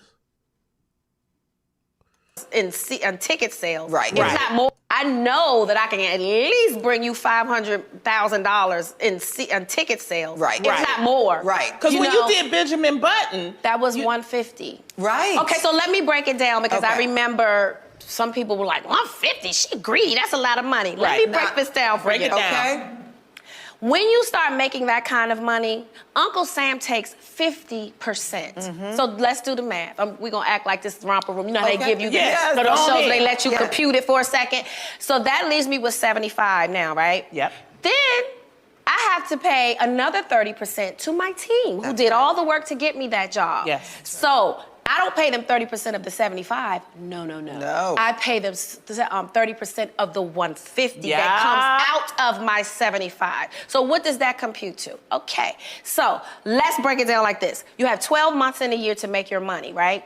If you do a film for 5 months, that takes you off the market for anything else to earn any other kind of coin until you're done with that show. At the time, my son's school tuition, because he was in high school at Buckley, was $30,000. I chose my son's education over fancy cars and all those things. And so literally for 5 months, that's what I made. His tuition. Now what? I gotta hit the pavement again, and I gotta scrounge up another check. That's right. So that is how that works, ladies and gentlemen. I am so happy you broke that down because so many people have the misconception. Yeah. You think you see somebody sold something to a streaming service for $20 million. Sounds great. Do that math I just told you. Yes. 50% goes to Uncle Sam. Then they gotta pay whoever they gotta pay to get that. So they literally walk away with less than half of that. How about that? And you. Okay, all right. Then this is the clip in question that people were really talking about. Okay, and this is new Hollywood actress Taraji P. Henson sobs for not getting paid enough and complains that the government takes too much money. Okay, here we go. You thinking about it? Here we go. Are you thinking about it?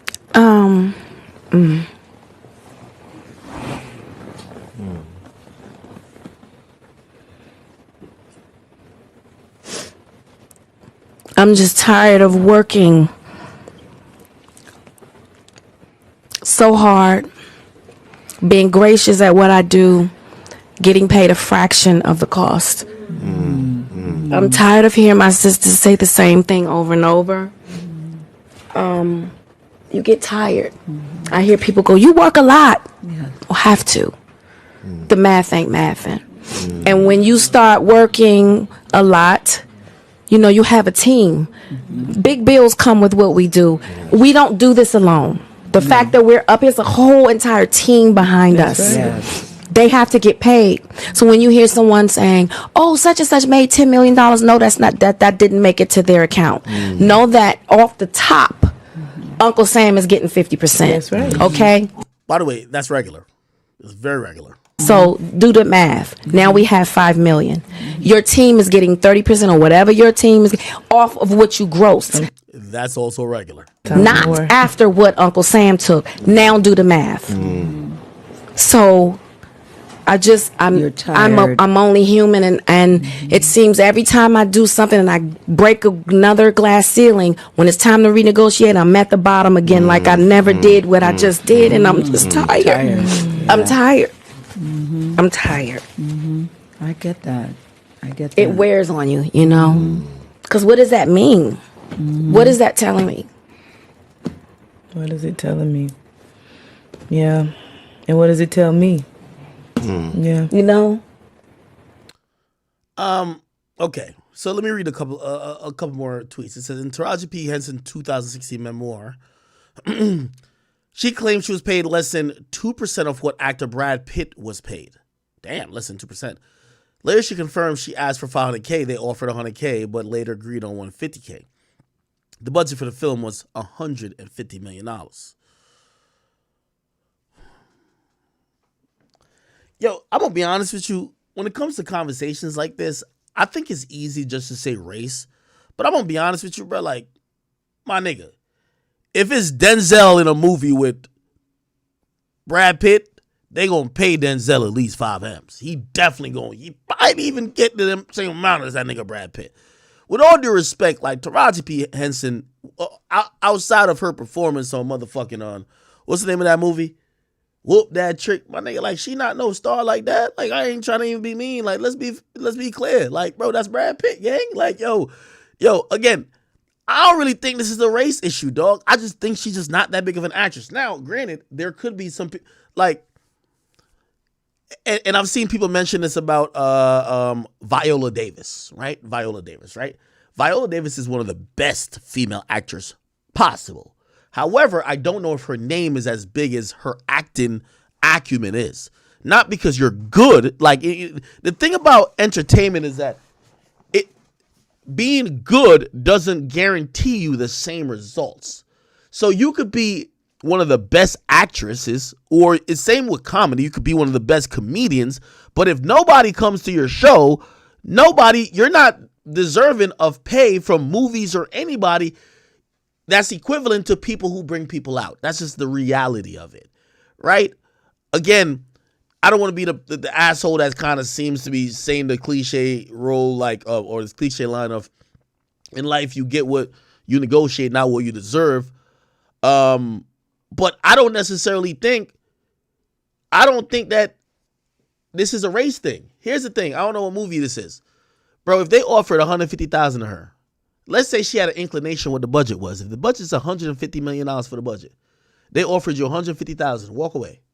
If they need you that much, they're going to pay you more. But they know you're going to take it.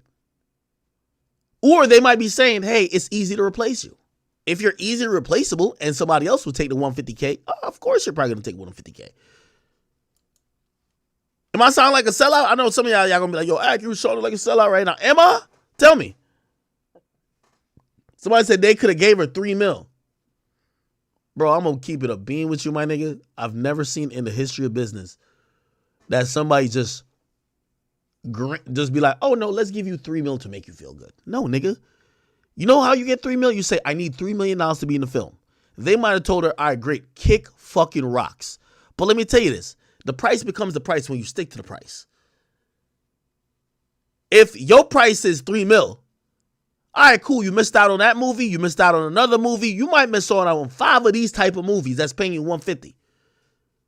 Let's do the math. Let's say 6. 6 of these movies that's paying you $150 is going to net you like $900,000. If your price is $3 million, missing out on those 6 movies that would pay you $150, as long as you get one that pays you $3 million, made up for all the ones you missed out on. You got to stick to your price. They paid you $150. Put it like this.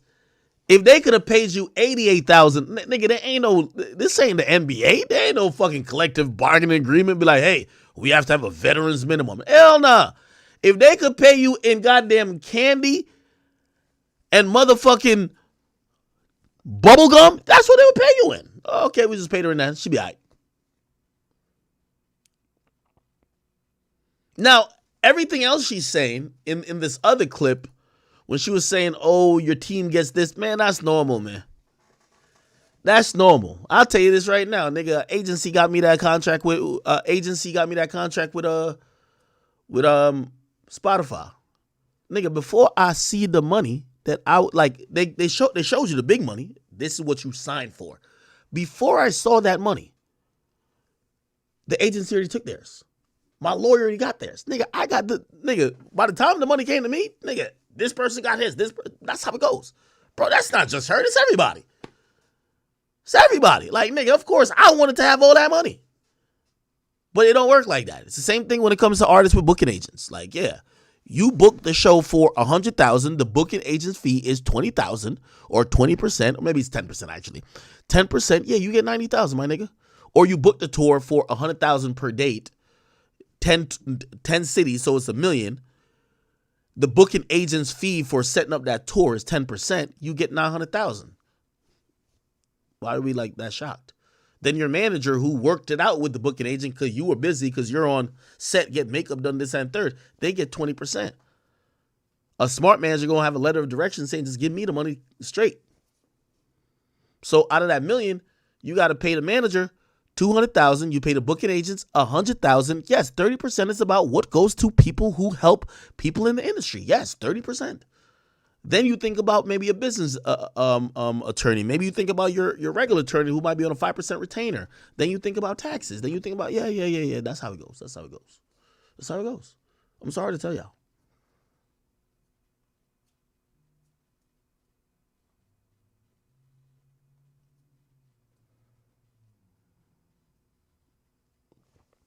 What movie were they in together? Let me see. Taraji P. Henson, Brad Pitt movie. They were in the Curious Case of Benjamin Button.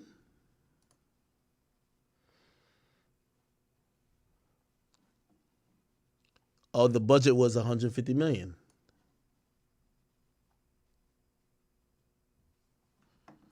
Yeah, I'm sorry. I can't call racism on that.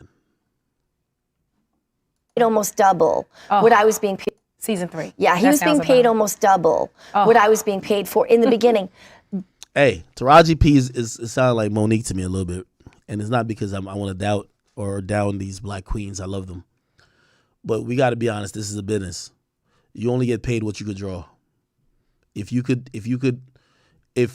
name being on the top of the bill for a movie could have that opening weekend do 40, 50 mil, you could probably command non-figures when it comes to, or not non-figures, but 8 figures when it comes to how much money you want. Yeah, yo, your name's at the bill. I don't think if Taraji P. Henson's name is at the top of anything, like, it would command that much in revenue that the movie would get if she's the lead actor. Like, these ain't no Tyler Perry movies, my nigga. Like, these are joints $150 million. But the interesting thing about that is that, he had. Okay, somebody says look up her Taraji P. Henson movie. Somebody said look at her filmography and stop the BS. Now, I already know what the point you're trying to make. You're trying to say she's number one, done an amazing job acting in a lot of movies. Also, she's, just amazing, period. We're not doubting that. And that's why every time we get into these conversations, you think it's like disingenuous. Here's the thing. In Hollywood, you're going to get paid not based on your acting skill, not based on whatever. You're going to get paid on how many people you could bring, especially when you're a lead actor or actress. Now, could we fuck her filmography? Taraji P. Henson, lead actress. What movie has she been the lead actress in?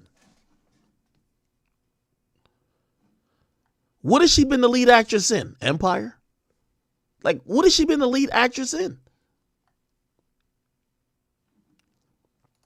You got to show people that you could bring people out.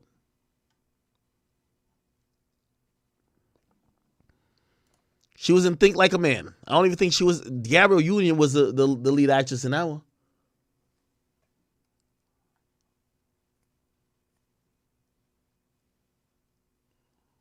How much did that movie make?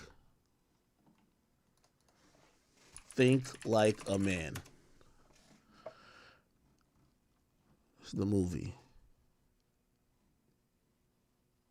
The movie made $96 million, which, by the way, the box office was pretty shit compared to the budget. This is a W. But who are they going to get a credit to that for? They're going to get a credit to Kevin Hart, who's a box office winner, who probably got paid $15 million for that shit, right? They're probably going to give the win for this to Gabrielle Union. And then after that, these other mid-level actors, whether it be the Michael Ealy or the Regina Hall, no disrespect, or Terrence J, and even Taraji P. Henson, yeah, like, yo, you're not the lead. Let me go to her shit.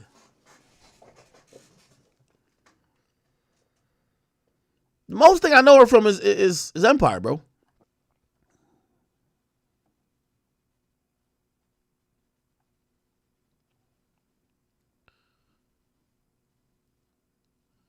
What movie has she been in that's gone like a lot of money? Somebody said Hidden Figures. Let me see. Hidden Figures is about those about like the 3 black women who was instrumental in some shit. They say it was one of the most profitable releases. Okay. Oh shit, this was good. She should have upped the price after this. When was this? Let me look. They spent $25 million making this, made 10 times the amount of money. This came out in 2016. This seems like it might be the most successful film that she's, starred in, and she looked like she's of a trio of people who starred in this movie. She should have upped her price. What has she done since then? Where we at with it? 2016 Hidden Figures. What's these movies?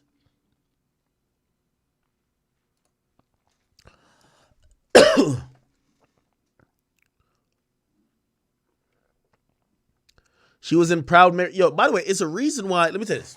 This is what I've heard about Hollywood. I could be wrong. Maybe I'm wrong. I don't know. Once people hit that bag of, they start getting $20 million. This used to be a thing, right? Once you get that bag of like $20 million per movie, you stop. They say only niggas like Denzel and to a certain extent even Will Smith kept being in random different movies, because you know why? You're getting paid based on your box office draw, and the moment you drop a movie that doesn't have the box office draw, people want to pay you less. So, like, for example, niggas like, I always wondered, like, why does Chris Tucker, why he never appeared in much more films? Once he started getting paid $20 million a film from Rush Hour, why would he keep doing random other films for like $5 million, $8 million? It's gonna fuck up that $20 million number. Just wait for the 20. That's what I heard. I heard the same with motherfucking Will Smith. I could be wrong.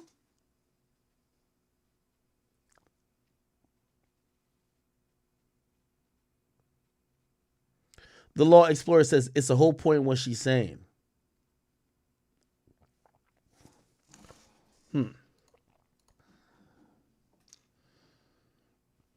Has she said anything else? Let me get a little bit more into what she's saying.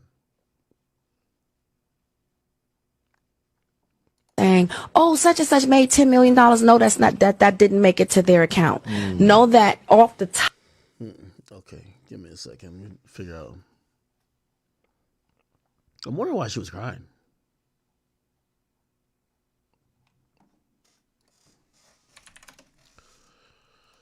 Taraji P. Henson.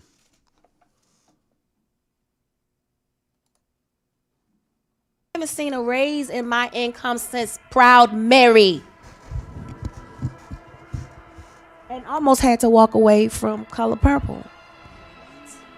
Yes, ma'am. Who said what? Yes, ma'am. Yes, ma'am. Because you know what? If I don't take a stand, how am I making it easy for Fantasia and Danielle and Hallie and Felicia? Then why am I doing this? If it's all just for me, why are you here? Look at Oprah. You see how she looked at Taraji and quickly looks away. And now look at Taraji. Look at her legs. She locks it away from Oprah, looking up, fluttering her eye, trying to hold back tears. But she's trying to be professional, but she leans into Oprah. Oprah pulls away.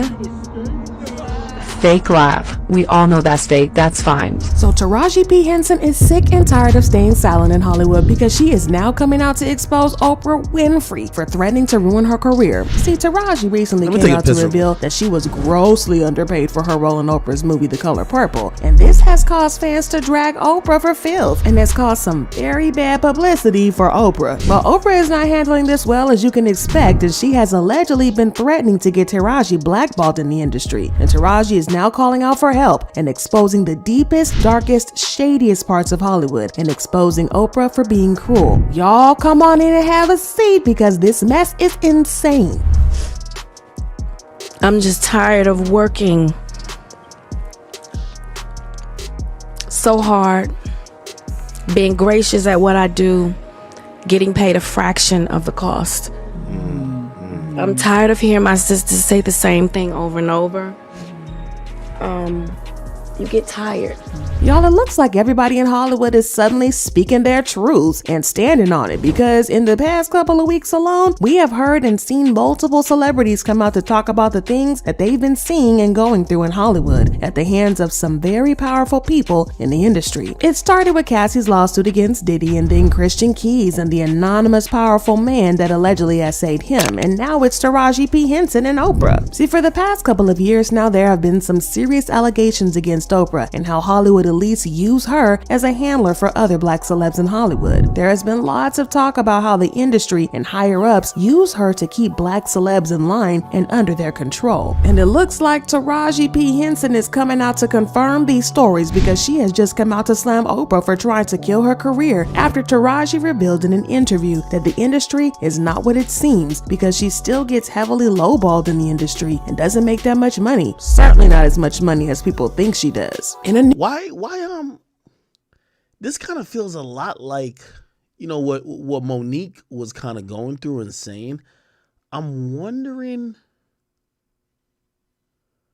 what sparked this. Y'all remember when Monique went on like this kind of, but she was aiming at Lee Daniels, right? Monique Breakfast Club. I ain't gonna lie, she went at Charlamagne crazy, nigga.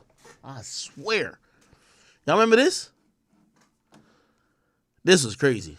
Now you want to play a tit for tat, and what you're saying is a black woman's resume don't matter. I'm not saying that. Monique, her husband Sidney Hicks, and Charlamagne the God went head-to-head on Friday morning over Mo recently being named Donkey of the Day, the $500,000 Netflix deal the comedian turned down, and being difficult to work with. So Hip Hollywood is breaking down the top moments from the near 50-minute interview. Enjoy. We need equality, and we have to say what's right and what's fair. And then a brother that looks like me, from South Carolina, says you're the donkey of the day. You have to explain that to our community. I've explained it. I said that I think that you're using racial and gender bias, which are actual real issues. The struggle that the black woman is going through in many industries is a real issue, but you're using it to focus on something that you're dealing with individually. When the Queens of Comedy was on tour, see, we made history. And I don't know if you've done your homework, because we were the only female group, black, white, Latin, Asian, to sell out consecutively around this country. But you'll disregard that. Should you have gotten more than 500,000? Yes, and I've said that from day one. Well, here's what I'll say, brother. No, that's not what y'all were saying. What y'all were saying was y'all should have got the same amount that Chris Rock, Chappelle, and Amy Schumer got. Let me answer that. Let me answer that, Daddy.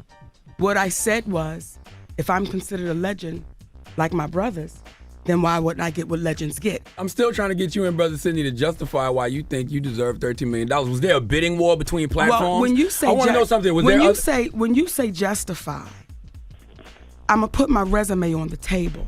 I don't have to justify it. You can see. I think at this time Monique was kind of trying to use, she won an Oscar, I believe, for her performance in Precious, I think. It was a supporting actress award. She wasn't the lead because it was Gabrielle Sidibe.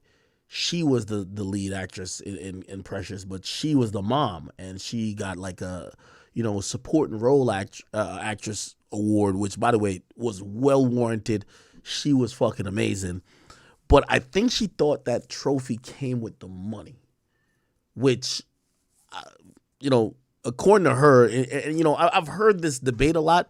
According to her, it supposedly did for other actresses or actors who especially were of the white complexion. She felt like it didn't happen for her at all. See it. Do you do the numbers and ticket sales that Chris Rock does, that Dave Chappelle does, that Amy Schumer does? If given the opportunities, why don't you answer the question? So there are people that say that you didn't treat people well. Yes. And that they've had issues working.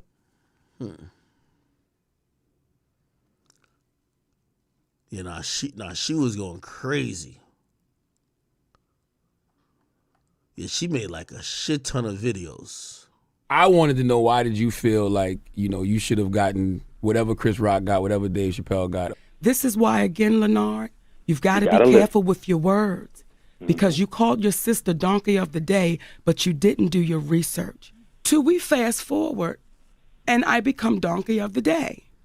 Then I come to my folks, and I have to be Donkey of the Day, which you still haven't explained, Leonard, and you're going to have to. Says you're the Donkey of the Day. You have to explain that to our community. I didn't say that. I wanted to know why. I'm unapologetic and I'm unwavering about it. Because when I see this woman, Oprah Winfrey, how do you as a black woman watch another black woman be thrown under the bus based off of a lie? What I won't do is be quiet. I won't go away. I won't back down. And so when she was offered an unfair deal by Netflix, she decided to push back. The offers just didn't make sense. So Oprah's name comes up in this too. Interesting. I don't know why Taraji is coming out. It almost feels like if I'm listening to Taraji and I'm listening to also Monique, it's like they're saying that Oprah is a woman of color, but seems to be getting the acceptance and maybe the rates of the protected white class people in Hollywood and of that type of situation. Oh, by the way, here we go. Monique explains Empire and talks about her thought as Taraji P. Henson as Cookie. Let me hear this. Who's actually making the statements? I was never offered. Tweet, Danny Strong. Monique was never offered roles in Empire or The Butler. # setting the record straight at Lee Daniels sent. And I appreciate him saying that because Mr. Strong, from his perspective, could be telling the truth because he's not on any of the communications. This is the first time I've heard of Mr. Strong. Oh, wow. So Mr. Strong could be really thinking that if he and Lee talked and Lee says, well, I've never sent her anything, he's supporting his friend and his business partner. And we get down for people like that say, I'm going to take a stand with my friend.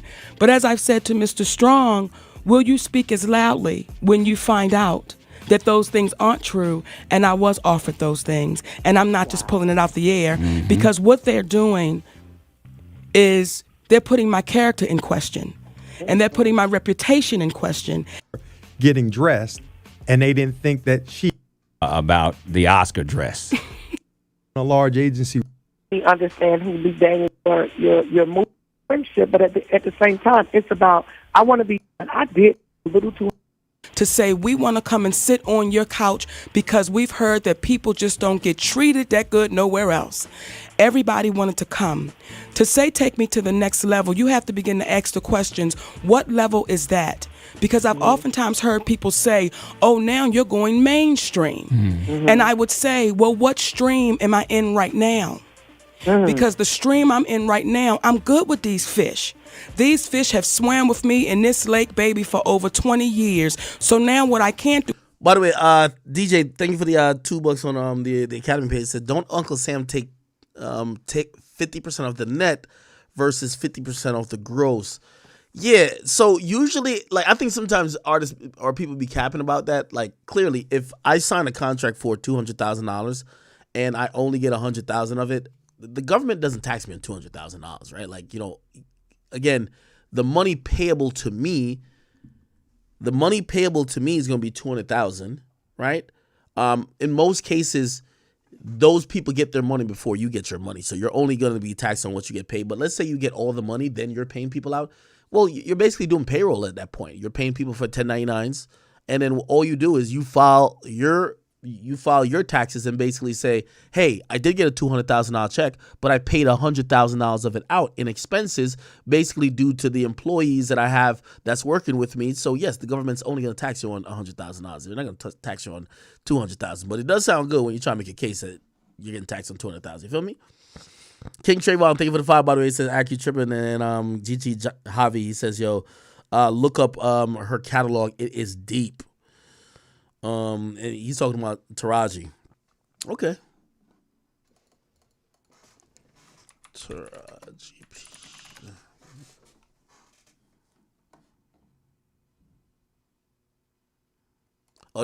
This was it right here. And I heard on the street, Taraji, you had the audacity to say you're thinking about stopping acting. We said, stop talking. Are you thinking about it?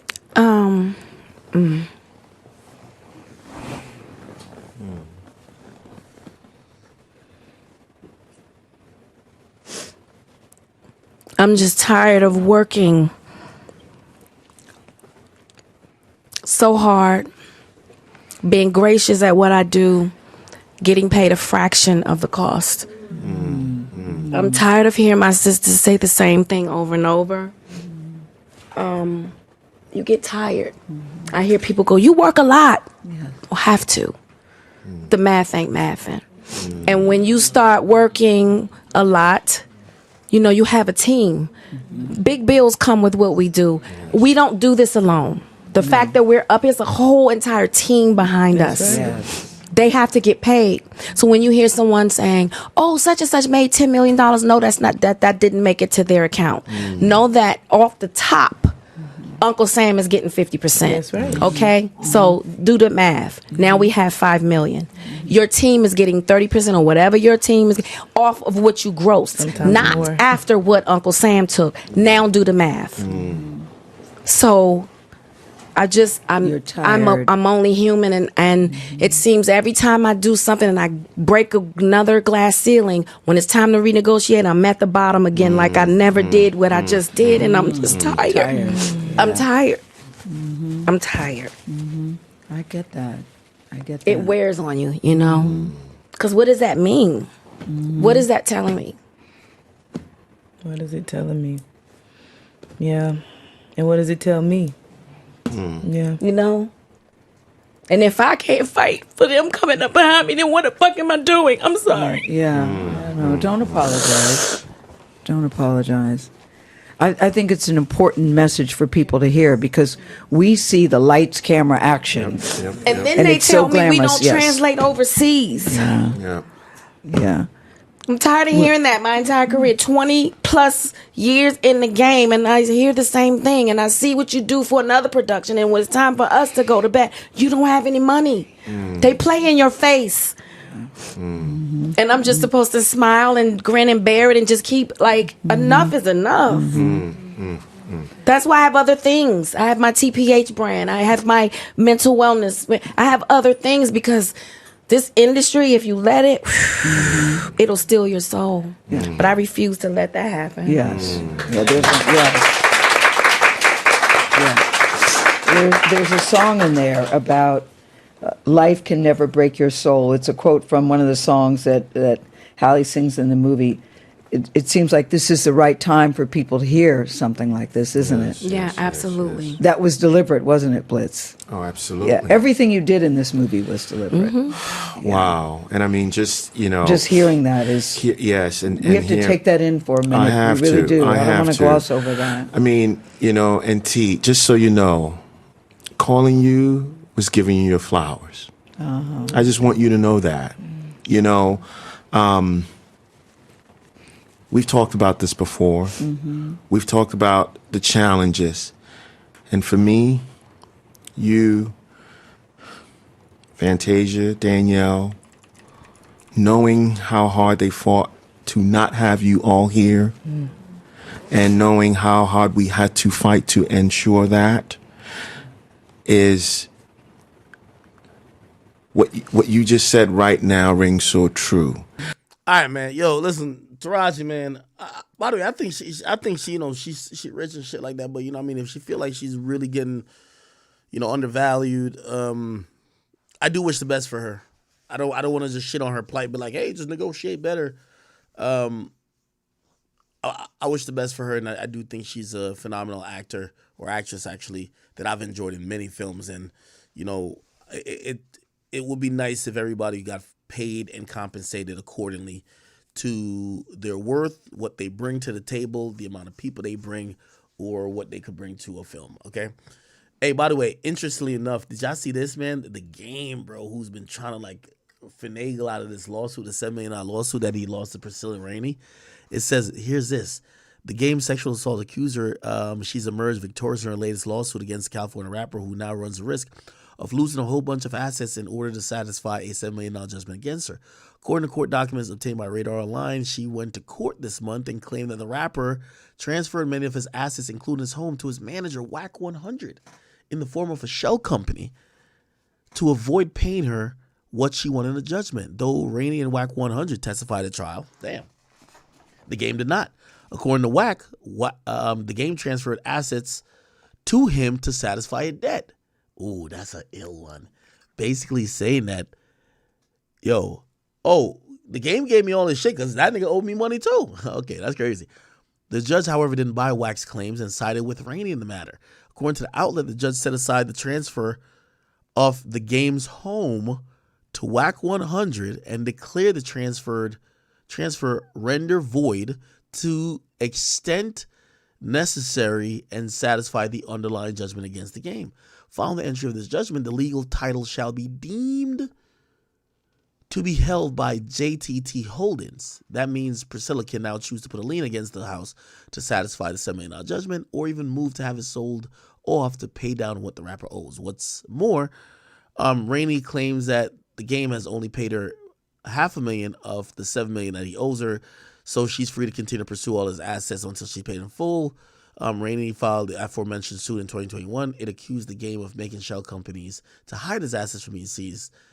Other defendants include JTT Holdings, Inc., F12 and Associates, Fifth Amendment Entertainment, and Pass to Go Win, LLC. The rapper proved a hard person served the lawsuit. Wow. They said the process server approached the location on 6 separate occasions between October 15th to November 3rd. Was unable to gain access to the property or response to a call box at the gate. The following reads: it added on Friday, July 29th, surveillance, blah, blah, blah. Oh, my God. Rainey said the game had been paid $905,000 from Fifth Amendment since 2017. Believes the rapper was paid through JTT Holdings, saying the LLC sent him $342,000 in 2019. Additionally, Rainey said she could no longer seize the game's Calabasas mansion because the deed was transferred into WAC 100's name.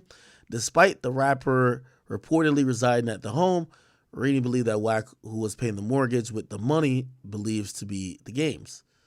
Wow. Hilarious. That's crazy. The game been trying to duck this lawsuit. I think this is like a very critical error by the game, and I think this is probably going to cause them to probably do some bankruptcy thing. Most likely, like maybe he has the money or the finessing to get around it, but it's clear that this lawsuit is bugging him. And you know why this judgment came down? He didn't respond. Remember, we were talking about a bunch of law people who had lawsuits who didn't respond. The game didn't respond, so the $7 million judgment went down, and now they're trying to get this thing paid out by any means necessary. And they're claiming that his house, the deed was transferred to WAC's name, and the judge is agreeing with the plaintiff or the person owed, saying, all right, cool, we're going to reverse the deed being in some other person's name and put it back in a name that she could claim on, which is kind of crazy. Damn.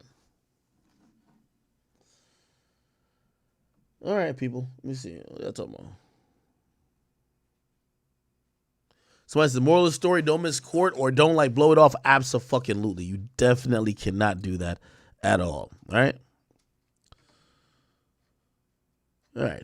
By the way, shout out to everybody on the academics page. If you guys are watching from that page, you guys are allowed to become members. If you guys become members, what we're gonna do is some of the replays or additional content for the stream, you guys will be open to seeing or open to getting access to, because I do know once we get off of all platforms or once we end stream, the stream goes away for pretty much most people.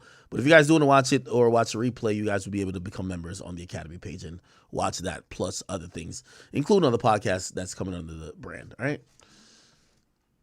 All right. Holy shit. Let me see what else is going on in this bitch.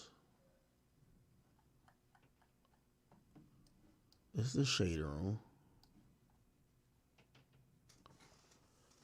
What else am I missing, chat? Spam some topics. Oh, this shit is crazy. Did y'all hear this? So we have my man Papoose and this guy. Remember, Papoose is married to Papoose is married to Remy Ma. He held Remy Ma down for a long time while she was locked up and incarcerated for like shooting somebody, okay? Essentially, she got back out, they got married, and it looked like they've been in a very happy relationship, but we, of course, don't know the nuances of their relationships. Anyway, Remy Ma got this battle rap league, and she's been, kind of linking with, and some people believe involved with this other guy on the right, which his name is Easy the Block Captain.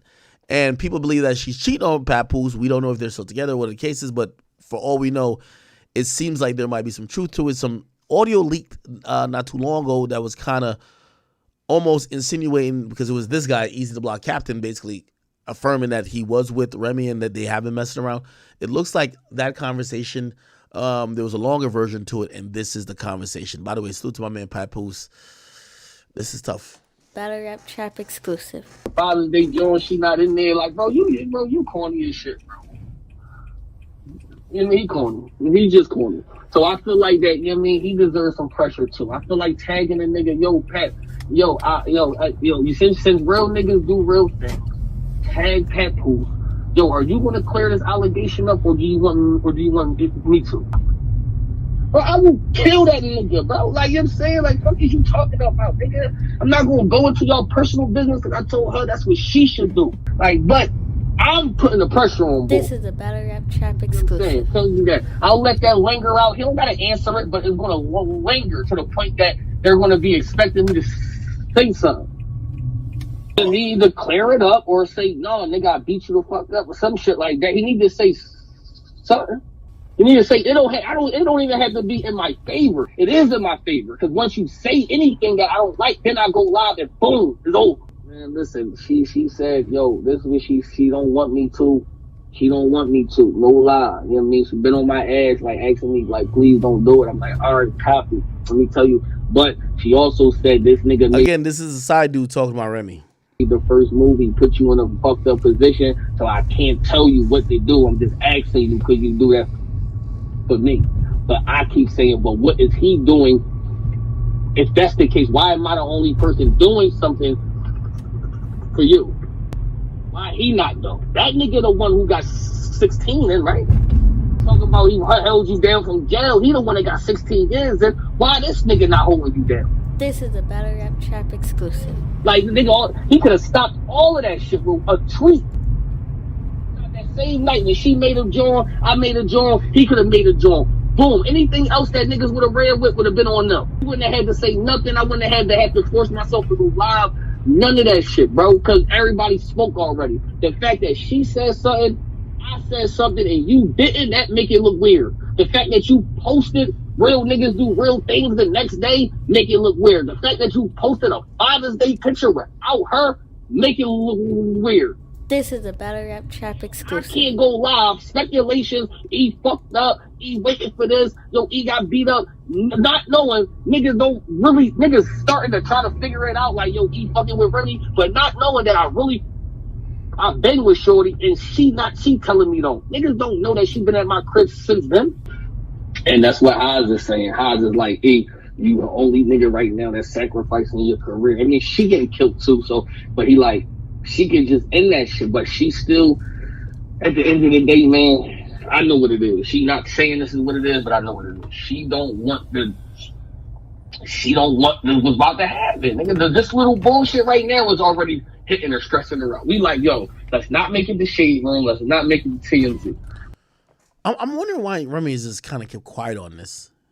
And I'm pretty sure Papoose has a good reason too. Number one, Papoose looks good in all this, even though obviously it's bad, but it looks good because he's a loyal husband holding down his wife who went to jail and she cheated on him. So like, yo, everybody's like, damn, we love you, Papoose. We're going to support you. I'm wondering what Remy's side in this is. She's never really admitted that, you know, she never even spoke on her and Papoose situation. And I don't know if she's not speaking on it because, you know, maybe they'll get back together before she needs to address it. Or maybe she just don't feel it's anyone's business. But shit, a lot of people are inquiring. I ain't even gonna lie to you, man. But in my head, I'm just like, man, fuck that. I already got 5,000 followers on Instagram in 2 days. You know what I mean? And I'm telling you, yo, if this nigga I said, yo, whatever you want me to do, I'm gonna do. Because I fuck with you. I don't care about bull. But I said, tell this nigga he has to see me though. Tell him that. Like, that's the only how I'm agreeing to anything we about to do. Is he has to see me. And I told us I don't even give a fuck if I lose. But we have. You always got to watch out for people who are like celebrating followers in the midst of some real shit going on. You're celebrating 5,000 followers. Come on, brother. That's the fight though, my nigga. Period. About, he a street nigga. I waited a long time to catch him. He can wait to catch me. Oh, little pussy. Shut up. What are you talking about? He ain't wait no long time, nigga. I put everywhere I'm gonna be at, nigga. What are you talking about? You could have came to the trenches. She just needs to let them niggas know that they're not together. You know what I mean? Let them niggas spit. You don't gotta say that you with anybody else, like you just went such and such. I'm cool. I don't have to be the dude to be, you know what I'm saying? Like, your nigga. Cause like, I'm already getting killed, yo. He a fucking home wrecker house. You know what I'm saying? Like, I'm already like getting killed. So from battle rap, I'm getting killed from battle rap. And then from the other in the industry, I'm getting killed. I'm gonna be the ball broke up fucking, you know what I'm saying? So my fucking career, now I gotta switch my career around as far as the identity of my career, as far as how I'm gonna bring shit. Now I'm just like the fucking whoever, like the bad guy now, and I'm gonna take it. I said my trash was popping. This is a Battle Rap Trap I walk exclusive. downstairs, I smoke that shit. I'm like, oh, it's time, my nigga. I don't know. So it's like he's not agreeing to shit. You don't wanna. I think he like that shit. I think he like, yo, I beat up my girl, babe, my girl, blue dude, like my white blue dude. Like, you know what I'm saying? Like, all right, cool. So now, see, if that's how you feel, then stand on it. Then stand on it, because you don't want to lose that corny ass, bum ass job, which everybody know. Everybody on my camp know is up for ball. We all know. Everybody knows. They are. Okay, I'm trying to like summarize what he's trying to say. He's basically saying that there was a rumor that him and Papoose fought over Remy, and the rumor was that he got knocked out. And I guess he's saying, yo, in reality, I didn't get knocked out, and if he don't want me to expose everything that's going on with this whole situation with Remy, he should come out and let people know that he didn't knock me out type shit. You know what I mean? He already knew where we was at. He already knew where I was at. That's how I knew it was a such and such. I said, bro, you think it's a coincidence that they waited until you left? I believe if I was by myself the whole night, he would have been in there. You know what I'm saying? Like that, because he had two niggas in there the whole time. So even if we rumbling and I'm getting off on a nigga, he got two niggas in there regardless. That's, you know what I mean? At the end of the day, I might have been cool just like that. Maybe that happened. Maybe that was supposed to happen. You know what I mean? I'm in New York. You know what I mean? I'm in the car. Valet not even outside to get me the car. We had to go get our own car from Valet. I think all that shit was lined up. But yeah, that's what happened. That's the real version of the truth of what happened. That nigga couldn't even knock me out. Nigga don't even hit that hard too. No blood, no nothing. No blood, no scratch, no nothing. Nigga, he had two clean jaws. He had two clean jaws. So if that was the time to knock me out, it should have been done. I know we gotta control before it get there, because I don't want TMZ to be like, yo, Papoose beat up Eve. Oh, she should take the guard up. She got a joint tomorrow. She got a show tomorrow. You know what I'm saying? Like that. So she left. But since the incident, she been here. If nothing, you didn't get nothing else in life. You didn't get through your head between y'all was over. The fact that you snuck her quote unquote side nigga and she went with her side nigga explains everything. Nigga is crazy, bro. This nigga is ridiculous. I can't believe this bitch ass nigga said I took a minute to catch him. He could catch me. All right, man. Holy shit, bro. Jesus Christ. Okay. All right. Yeah, listen. I think it's easy to say that Remy's the bad guy in this, and shit, I kind of want to say it too. I just haven't heard from her, and I haven't heard from Pap. I think there's a reason why the only person we're hearing from is this guy. And again, maybe Remy and Pap have an understanding where they're not going to speak to the media and not going to like expose it, or they don't give a fuck what people are saying. That might be one of the things too. But I definitely would like to hear from both of them in what's going on with this, because this dude over here, he's celebrating 5,000 followers. And that's the thing when you bring somebody else into your drama, man, who are looking at it like they have everything to gain and nothing to lose. This guy looks like he has everything to gain. He's celebrating 5,000 followers. He don't care what's going on. He's not caring about the trauma. Like, he don't care. So, hopefully we hear from them. Or if we don't hear from them, hopefully they figure it out. And this dude doesn't keep being the spokesperson for their relationship or lack thereof. You get what I mean? All right, what the fuck is this? Whack 100 says Offset winning 42 duck pockets. Yeah, to see what really happened, yes. I'll leave it where it was him yet, yo.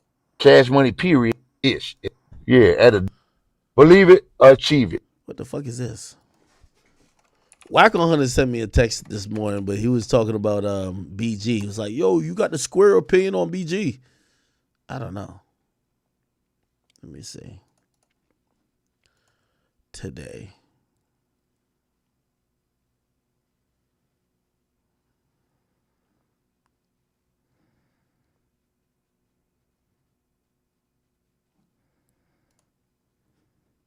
Donna been calling me. We ain't doing no private conversations. Everybody got everything on the net, and they need to hear. However, I know how I'm addressing it. If you feel you want to address me, fuck it. Address me on Clubhouse. Come to the 100 side. But you guys could have been anywhere in the world, and you here with me, and I appreciate you guys for trusting the process. Now let's get to the content. So we got Whack 100 basically going off on Birdman after BG dropping all this diss songs and sneak dissing Birdman, and Birdman not saying anything about it. So Whack 100 feels. I'm trying to figure out what the fuck is going on with this shit.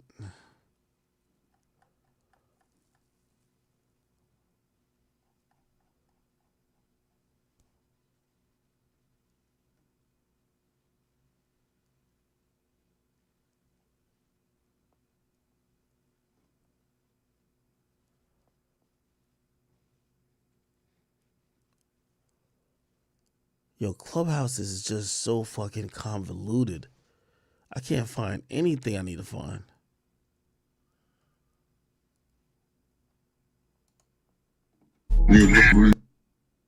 About BG? Yeah, him responding. This is why they call us the exposers. Here you go. Here you go, A-Rod. It's in your text. What do you feel about the rumors, though? Hey, Jizzle, listen. I ain't gotta ask you what you feeling about the room. Let me tell you something. I know it hurt. Man, Let me tell you this, Jizzle. Look, Jizzle. I know. Listen. Nigga, I know you. I know Christopher, nigga. I know you, nigga. So when you bleed this shit, when you live this shit, when you sleep this shit, and to see that you got. Okay. Real quick, because, you know, I like to adjust everything live as it's happening. I see a couple people send me some shit saying, there's a particular woman in question who's commenting on the story I told, and she's saying either something to the contrary or whatever I said. My nigga, there's a whole surveillance footage, and I'm not in the surveillance footage at all. Like, I'm sleeping. I'm not there. That's a fact. Like, this is not like conjecture. This is a fact. You get what I mean? Like, I still got the cell phone where I sent the images to Shorty. I'm like, yo, this is what happened at the pool. I wasn't at the pool with y'all niggas. Sorry to say. I get it. You and whatever. Like, I don't even discuss like those type of situations among what happened with allegedly with Shorty and the friend. She and them got to go deal with that shit. But as far as me, no. Okay? Sorry. No. All right. Real jits, real fans that will flip over just to imp of some clout. Like when you got niggas that know what the business is, that'll sit, it'll cost a little hurt, nigga. It'll cost a little hurt, nigga. But we understand and we bump our head. Go ahead. At first, I was feeling some type of way, but you know, the niggas who opinion matter reached out to me. You know what I'm saying? All right, man. All right, this is boring. Okay. Let me see what else I'm missing.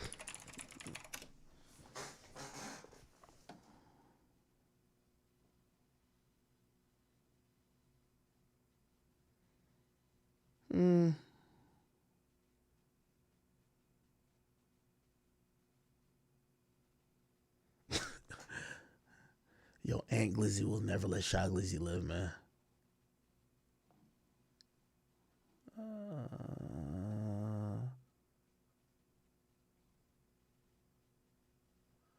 Did I hit every time? I feel like there's a major topic I was missing that I had info on. And no, I don't have any update on when Cardi's dropping. I know it's soon. I've been speaking to Cardi though. When he usually initiates conversations a lot, like how he's been recently, like music's coming. It's definitely coming. I heard a date, but I wouldn't even say it because y'all gonna kill me if I say the date. Well, not a date, but I heard a time period, or I heard like a month, and I don't want to say it because y'all gonna kill me if it doesn't come.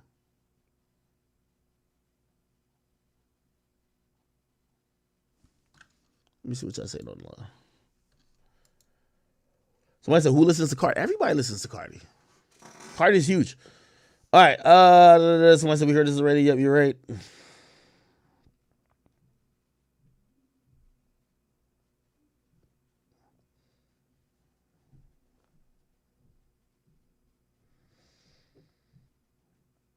Somebody said, why am I treating my mom like that? Now I'm about to go hang out with my mom after the stream. I'm about to hang out with her. But she about to cuss me out for like, oh my God, infinite amount of time.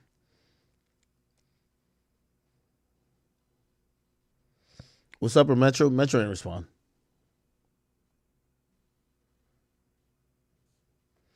What's my album of the year? I ain't gonna lie. You know who I seen do album of the year recently? And I ain't gonna lie. I think he's a little bit biased. Usually I never say he's biased.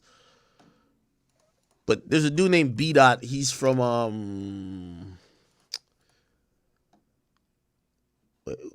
what's B Dot's Instagram? B Dot? Yeah, he's from Rap Radar. I know him from Rap Radar. He recently put out his best rapper list. Then he put out also his best album list. Unless I thought he put out his best album list. And oh no, he put out his best rapper list. I ain't gonna lie, this shit was wild crazy. His best rapper list of 2023 was J. Cole, Wayne, Lotto, Benny the Butcher, Killer Mike, Gucci Man, Savage, Conway, Larry June, and Nas. This list was crazy to me. However, by the way, this is his opinion. He could have any type of he could do it whatever way he want to do it. Still, I think this list is crazy just off the fact that Drake's not on it. And I think the Drake's not on it because Drake cussed out his friend. And pretty much, I don't know if it's like his boss or whatever, but cussed out Elliot Wilson, if you ask me. You gonna tell me that Drake drops 2 albums and don't make the best rapper list over none of these niggas?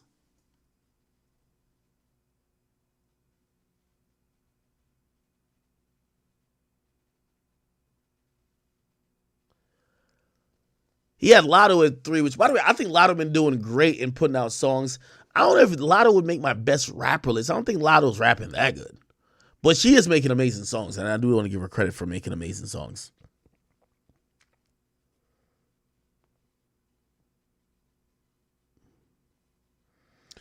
Oh my God. Are y'all going to ask me about every little...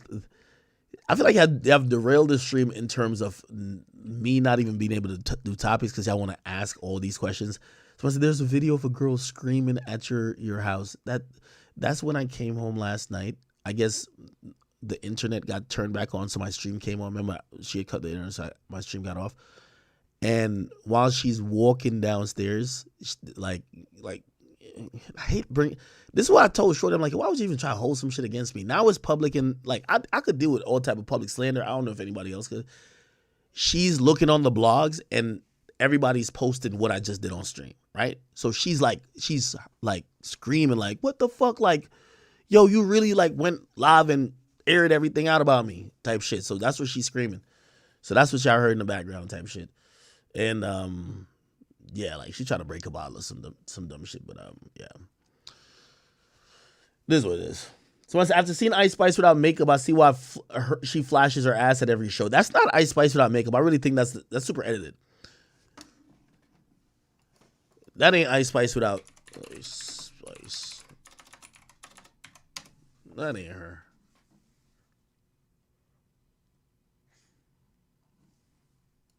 Ice Spice without. Bro, this is I've never seen Ice Spice look like this any other time than right here. This is why I don't believe that this is her. And by the way, are you sure she doesn't have makeup? Because she did the same thing most girls do with the little pin down baby hair shit. So if she has this little pin down baby hair, maybe her makeup ain't done all the way, but makeup can't change you from this to this. Right? Makeup could change you from this to this. Huh?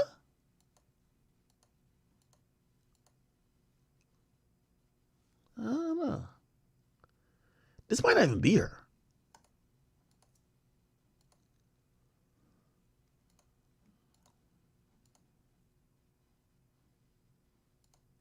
Only thing that looks like this picture is like kind of like this a little bit.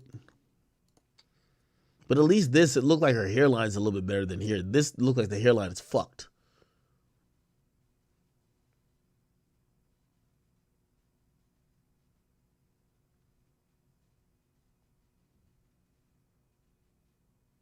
That's her. She don't look that bad there. I really don't. I think this picture is edited. Let me see. Photos of Ice Spice without makeup going viral. This one to the left right here looks like her. This looks like her. This looks like her. This don't look like her. And actually, this looks like it could be somebody else too.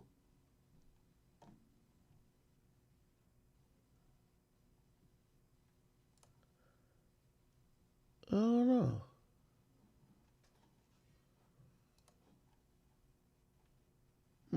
All right. Somebody says, hip hop went from Atlanta to Chicago, now Detroit. You think hip hop is in Detroit right now? He said, where do you think hip hop is going next? I think hip hop is in Memphis, if you ask me. A lot of hip hop in the last like 3 years. I feel like the newer rappers that have been coming out of Memphis. Yeah.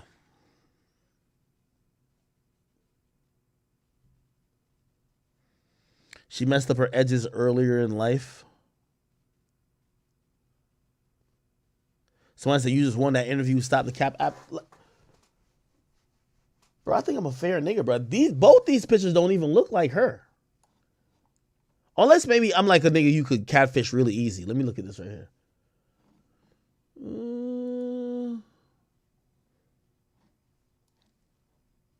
This wasn't no fucking Ice Spice. Nigga, this is like an Ice Spice doppelganger.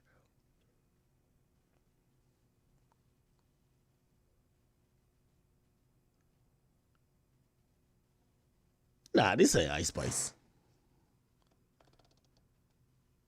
Somebody said the nose looked the same. Crease in the bottom looks the same on the photo. All right, man.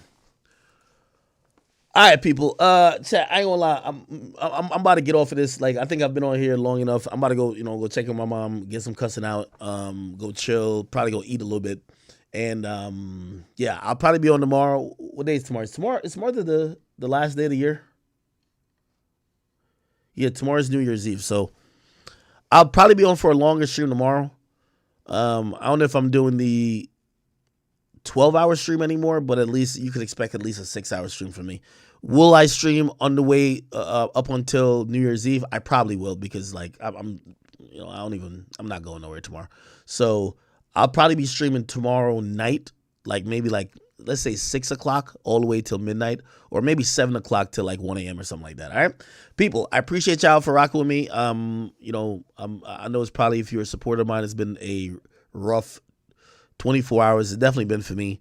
I think I've been very clear with why I said whatever I did, and just kind of been honest with everything going on in my life. And hopefully, if you guys fuck with me, you'll accept it, you'll support me.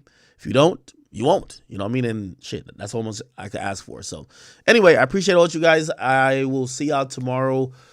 Go get some rest, go get some relaxation, and prepare for New Year's Eve 2024 right around the corner. If 2023 was bad for y'all, hopefully for all of us, include me, 2024 will be better. All right, peace, love. I will see y'all tomorrow. Yeah, hopefully I gave you guys the entertainment you needed today. And again, I keep telling y'all, at times you're gonna have to be the subject of the joke, and this is my time. So for the next week and a half, it is what it is. All right, love you.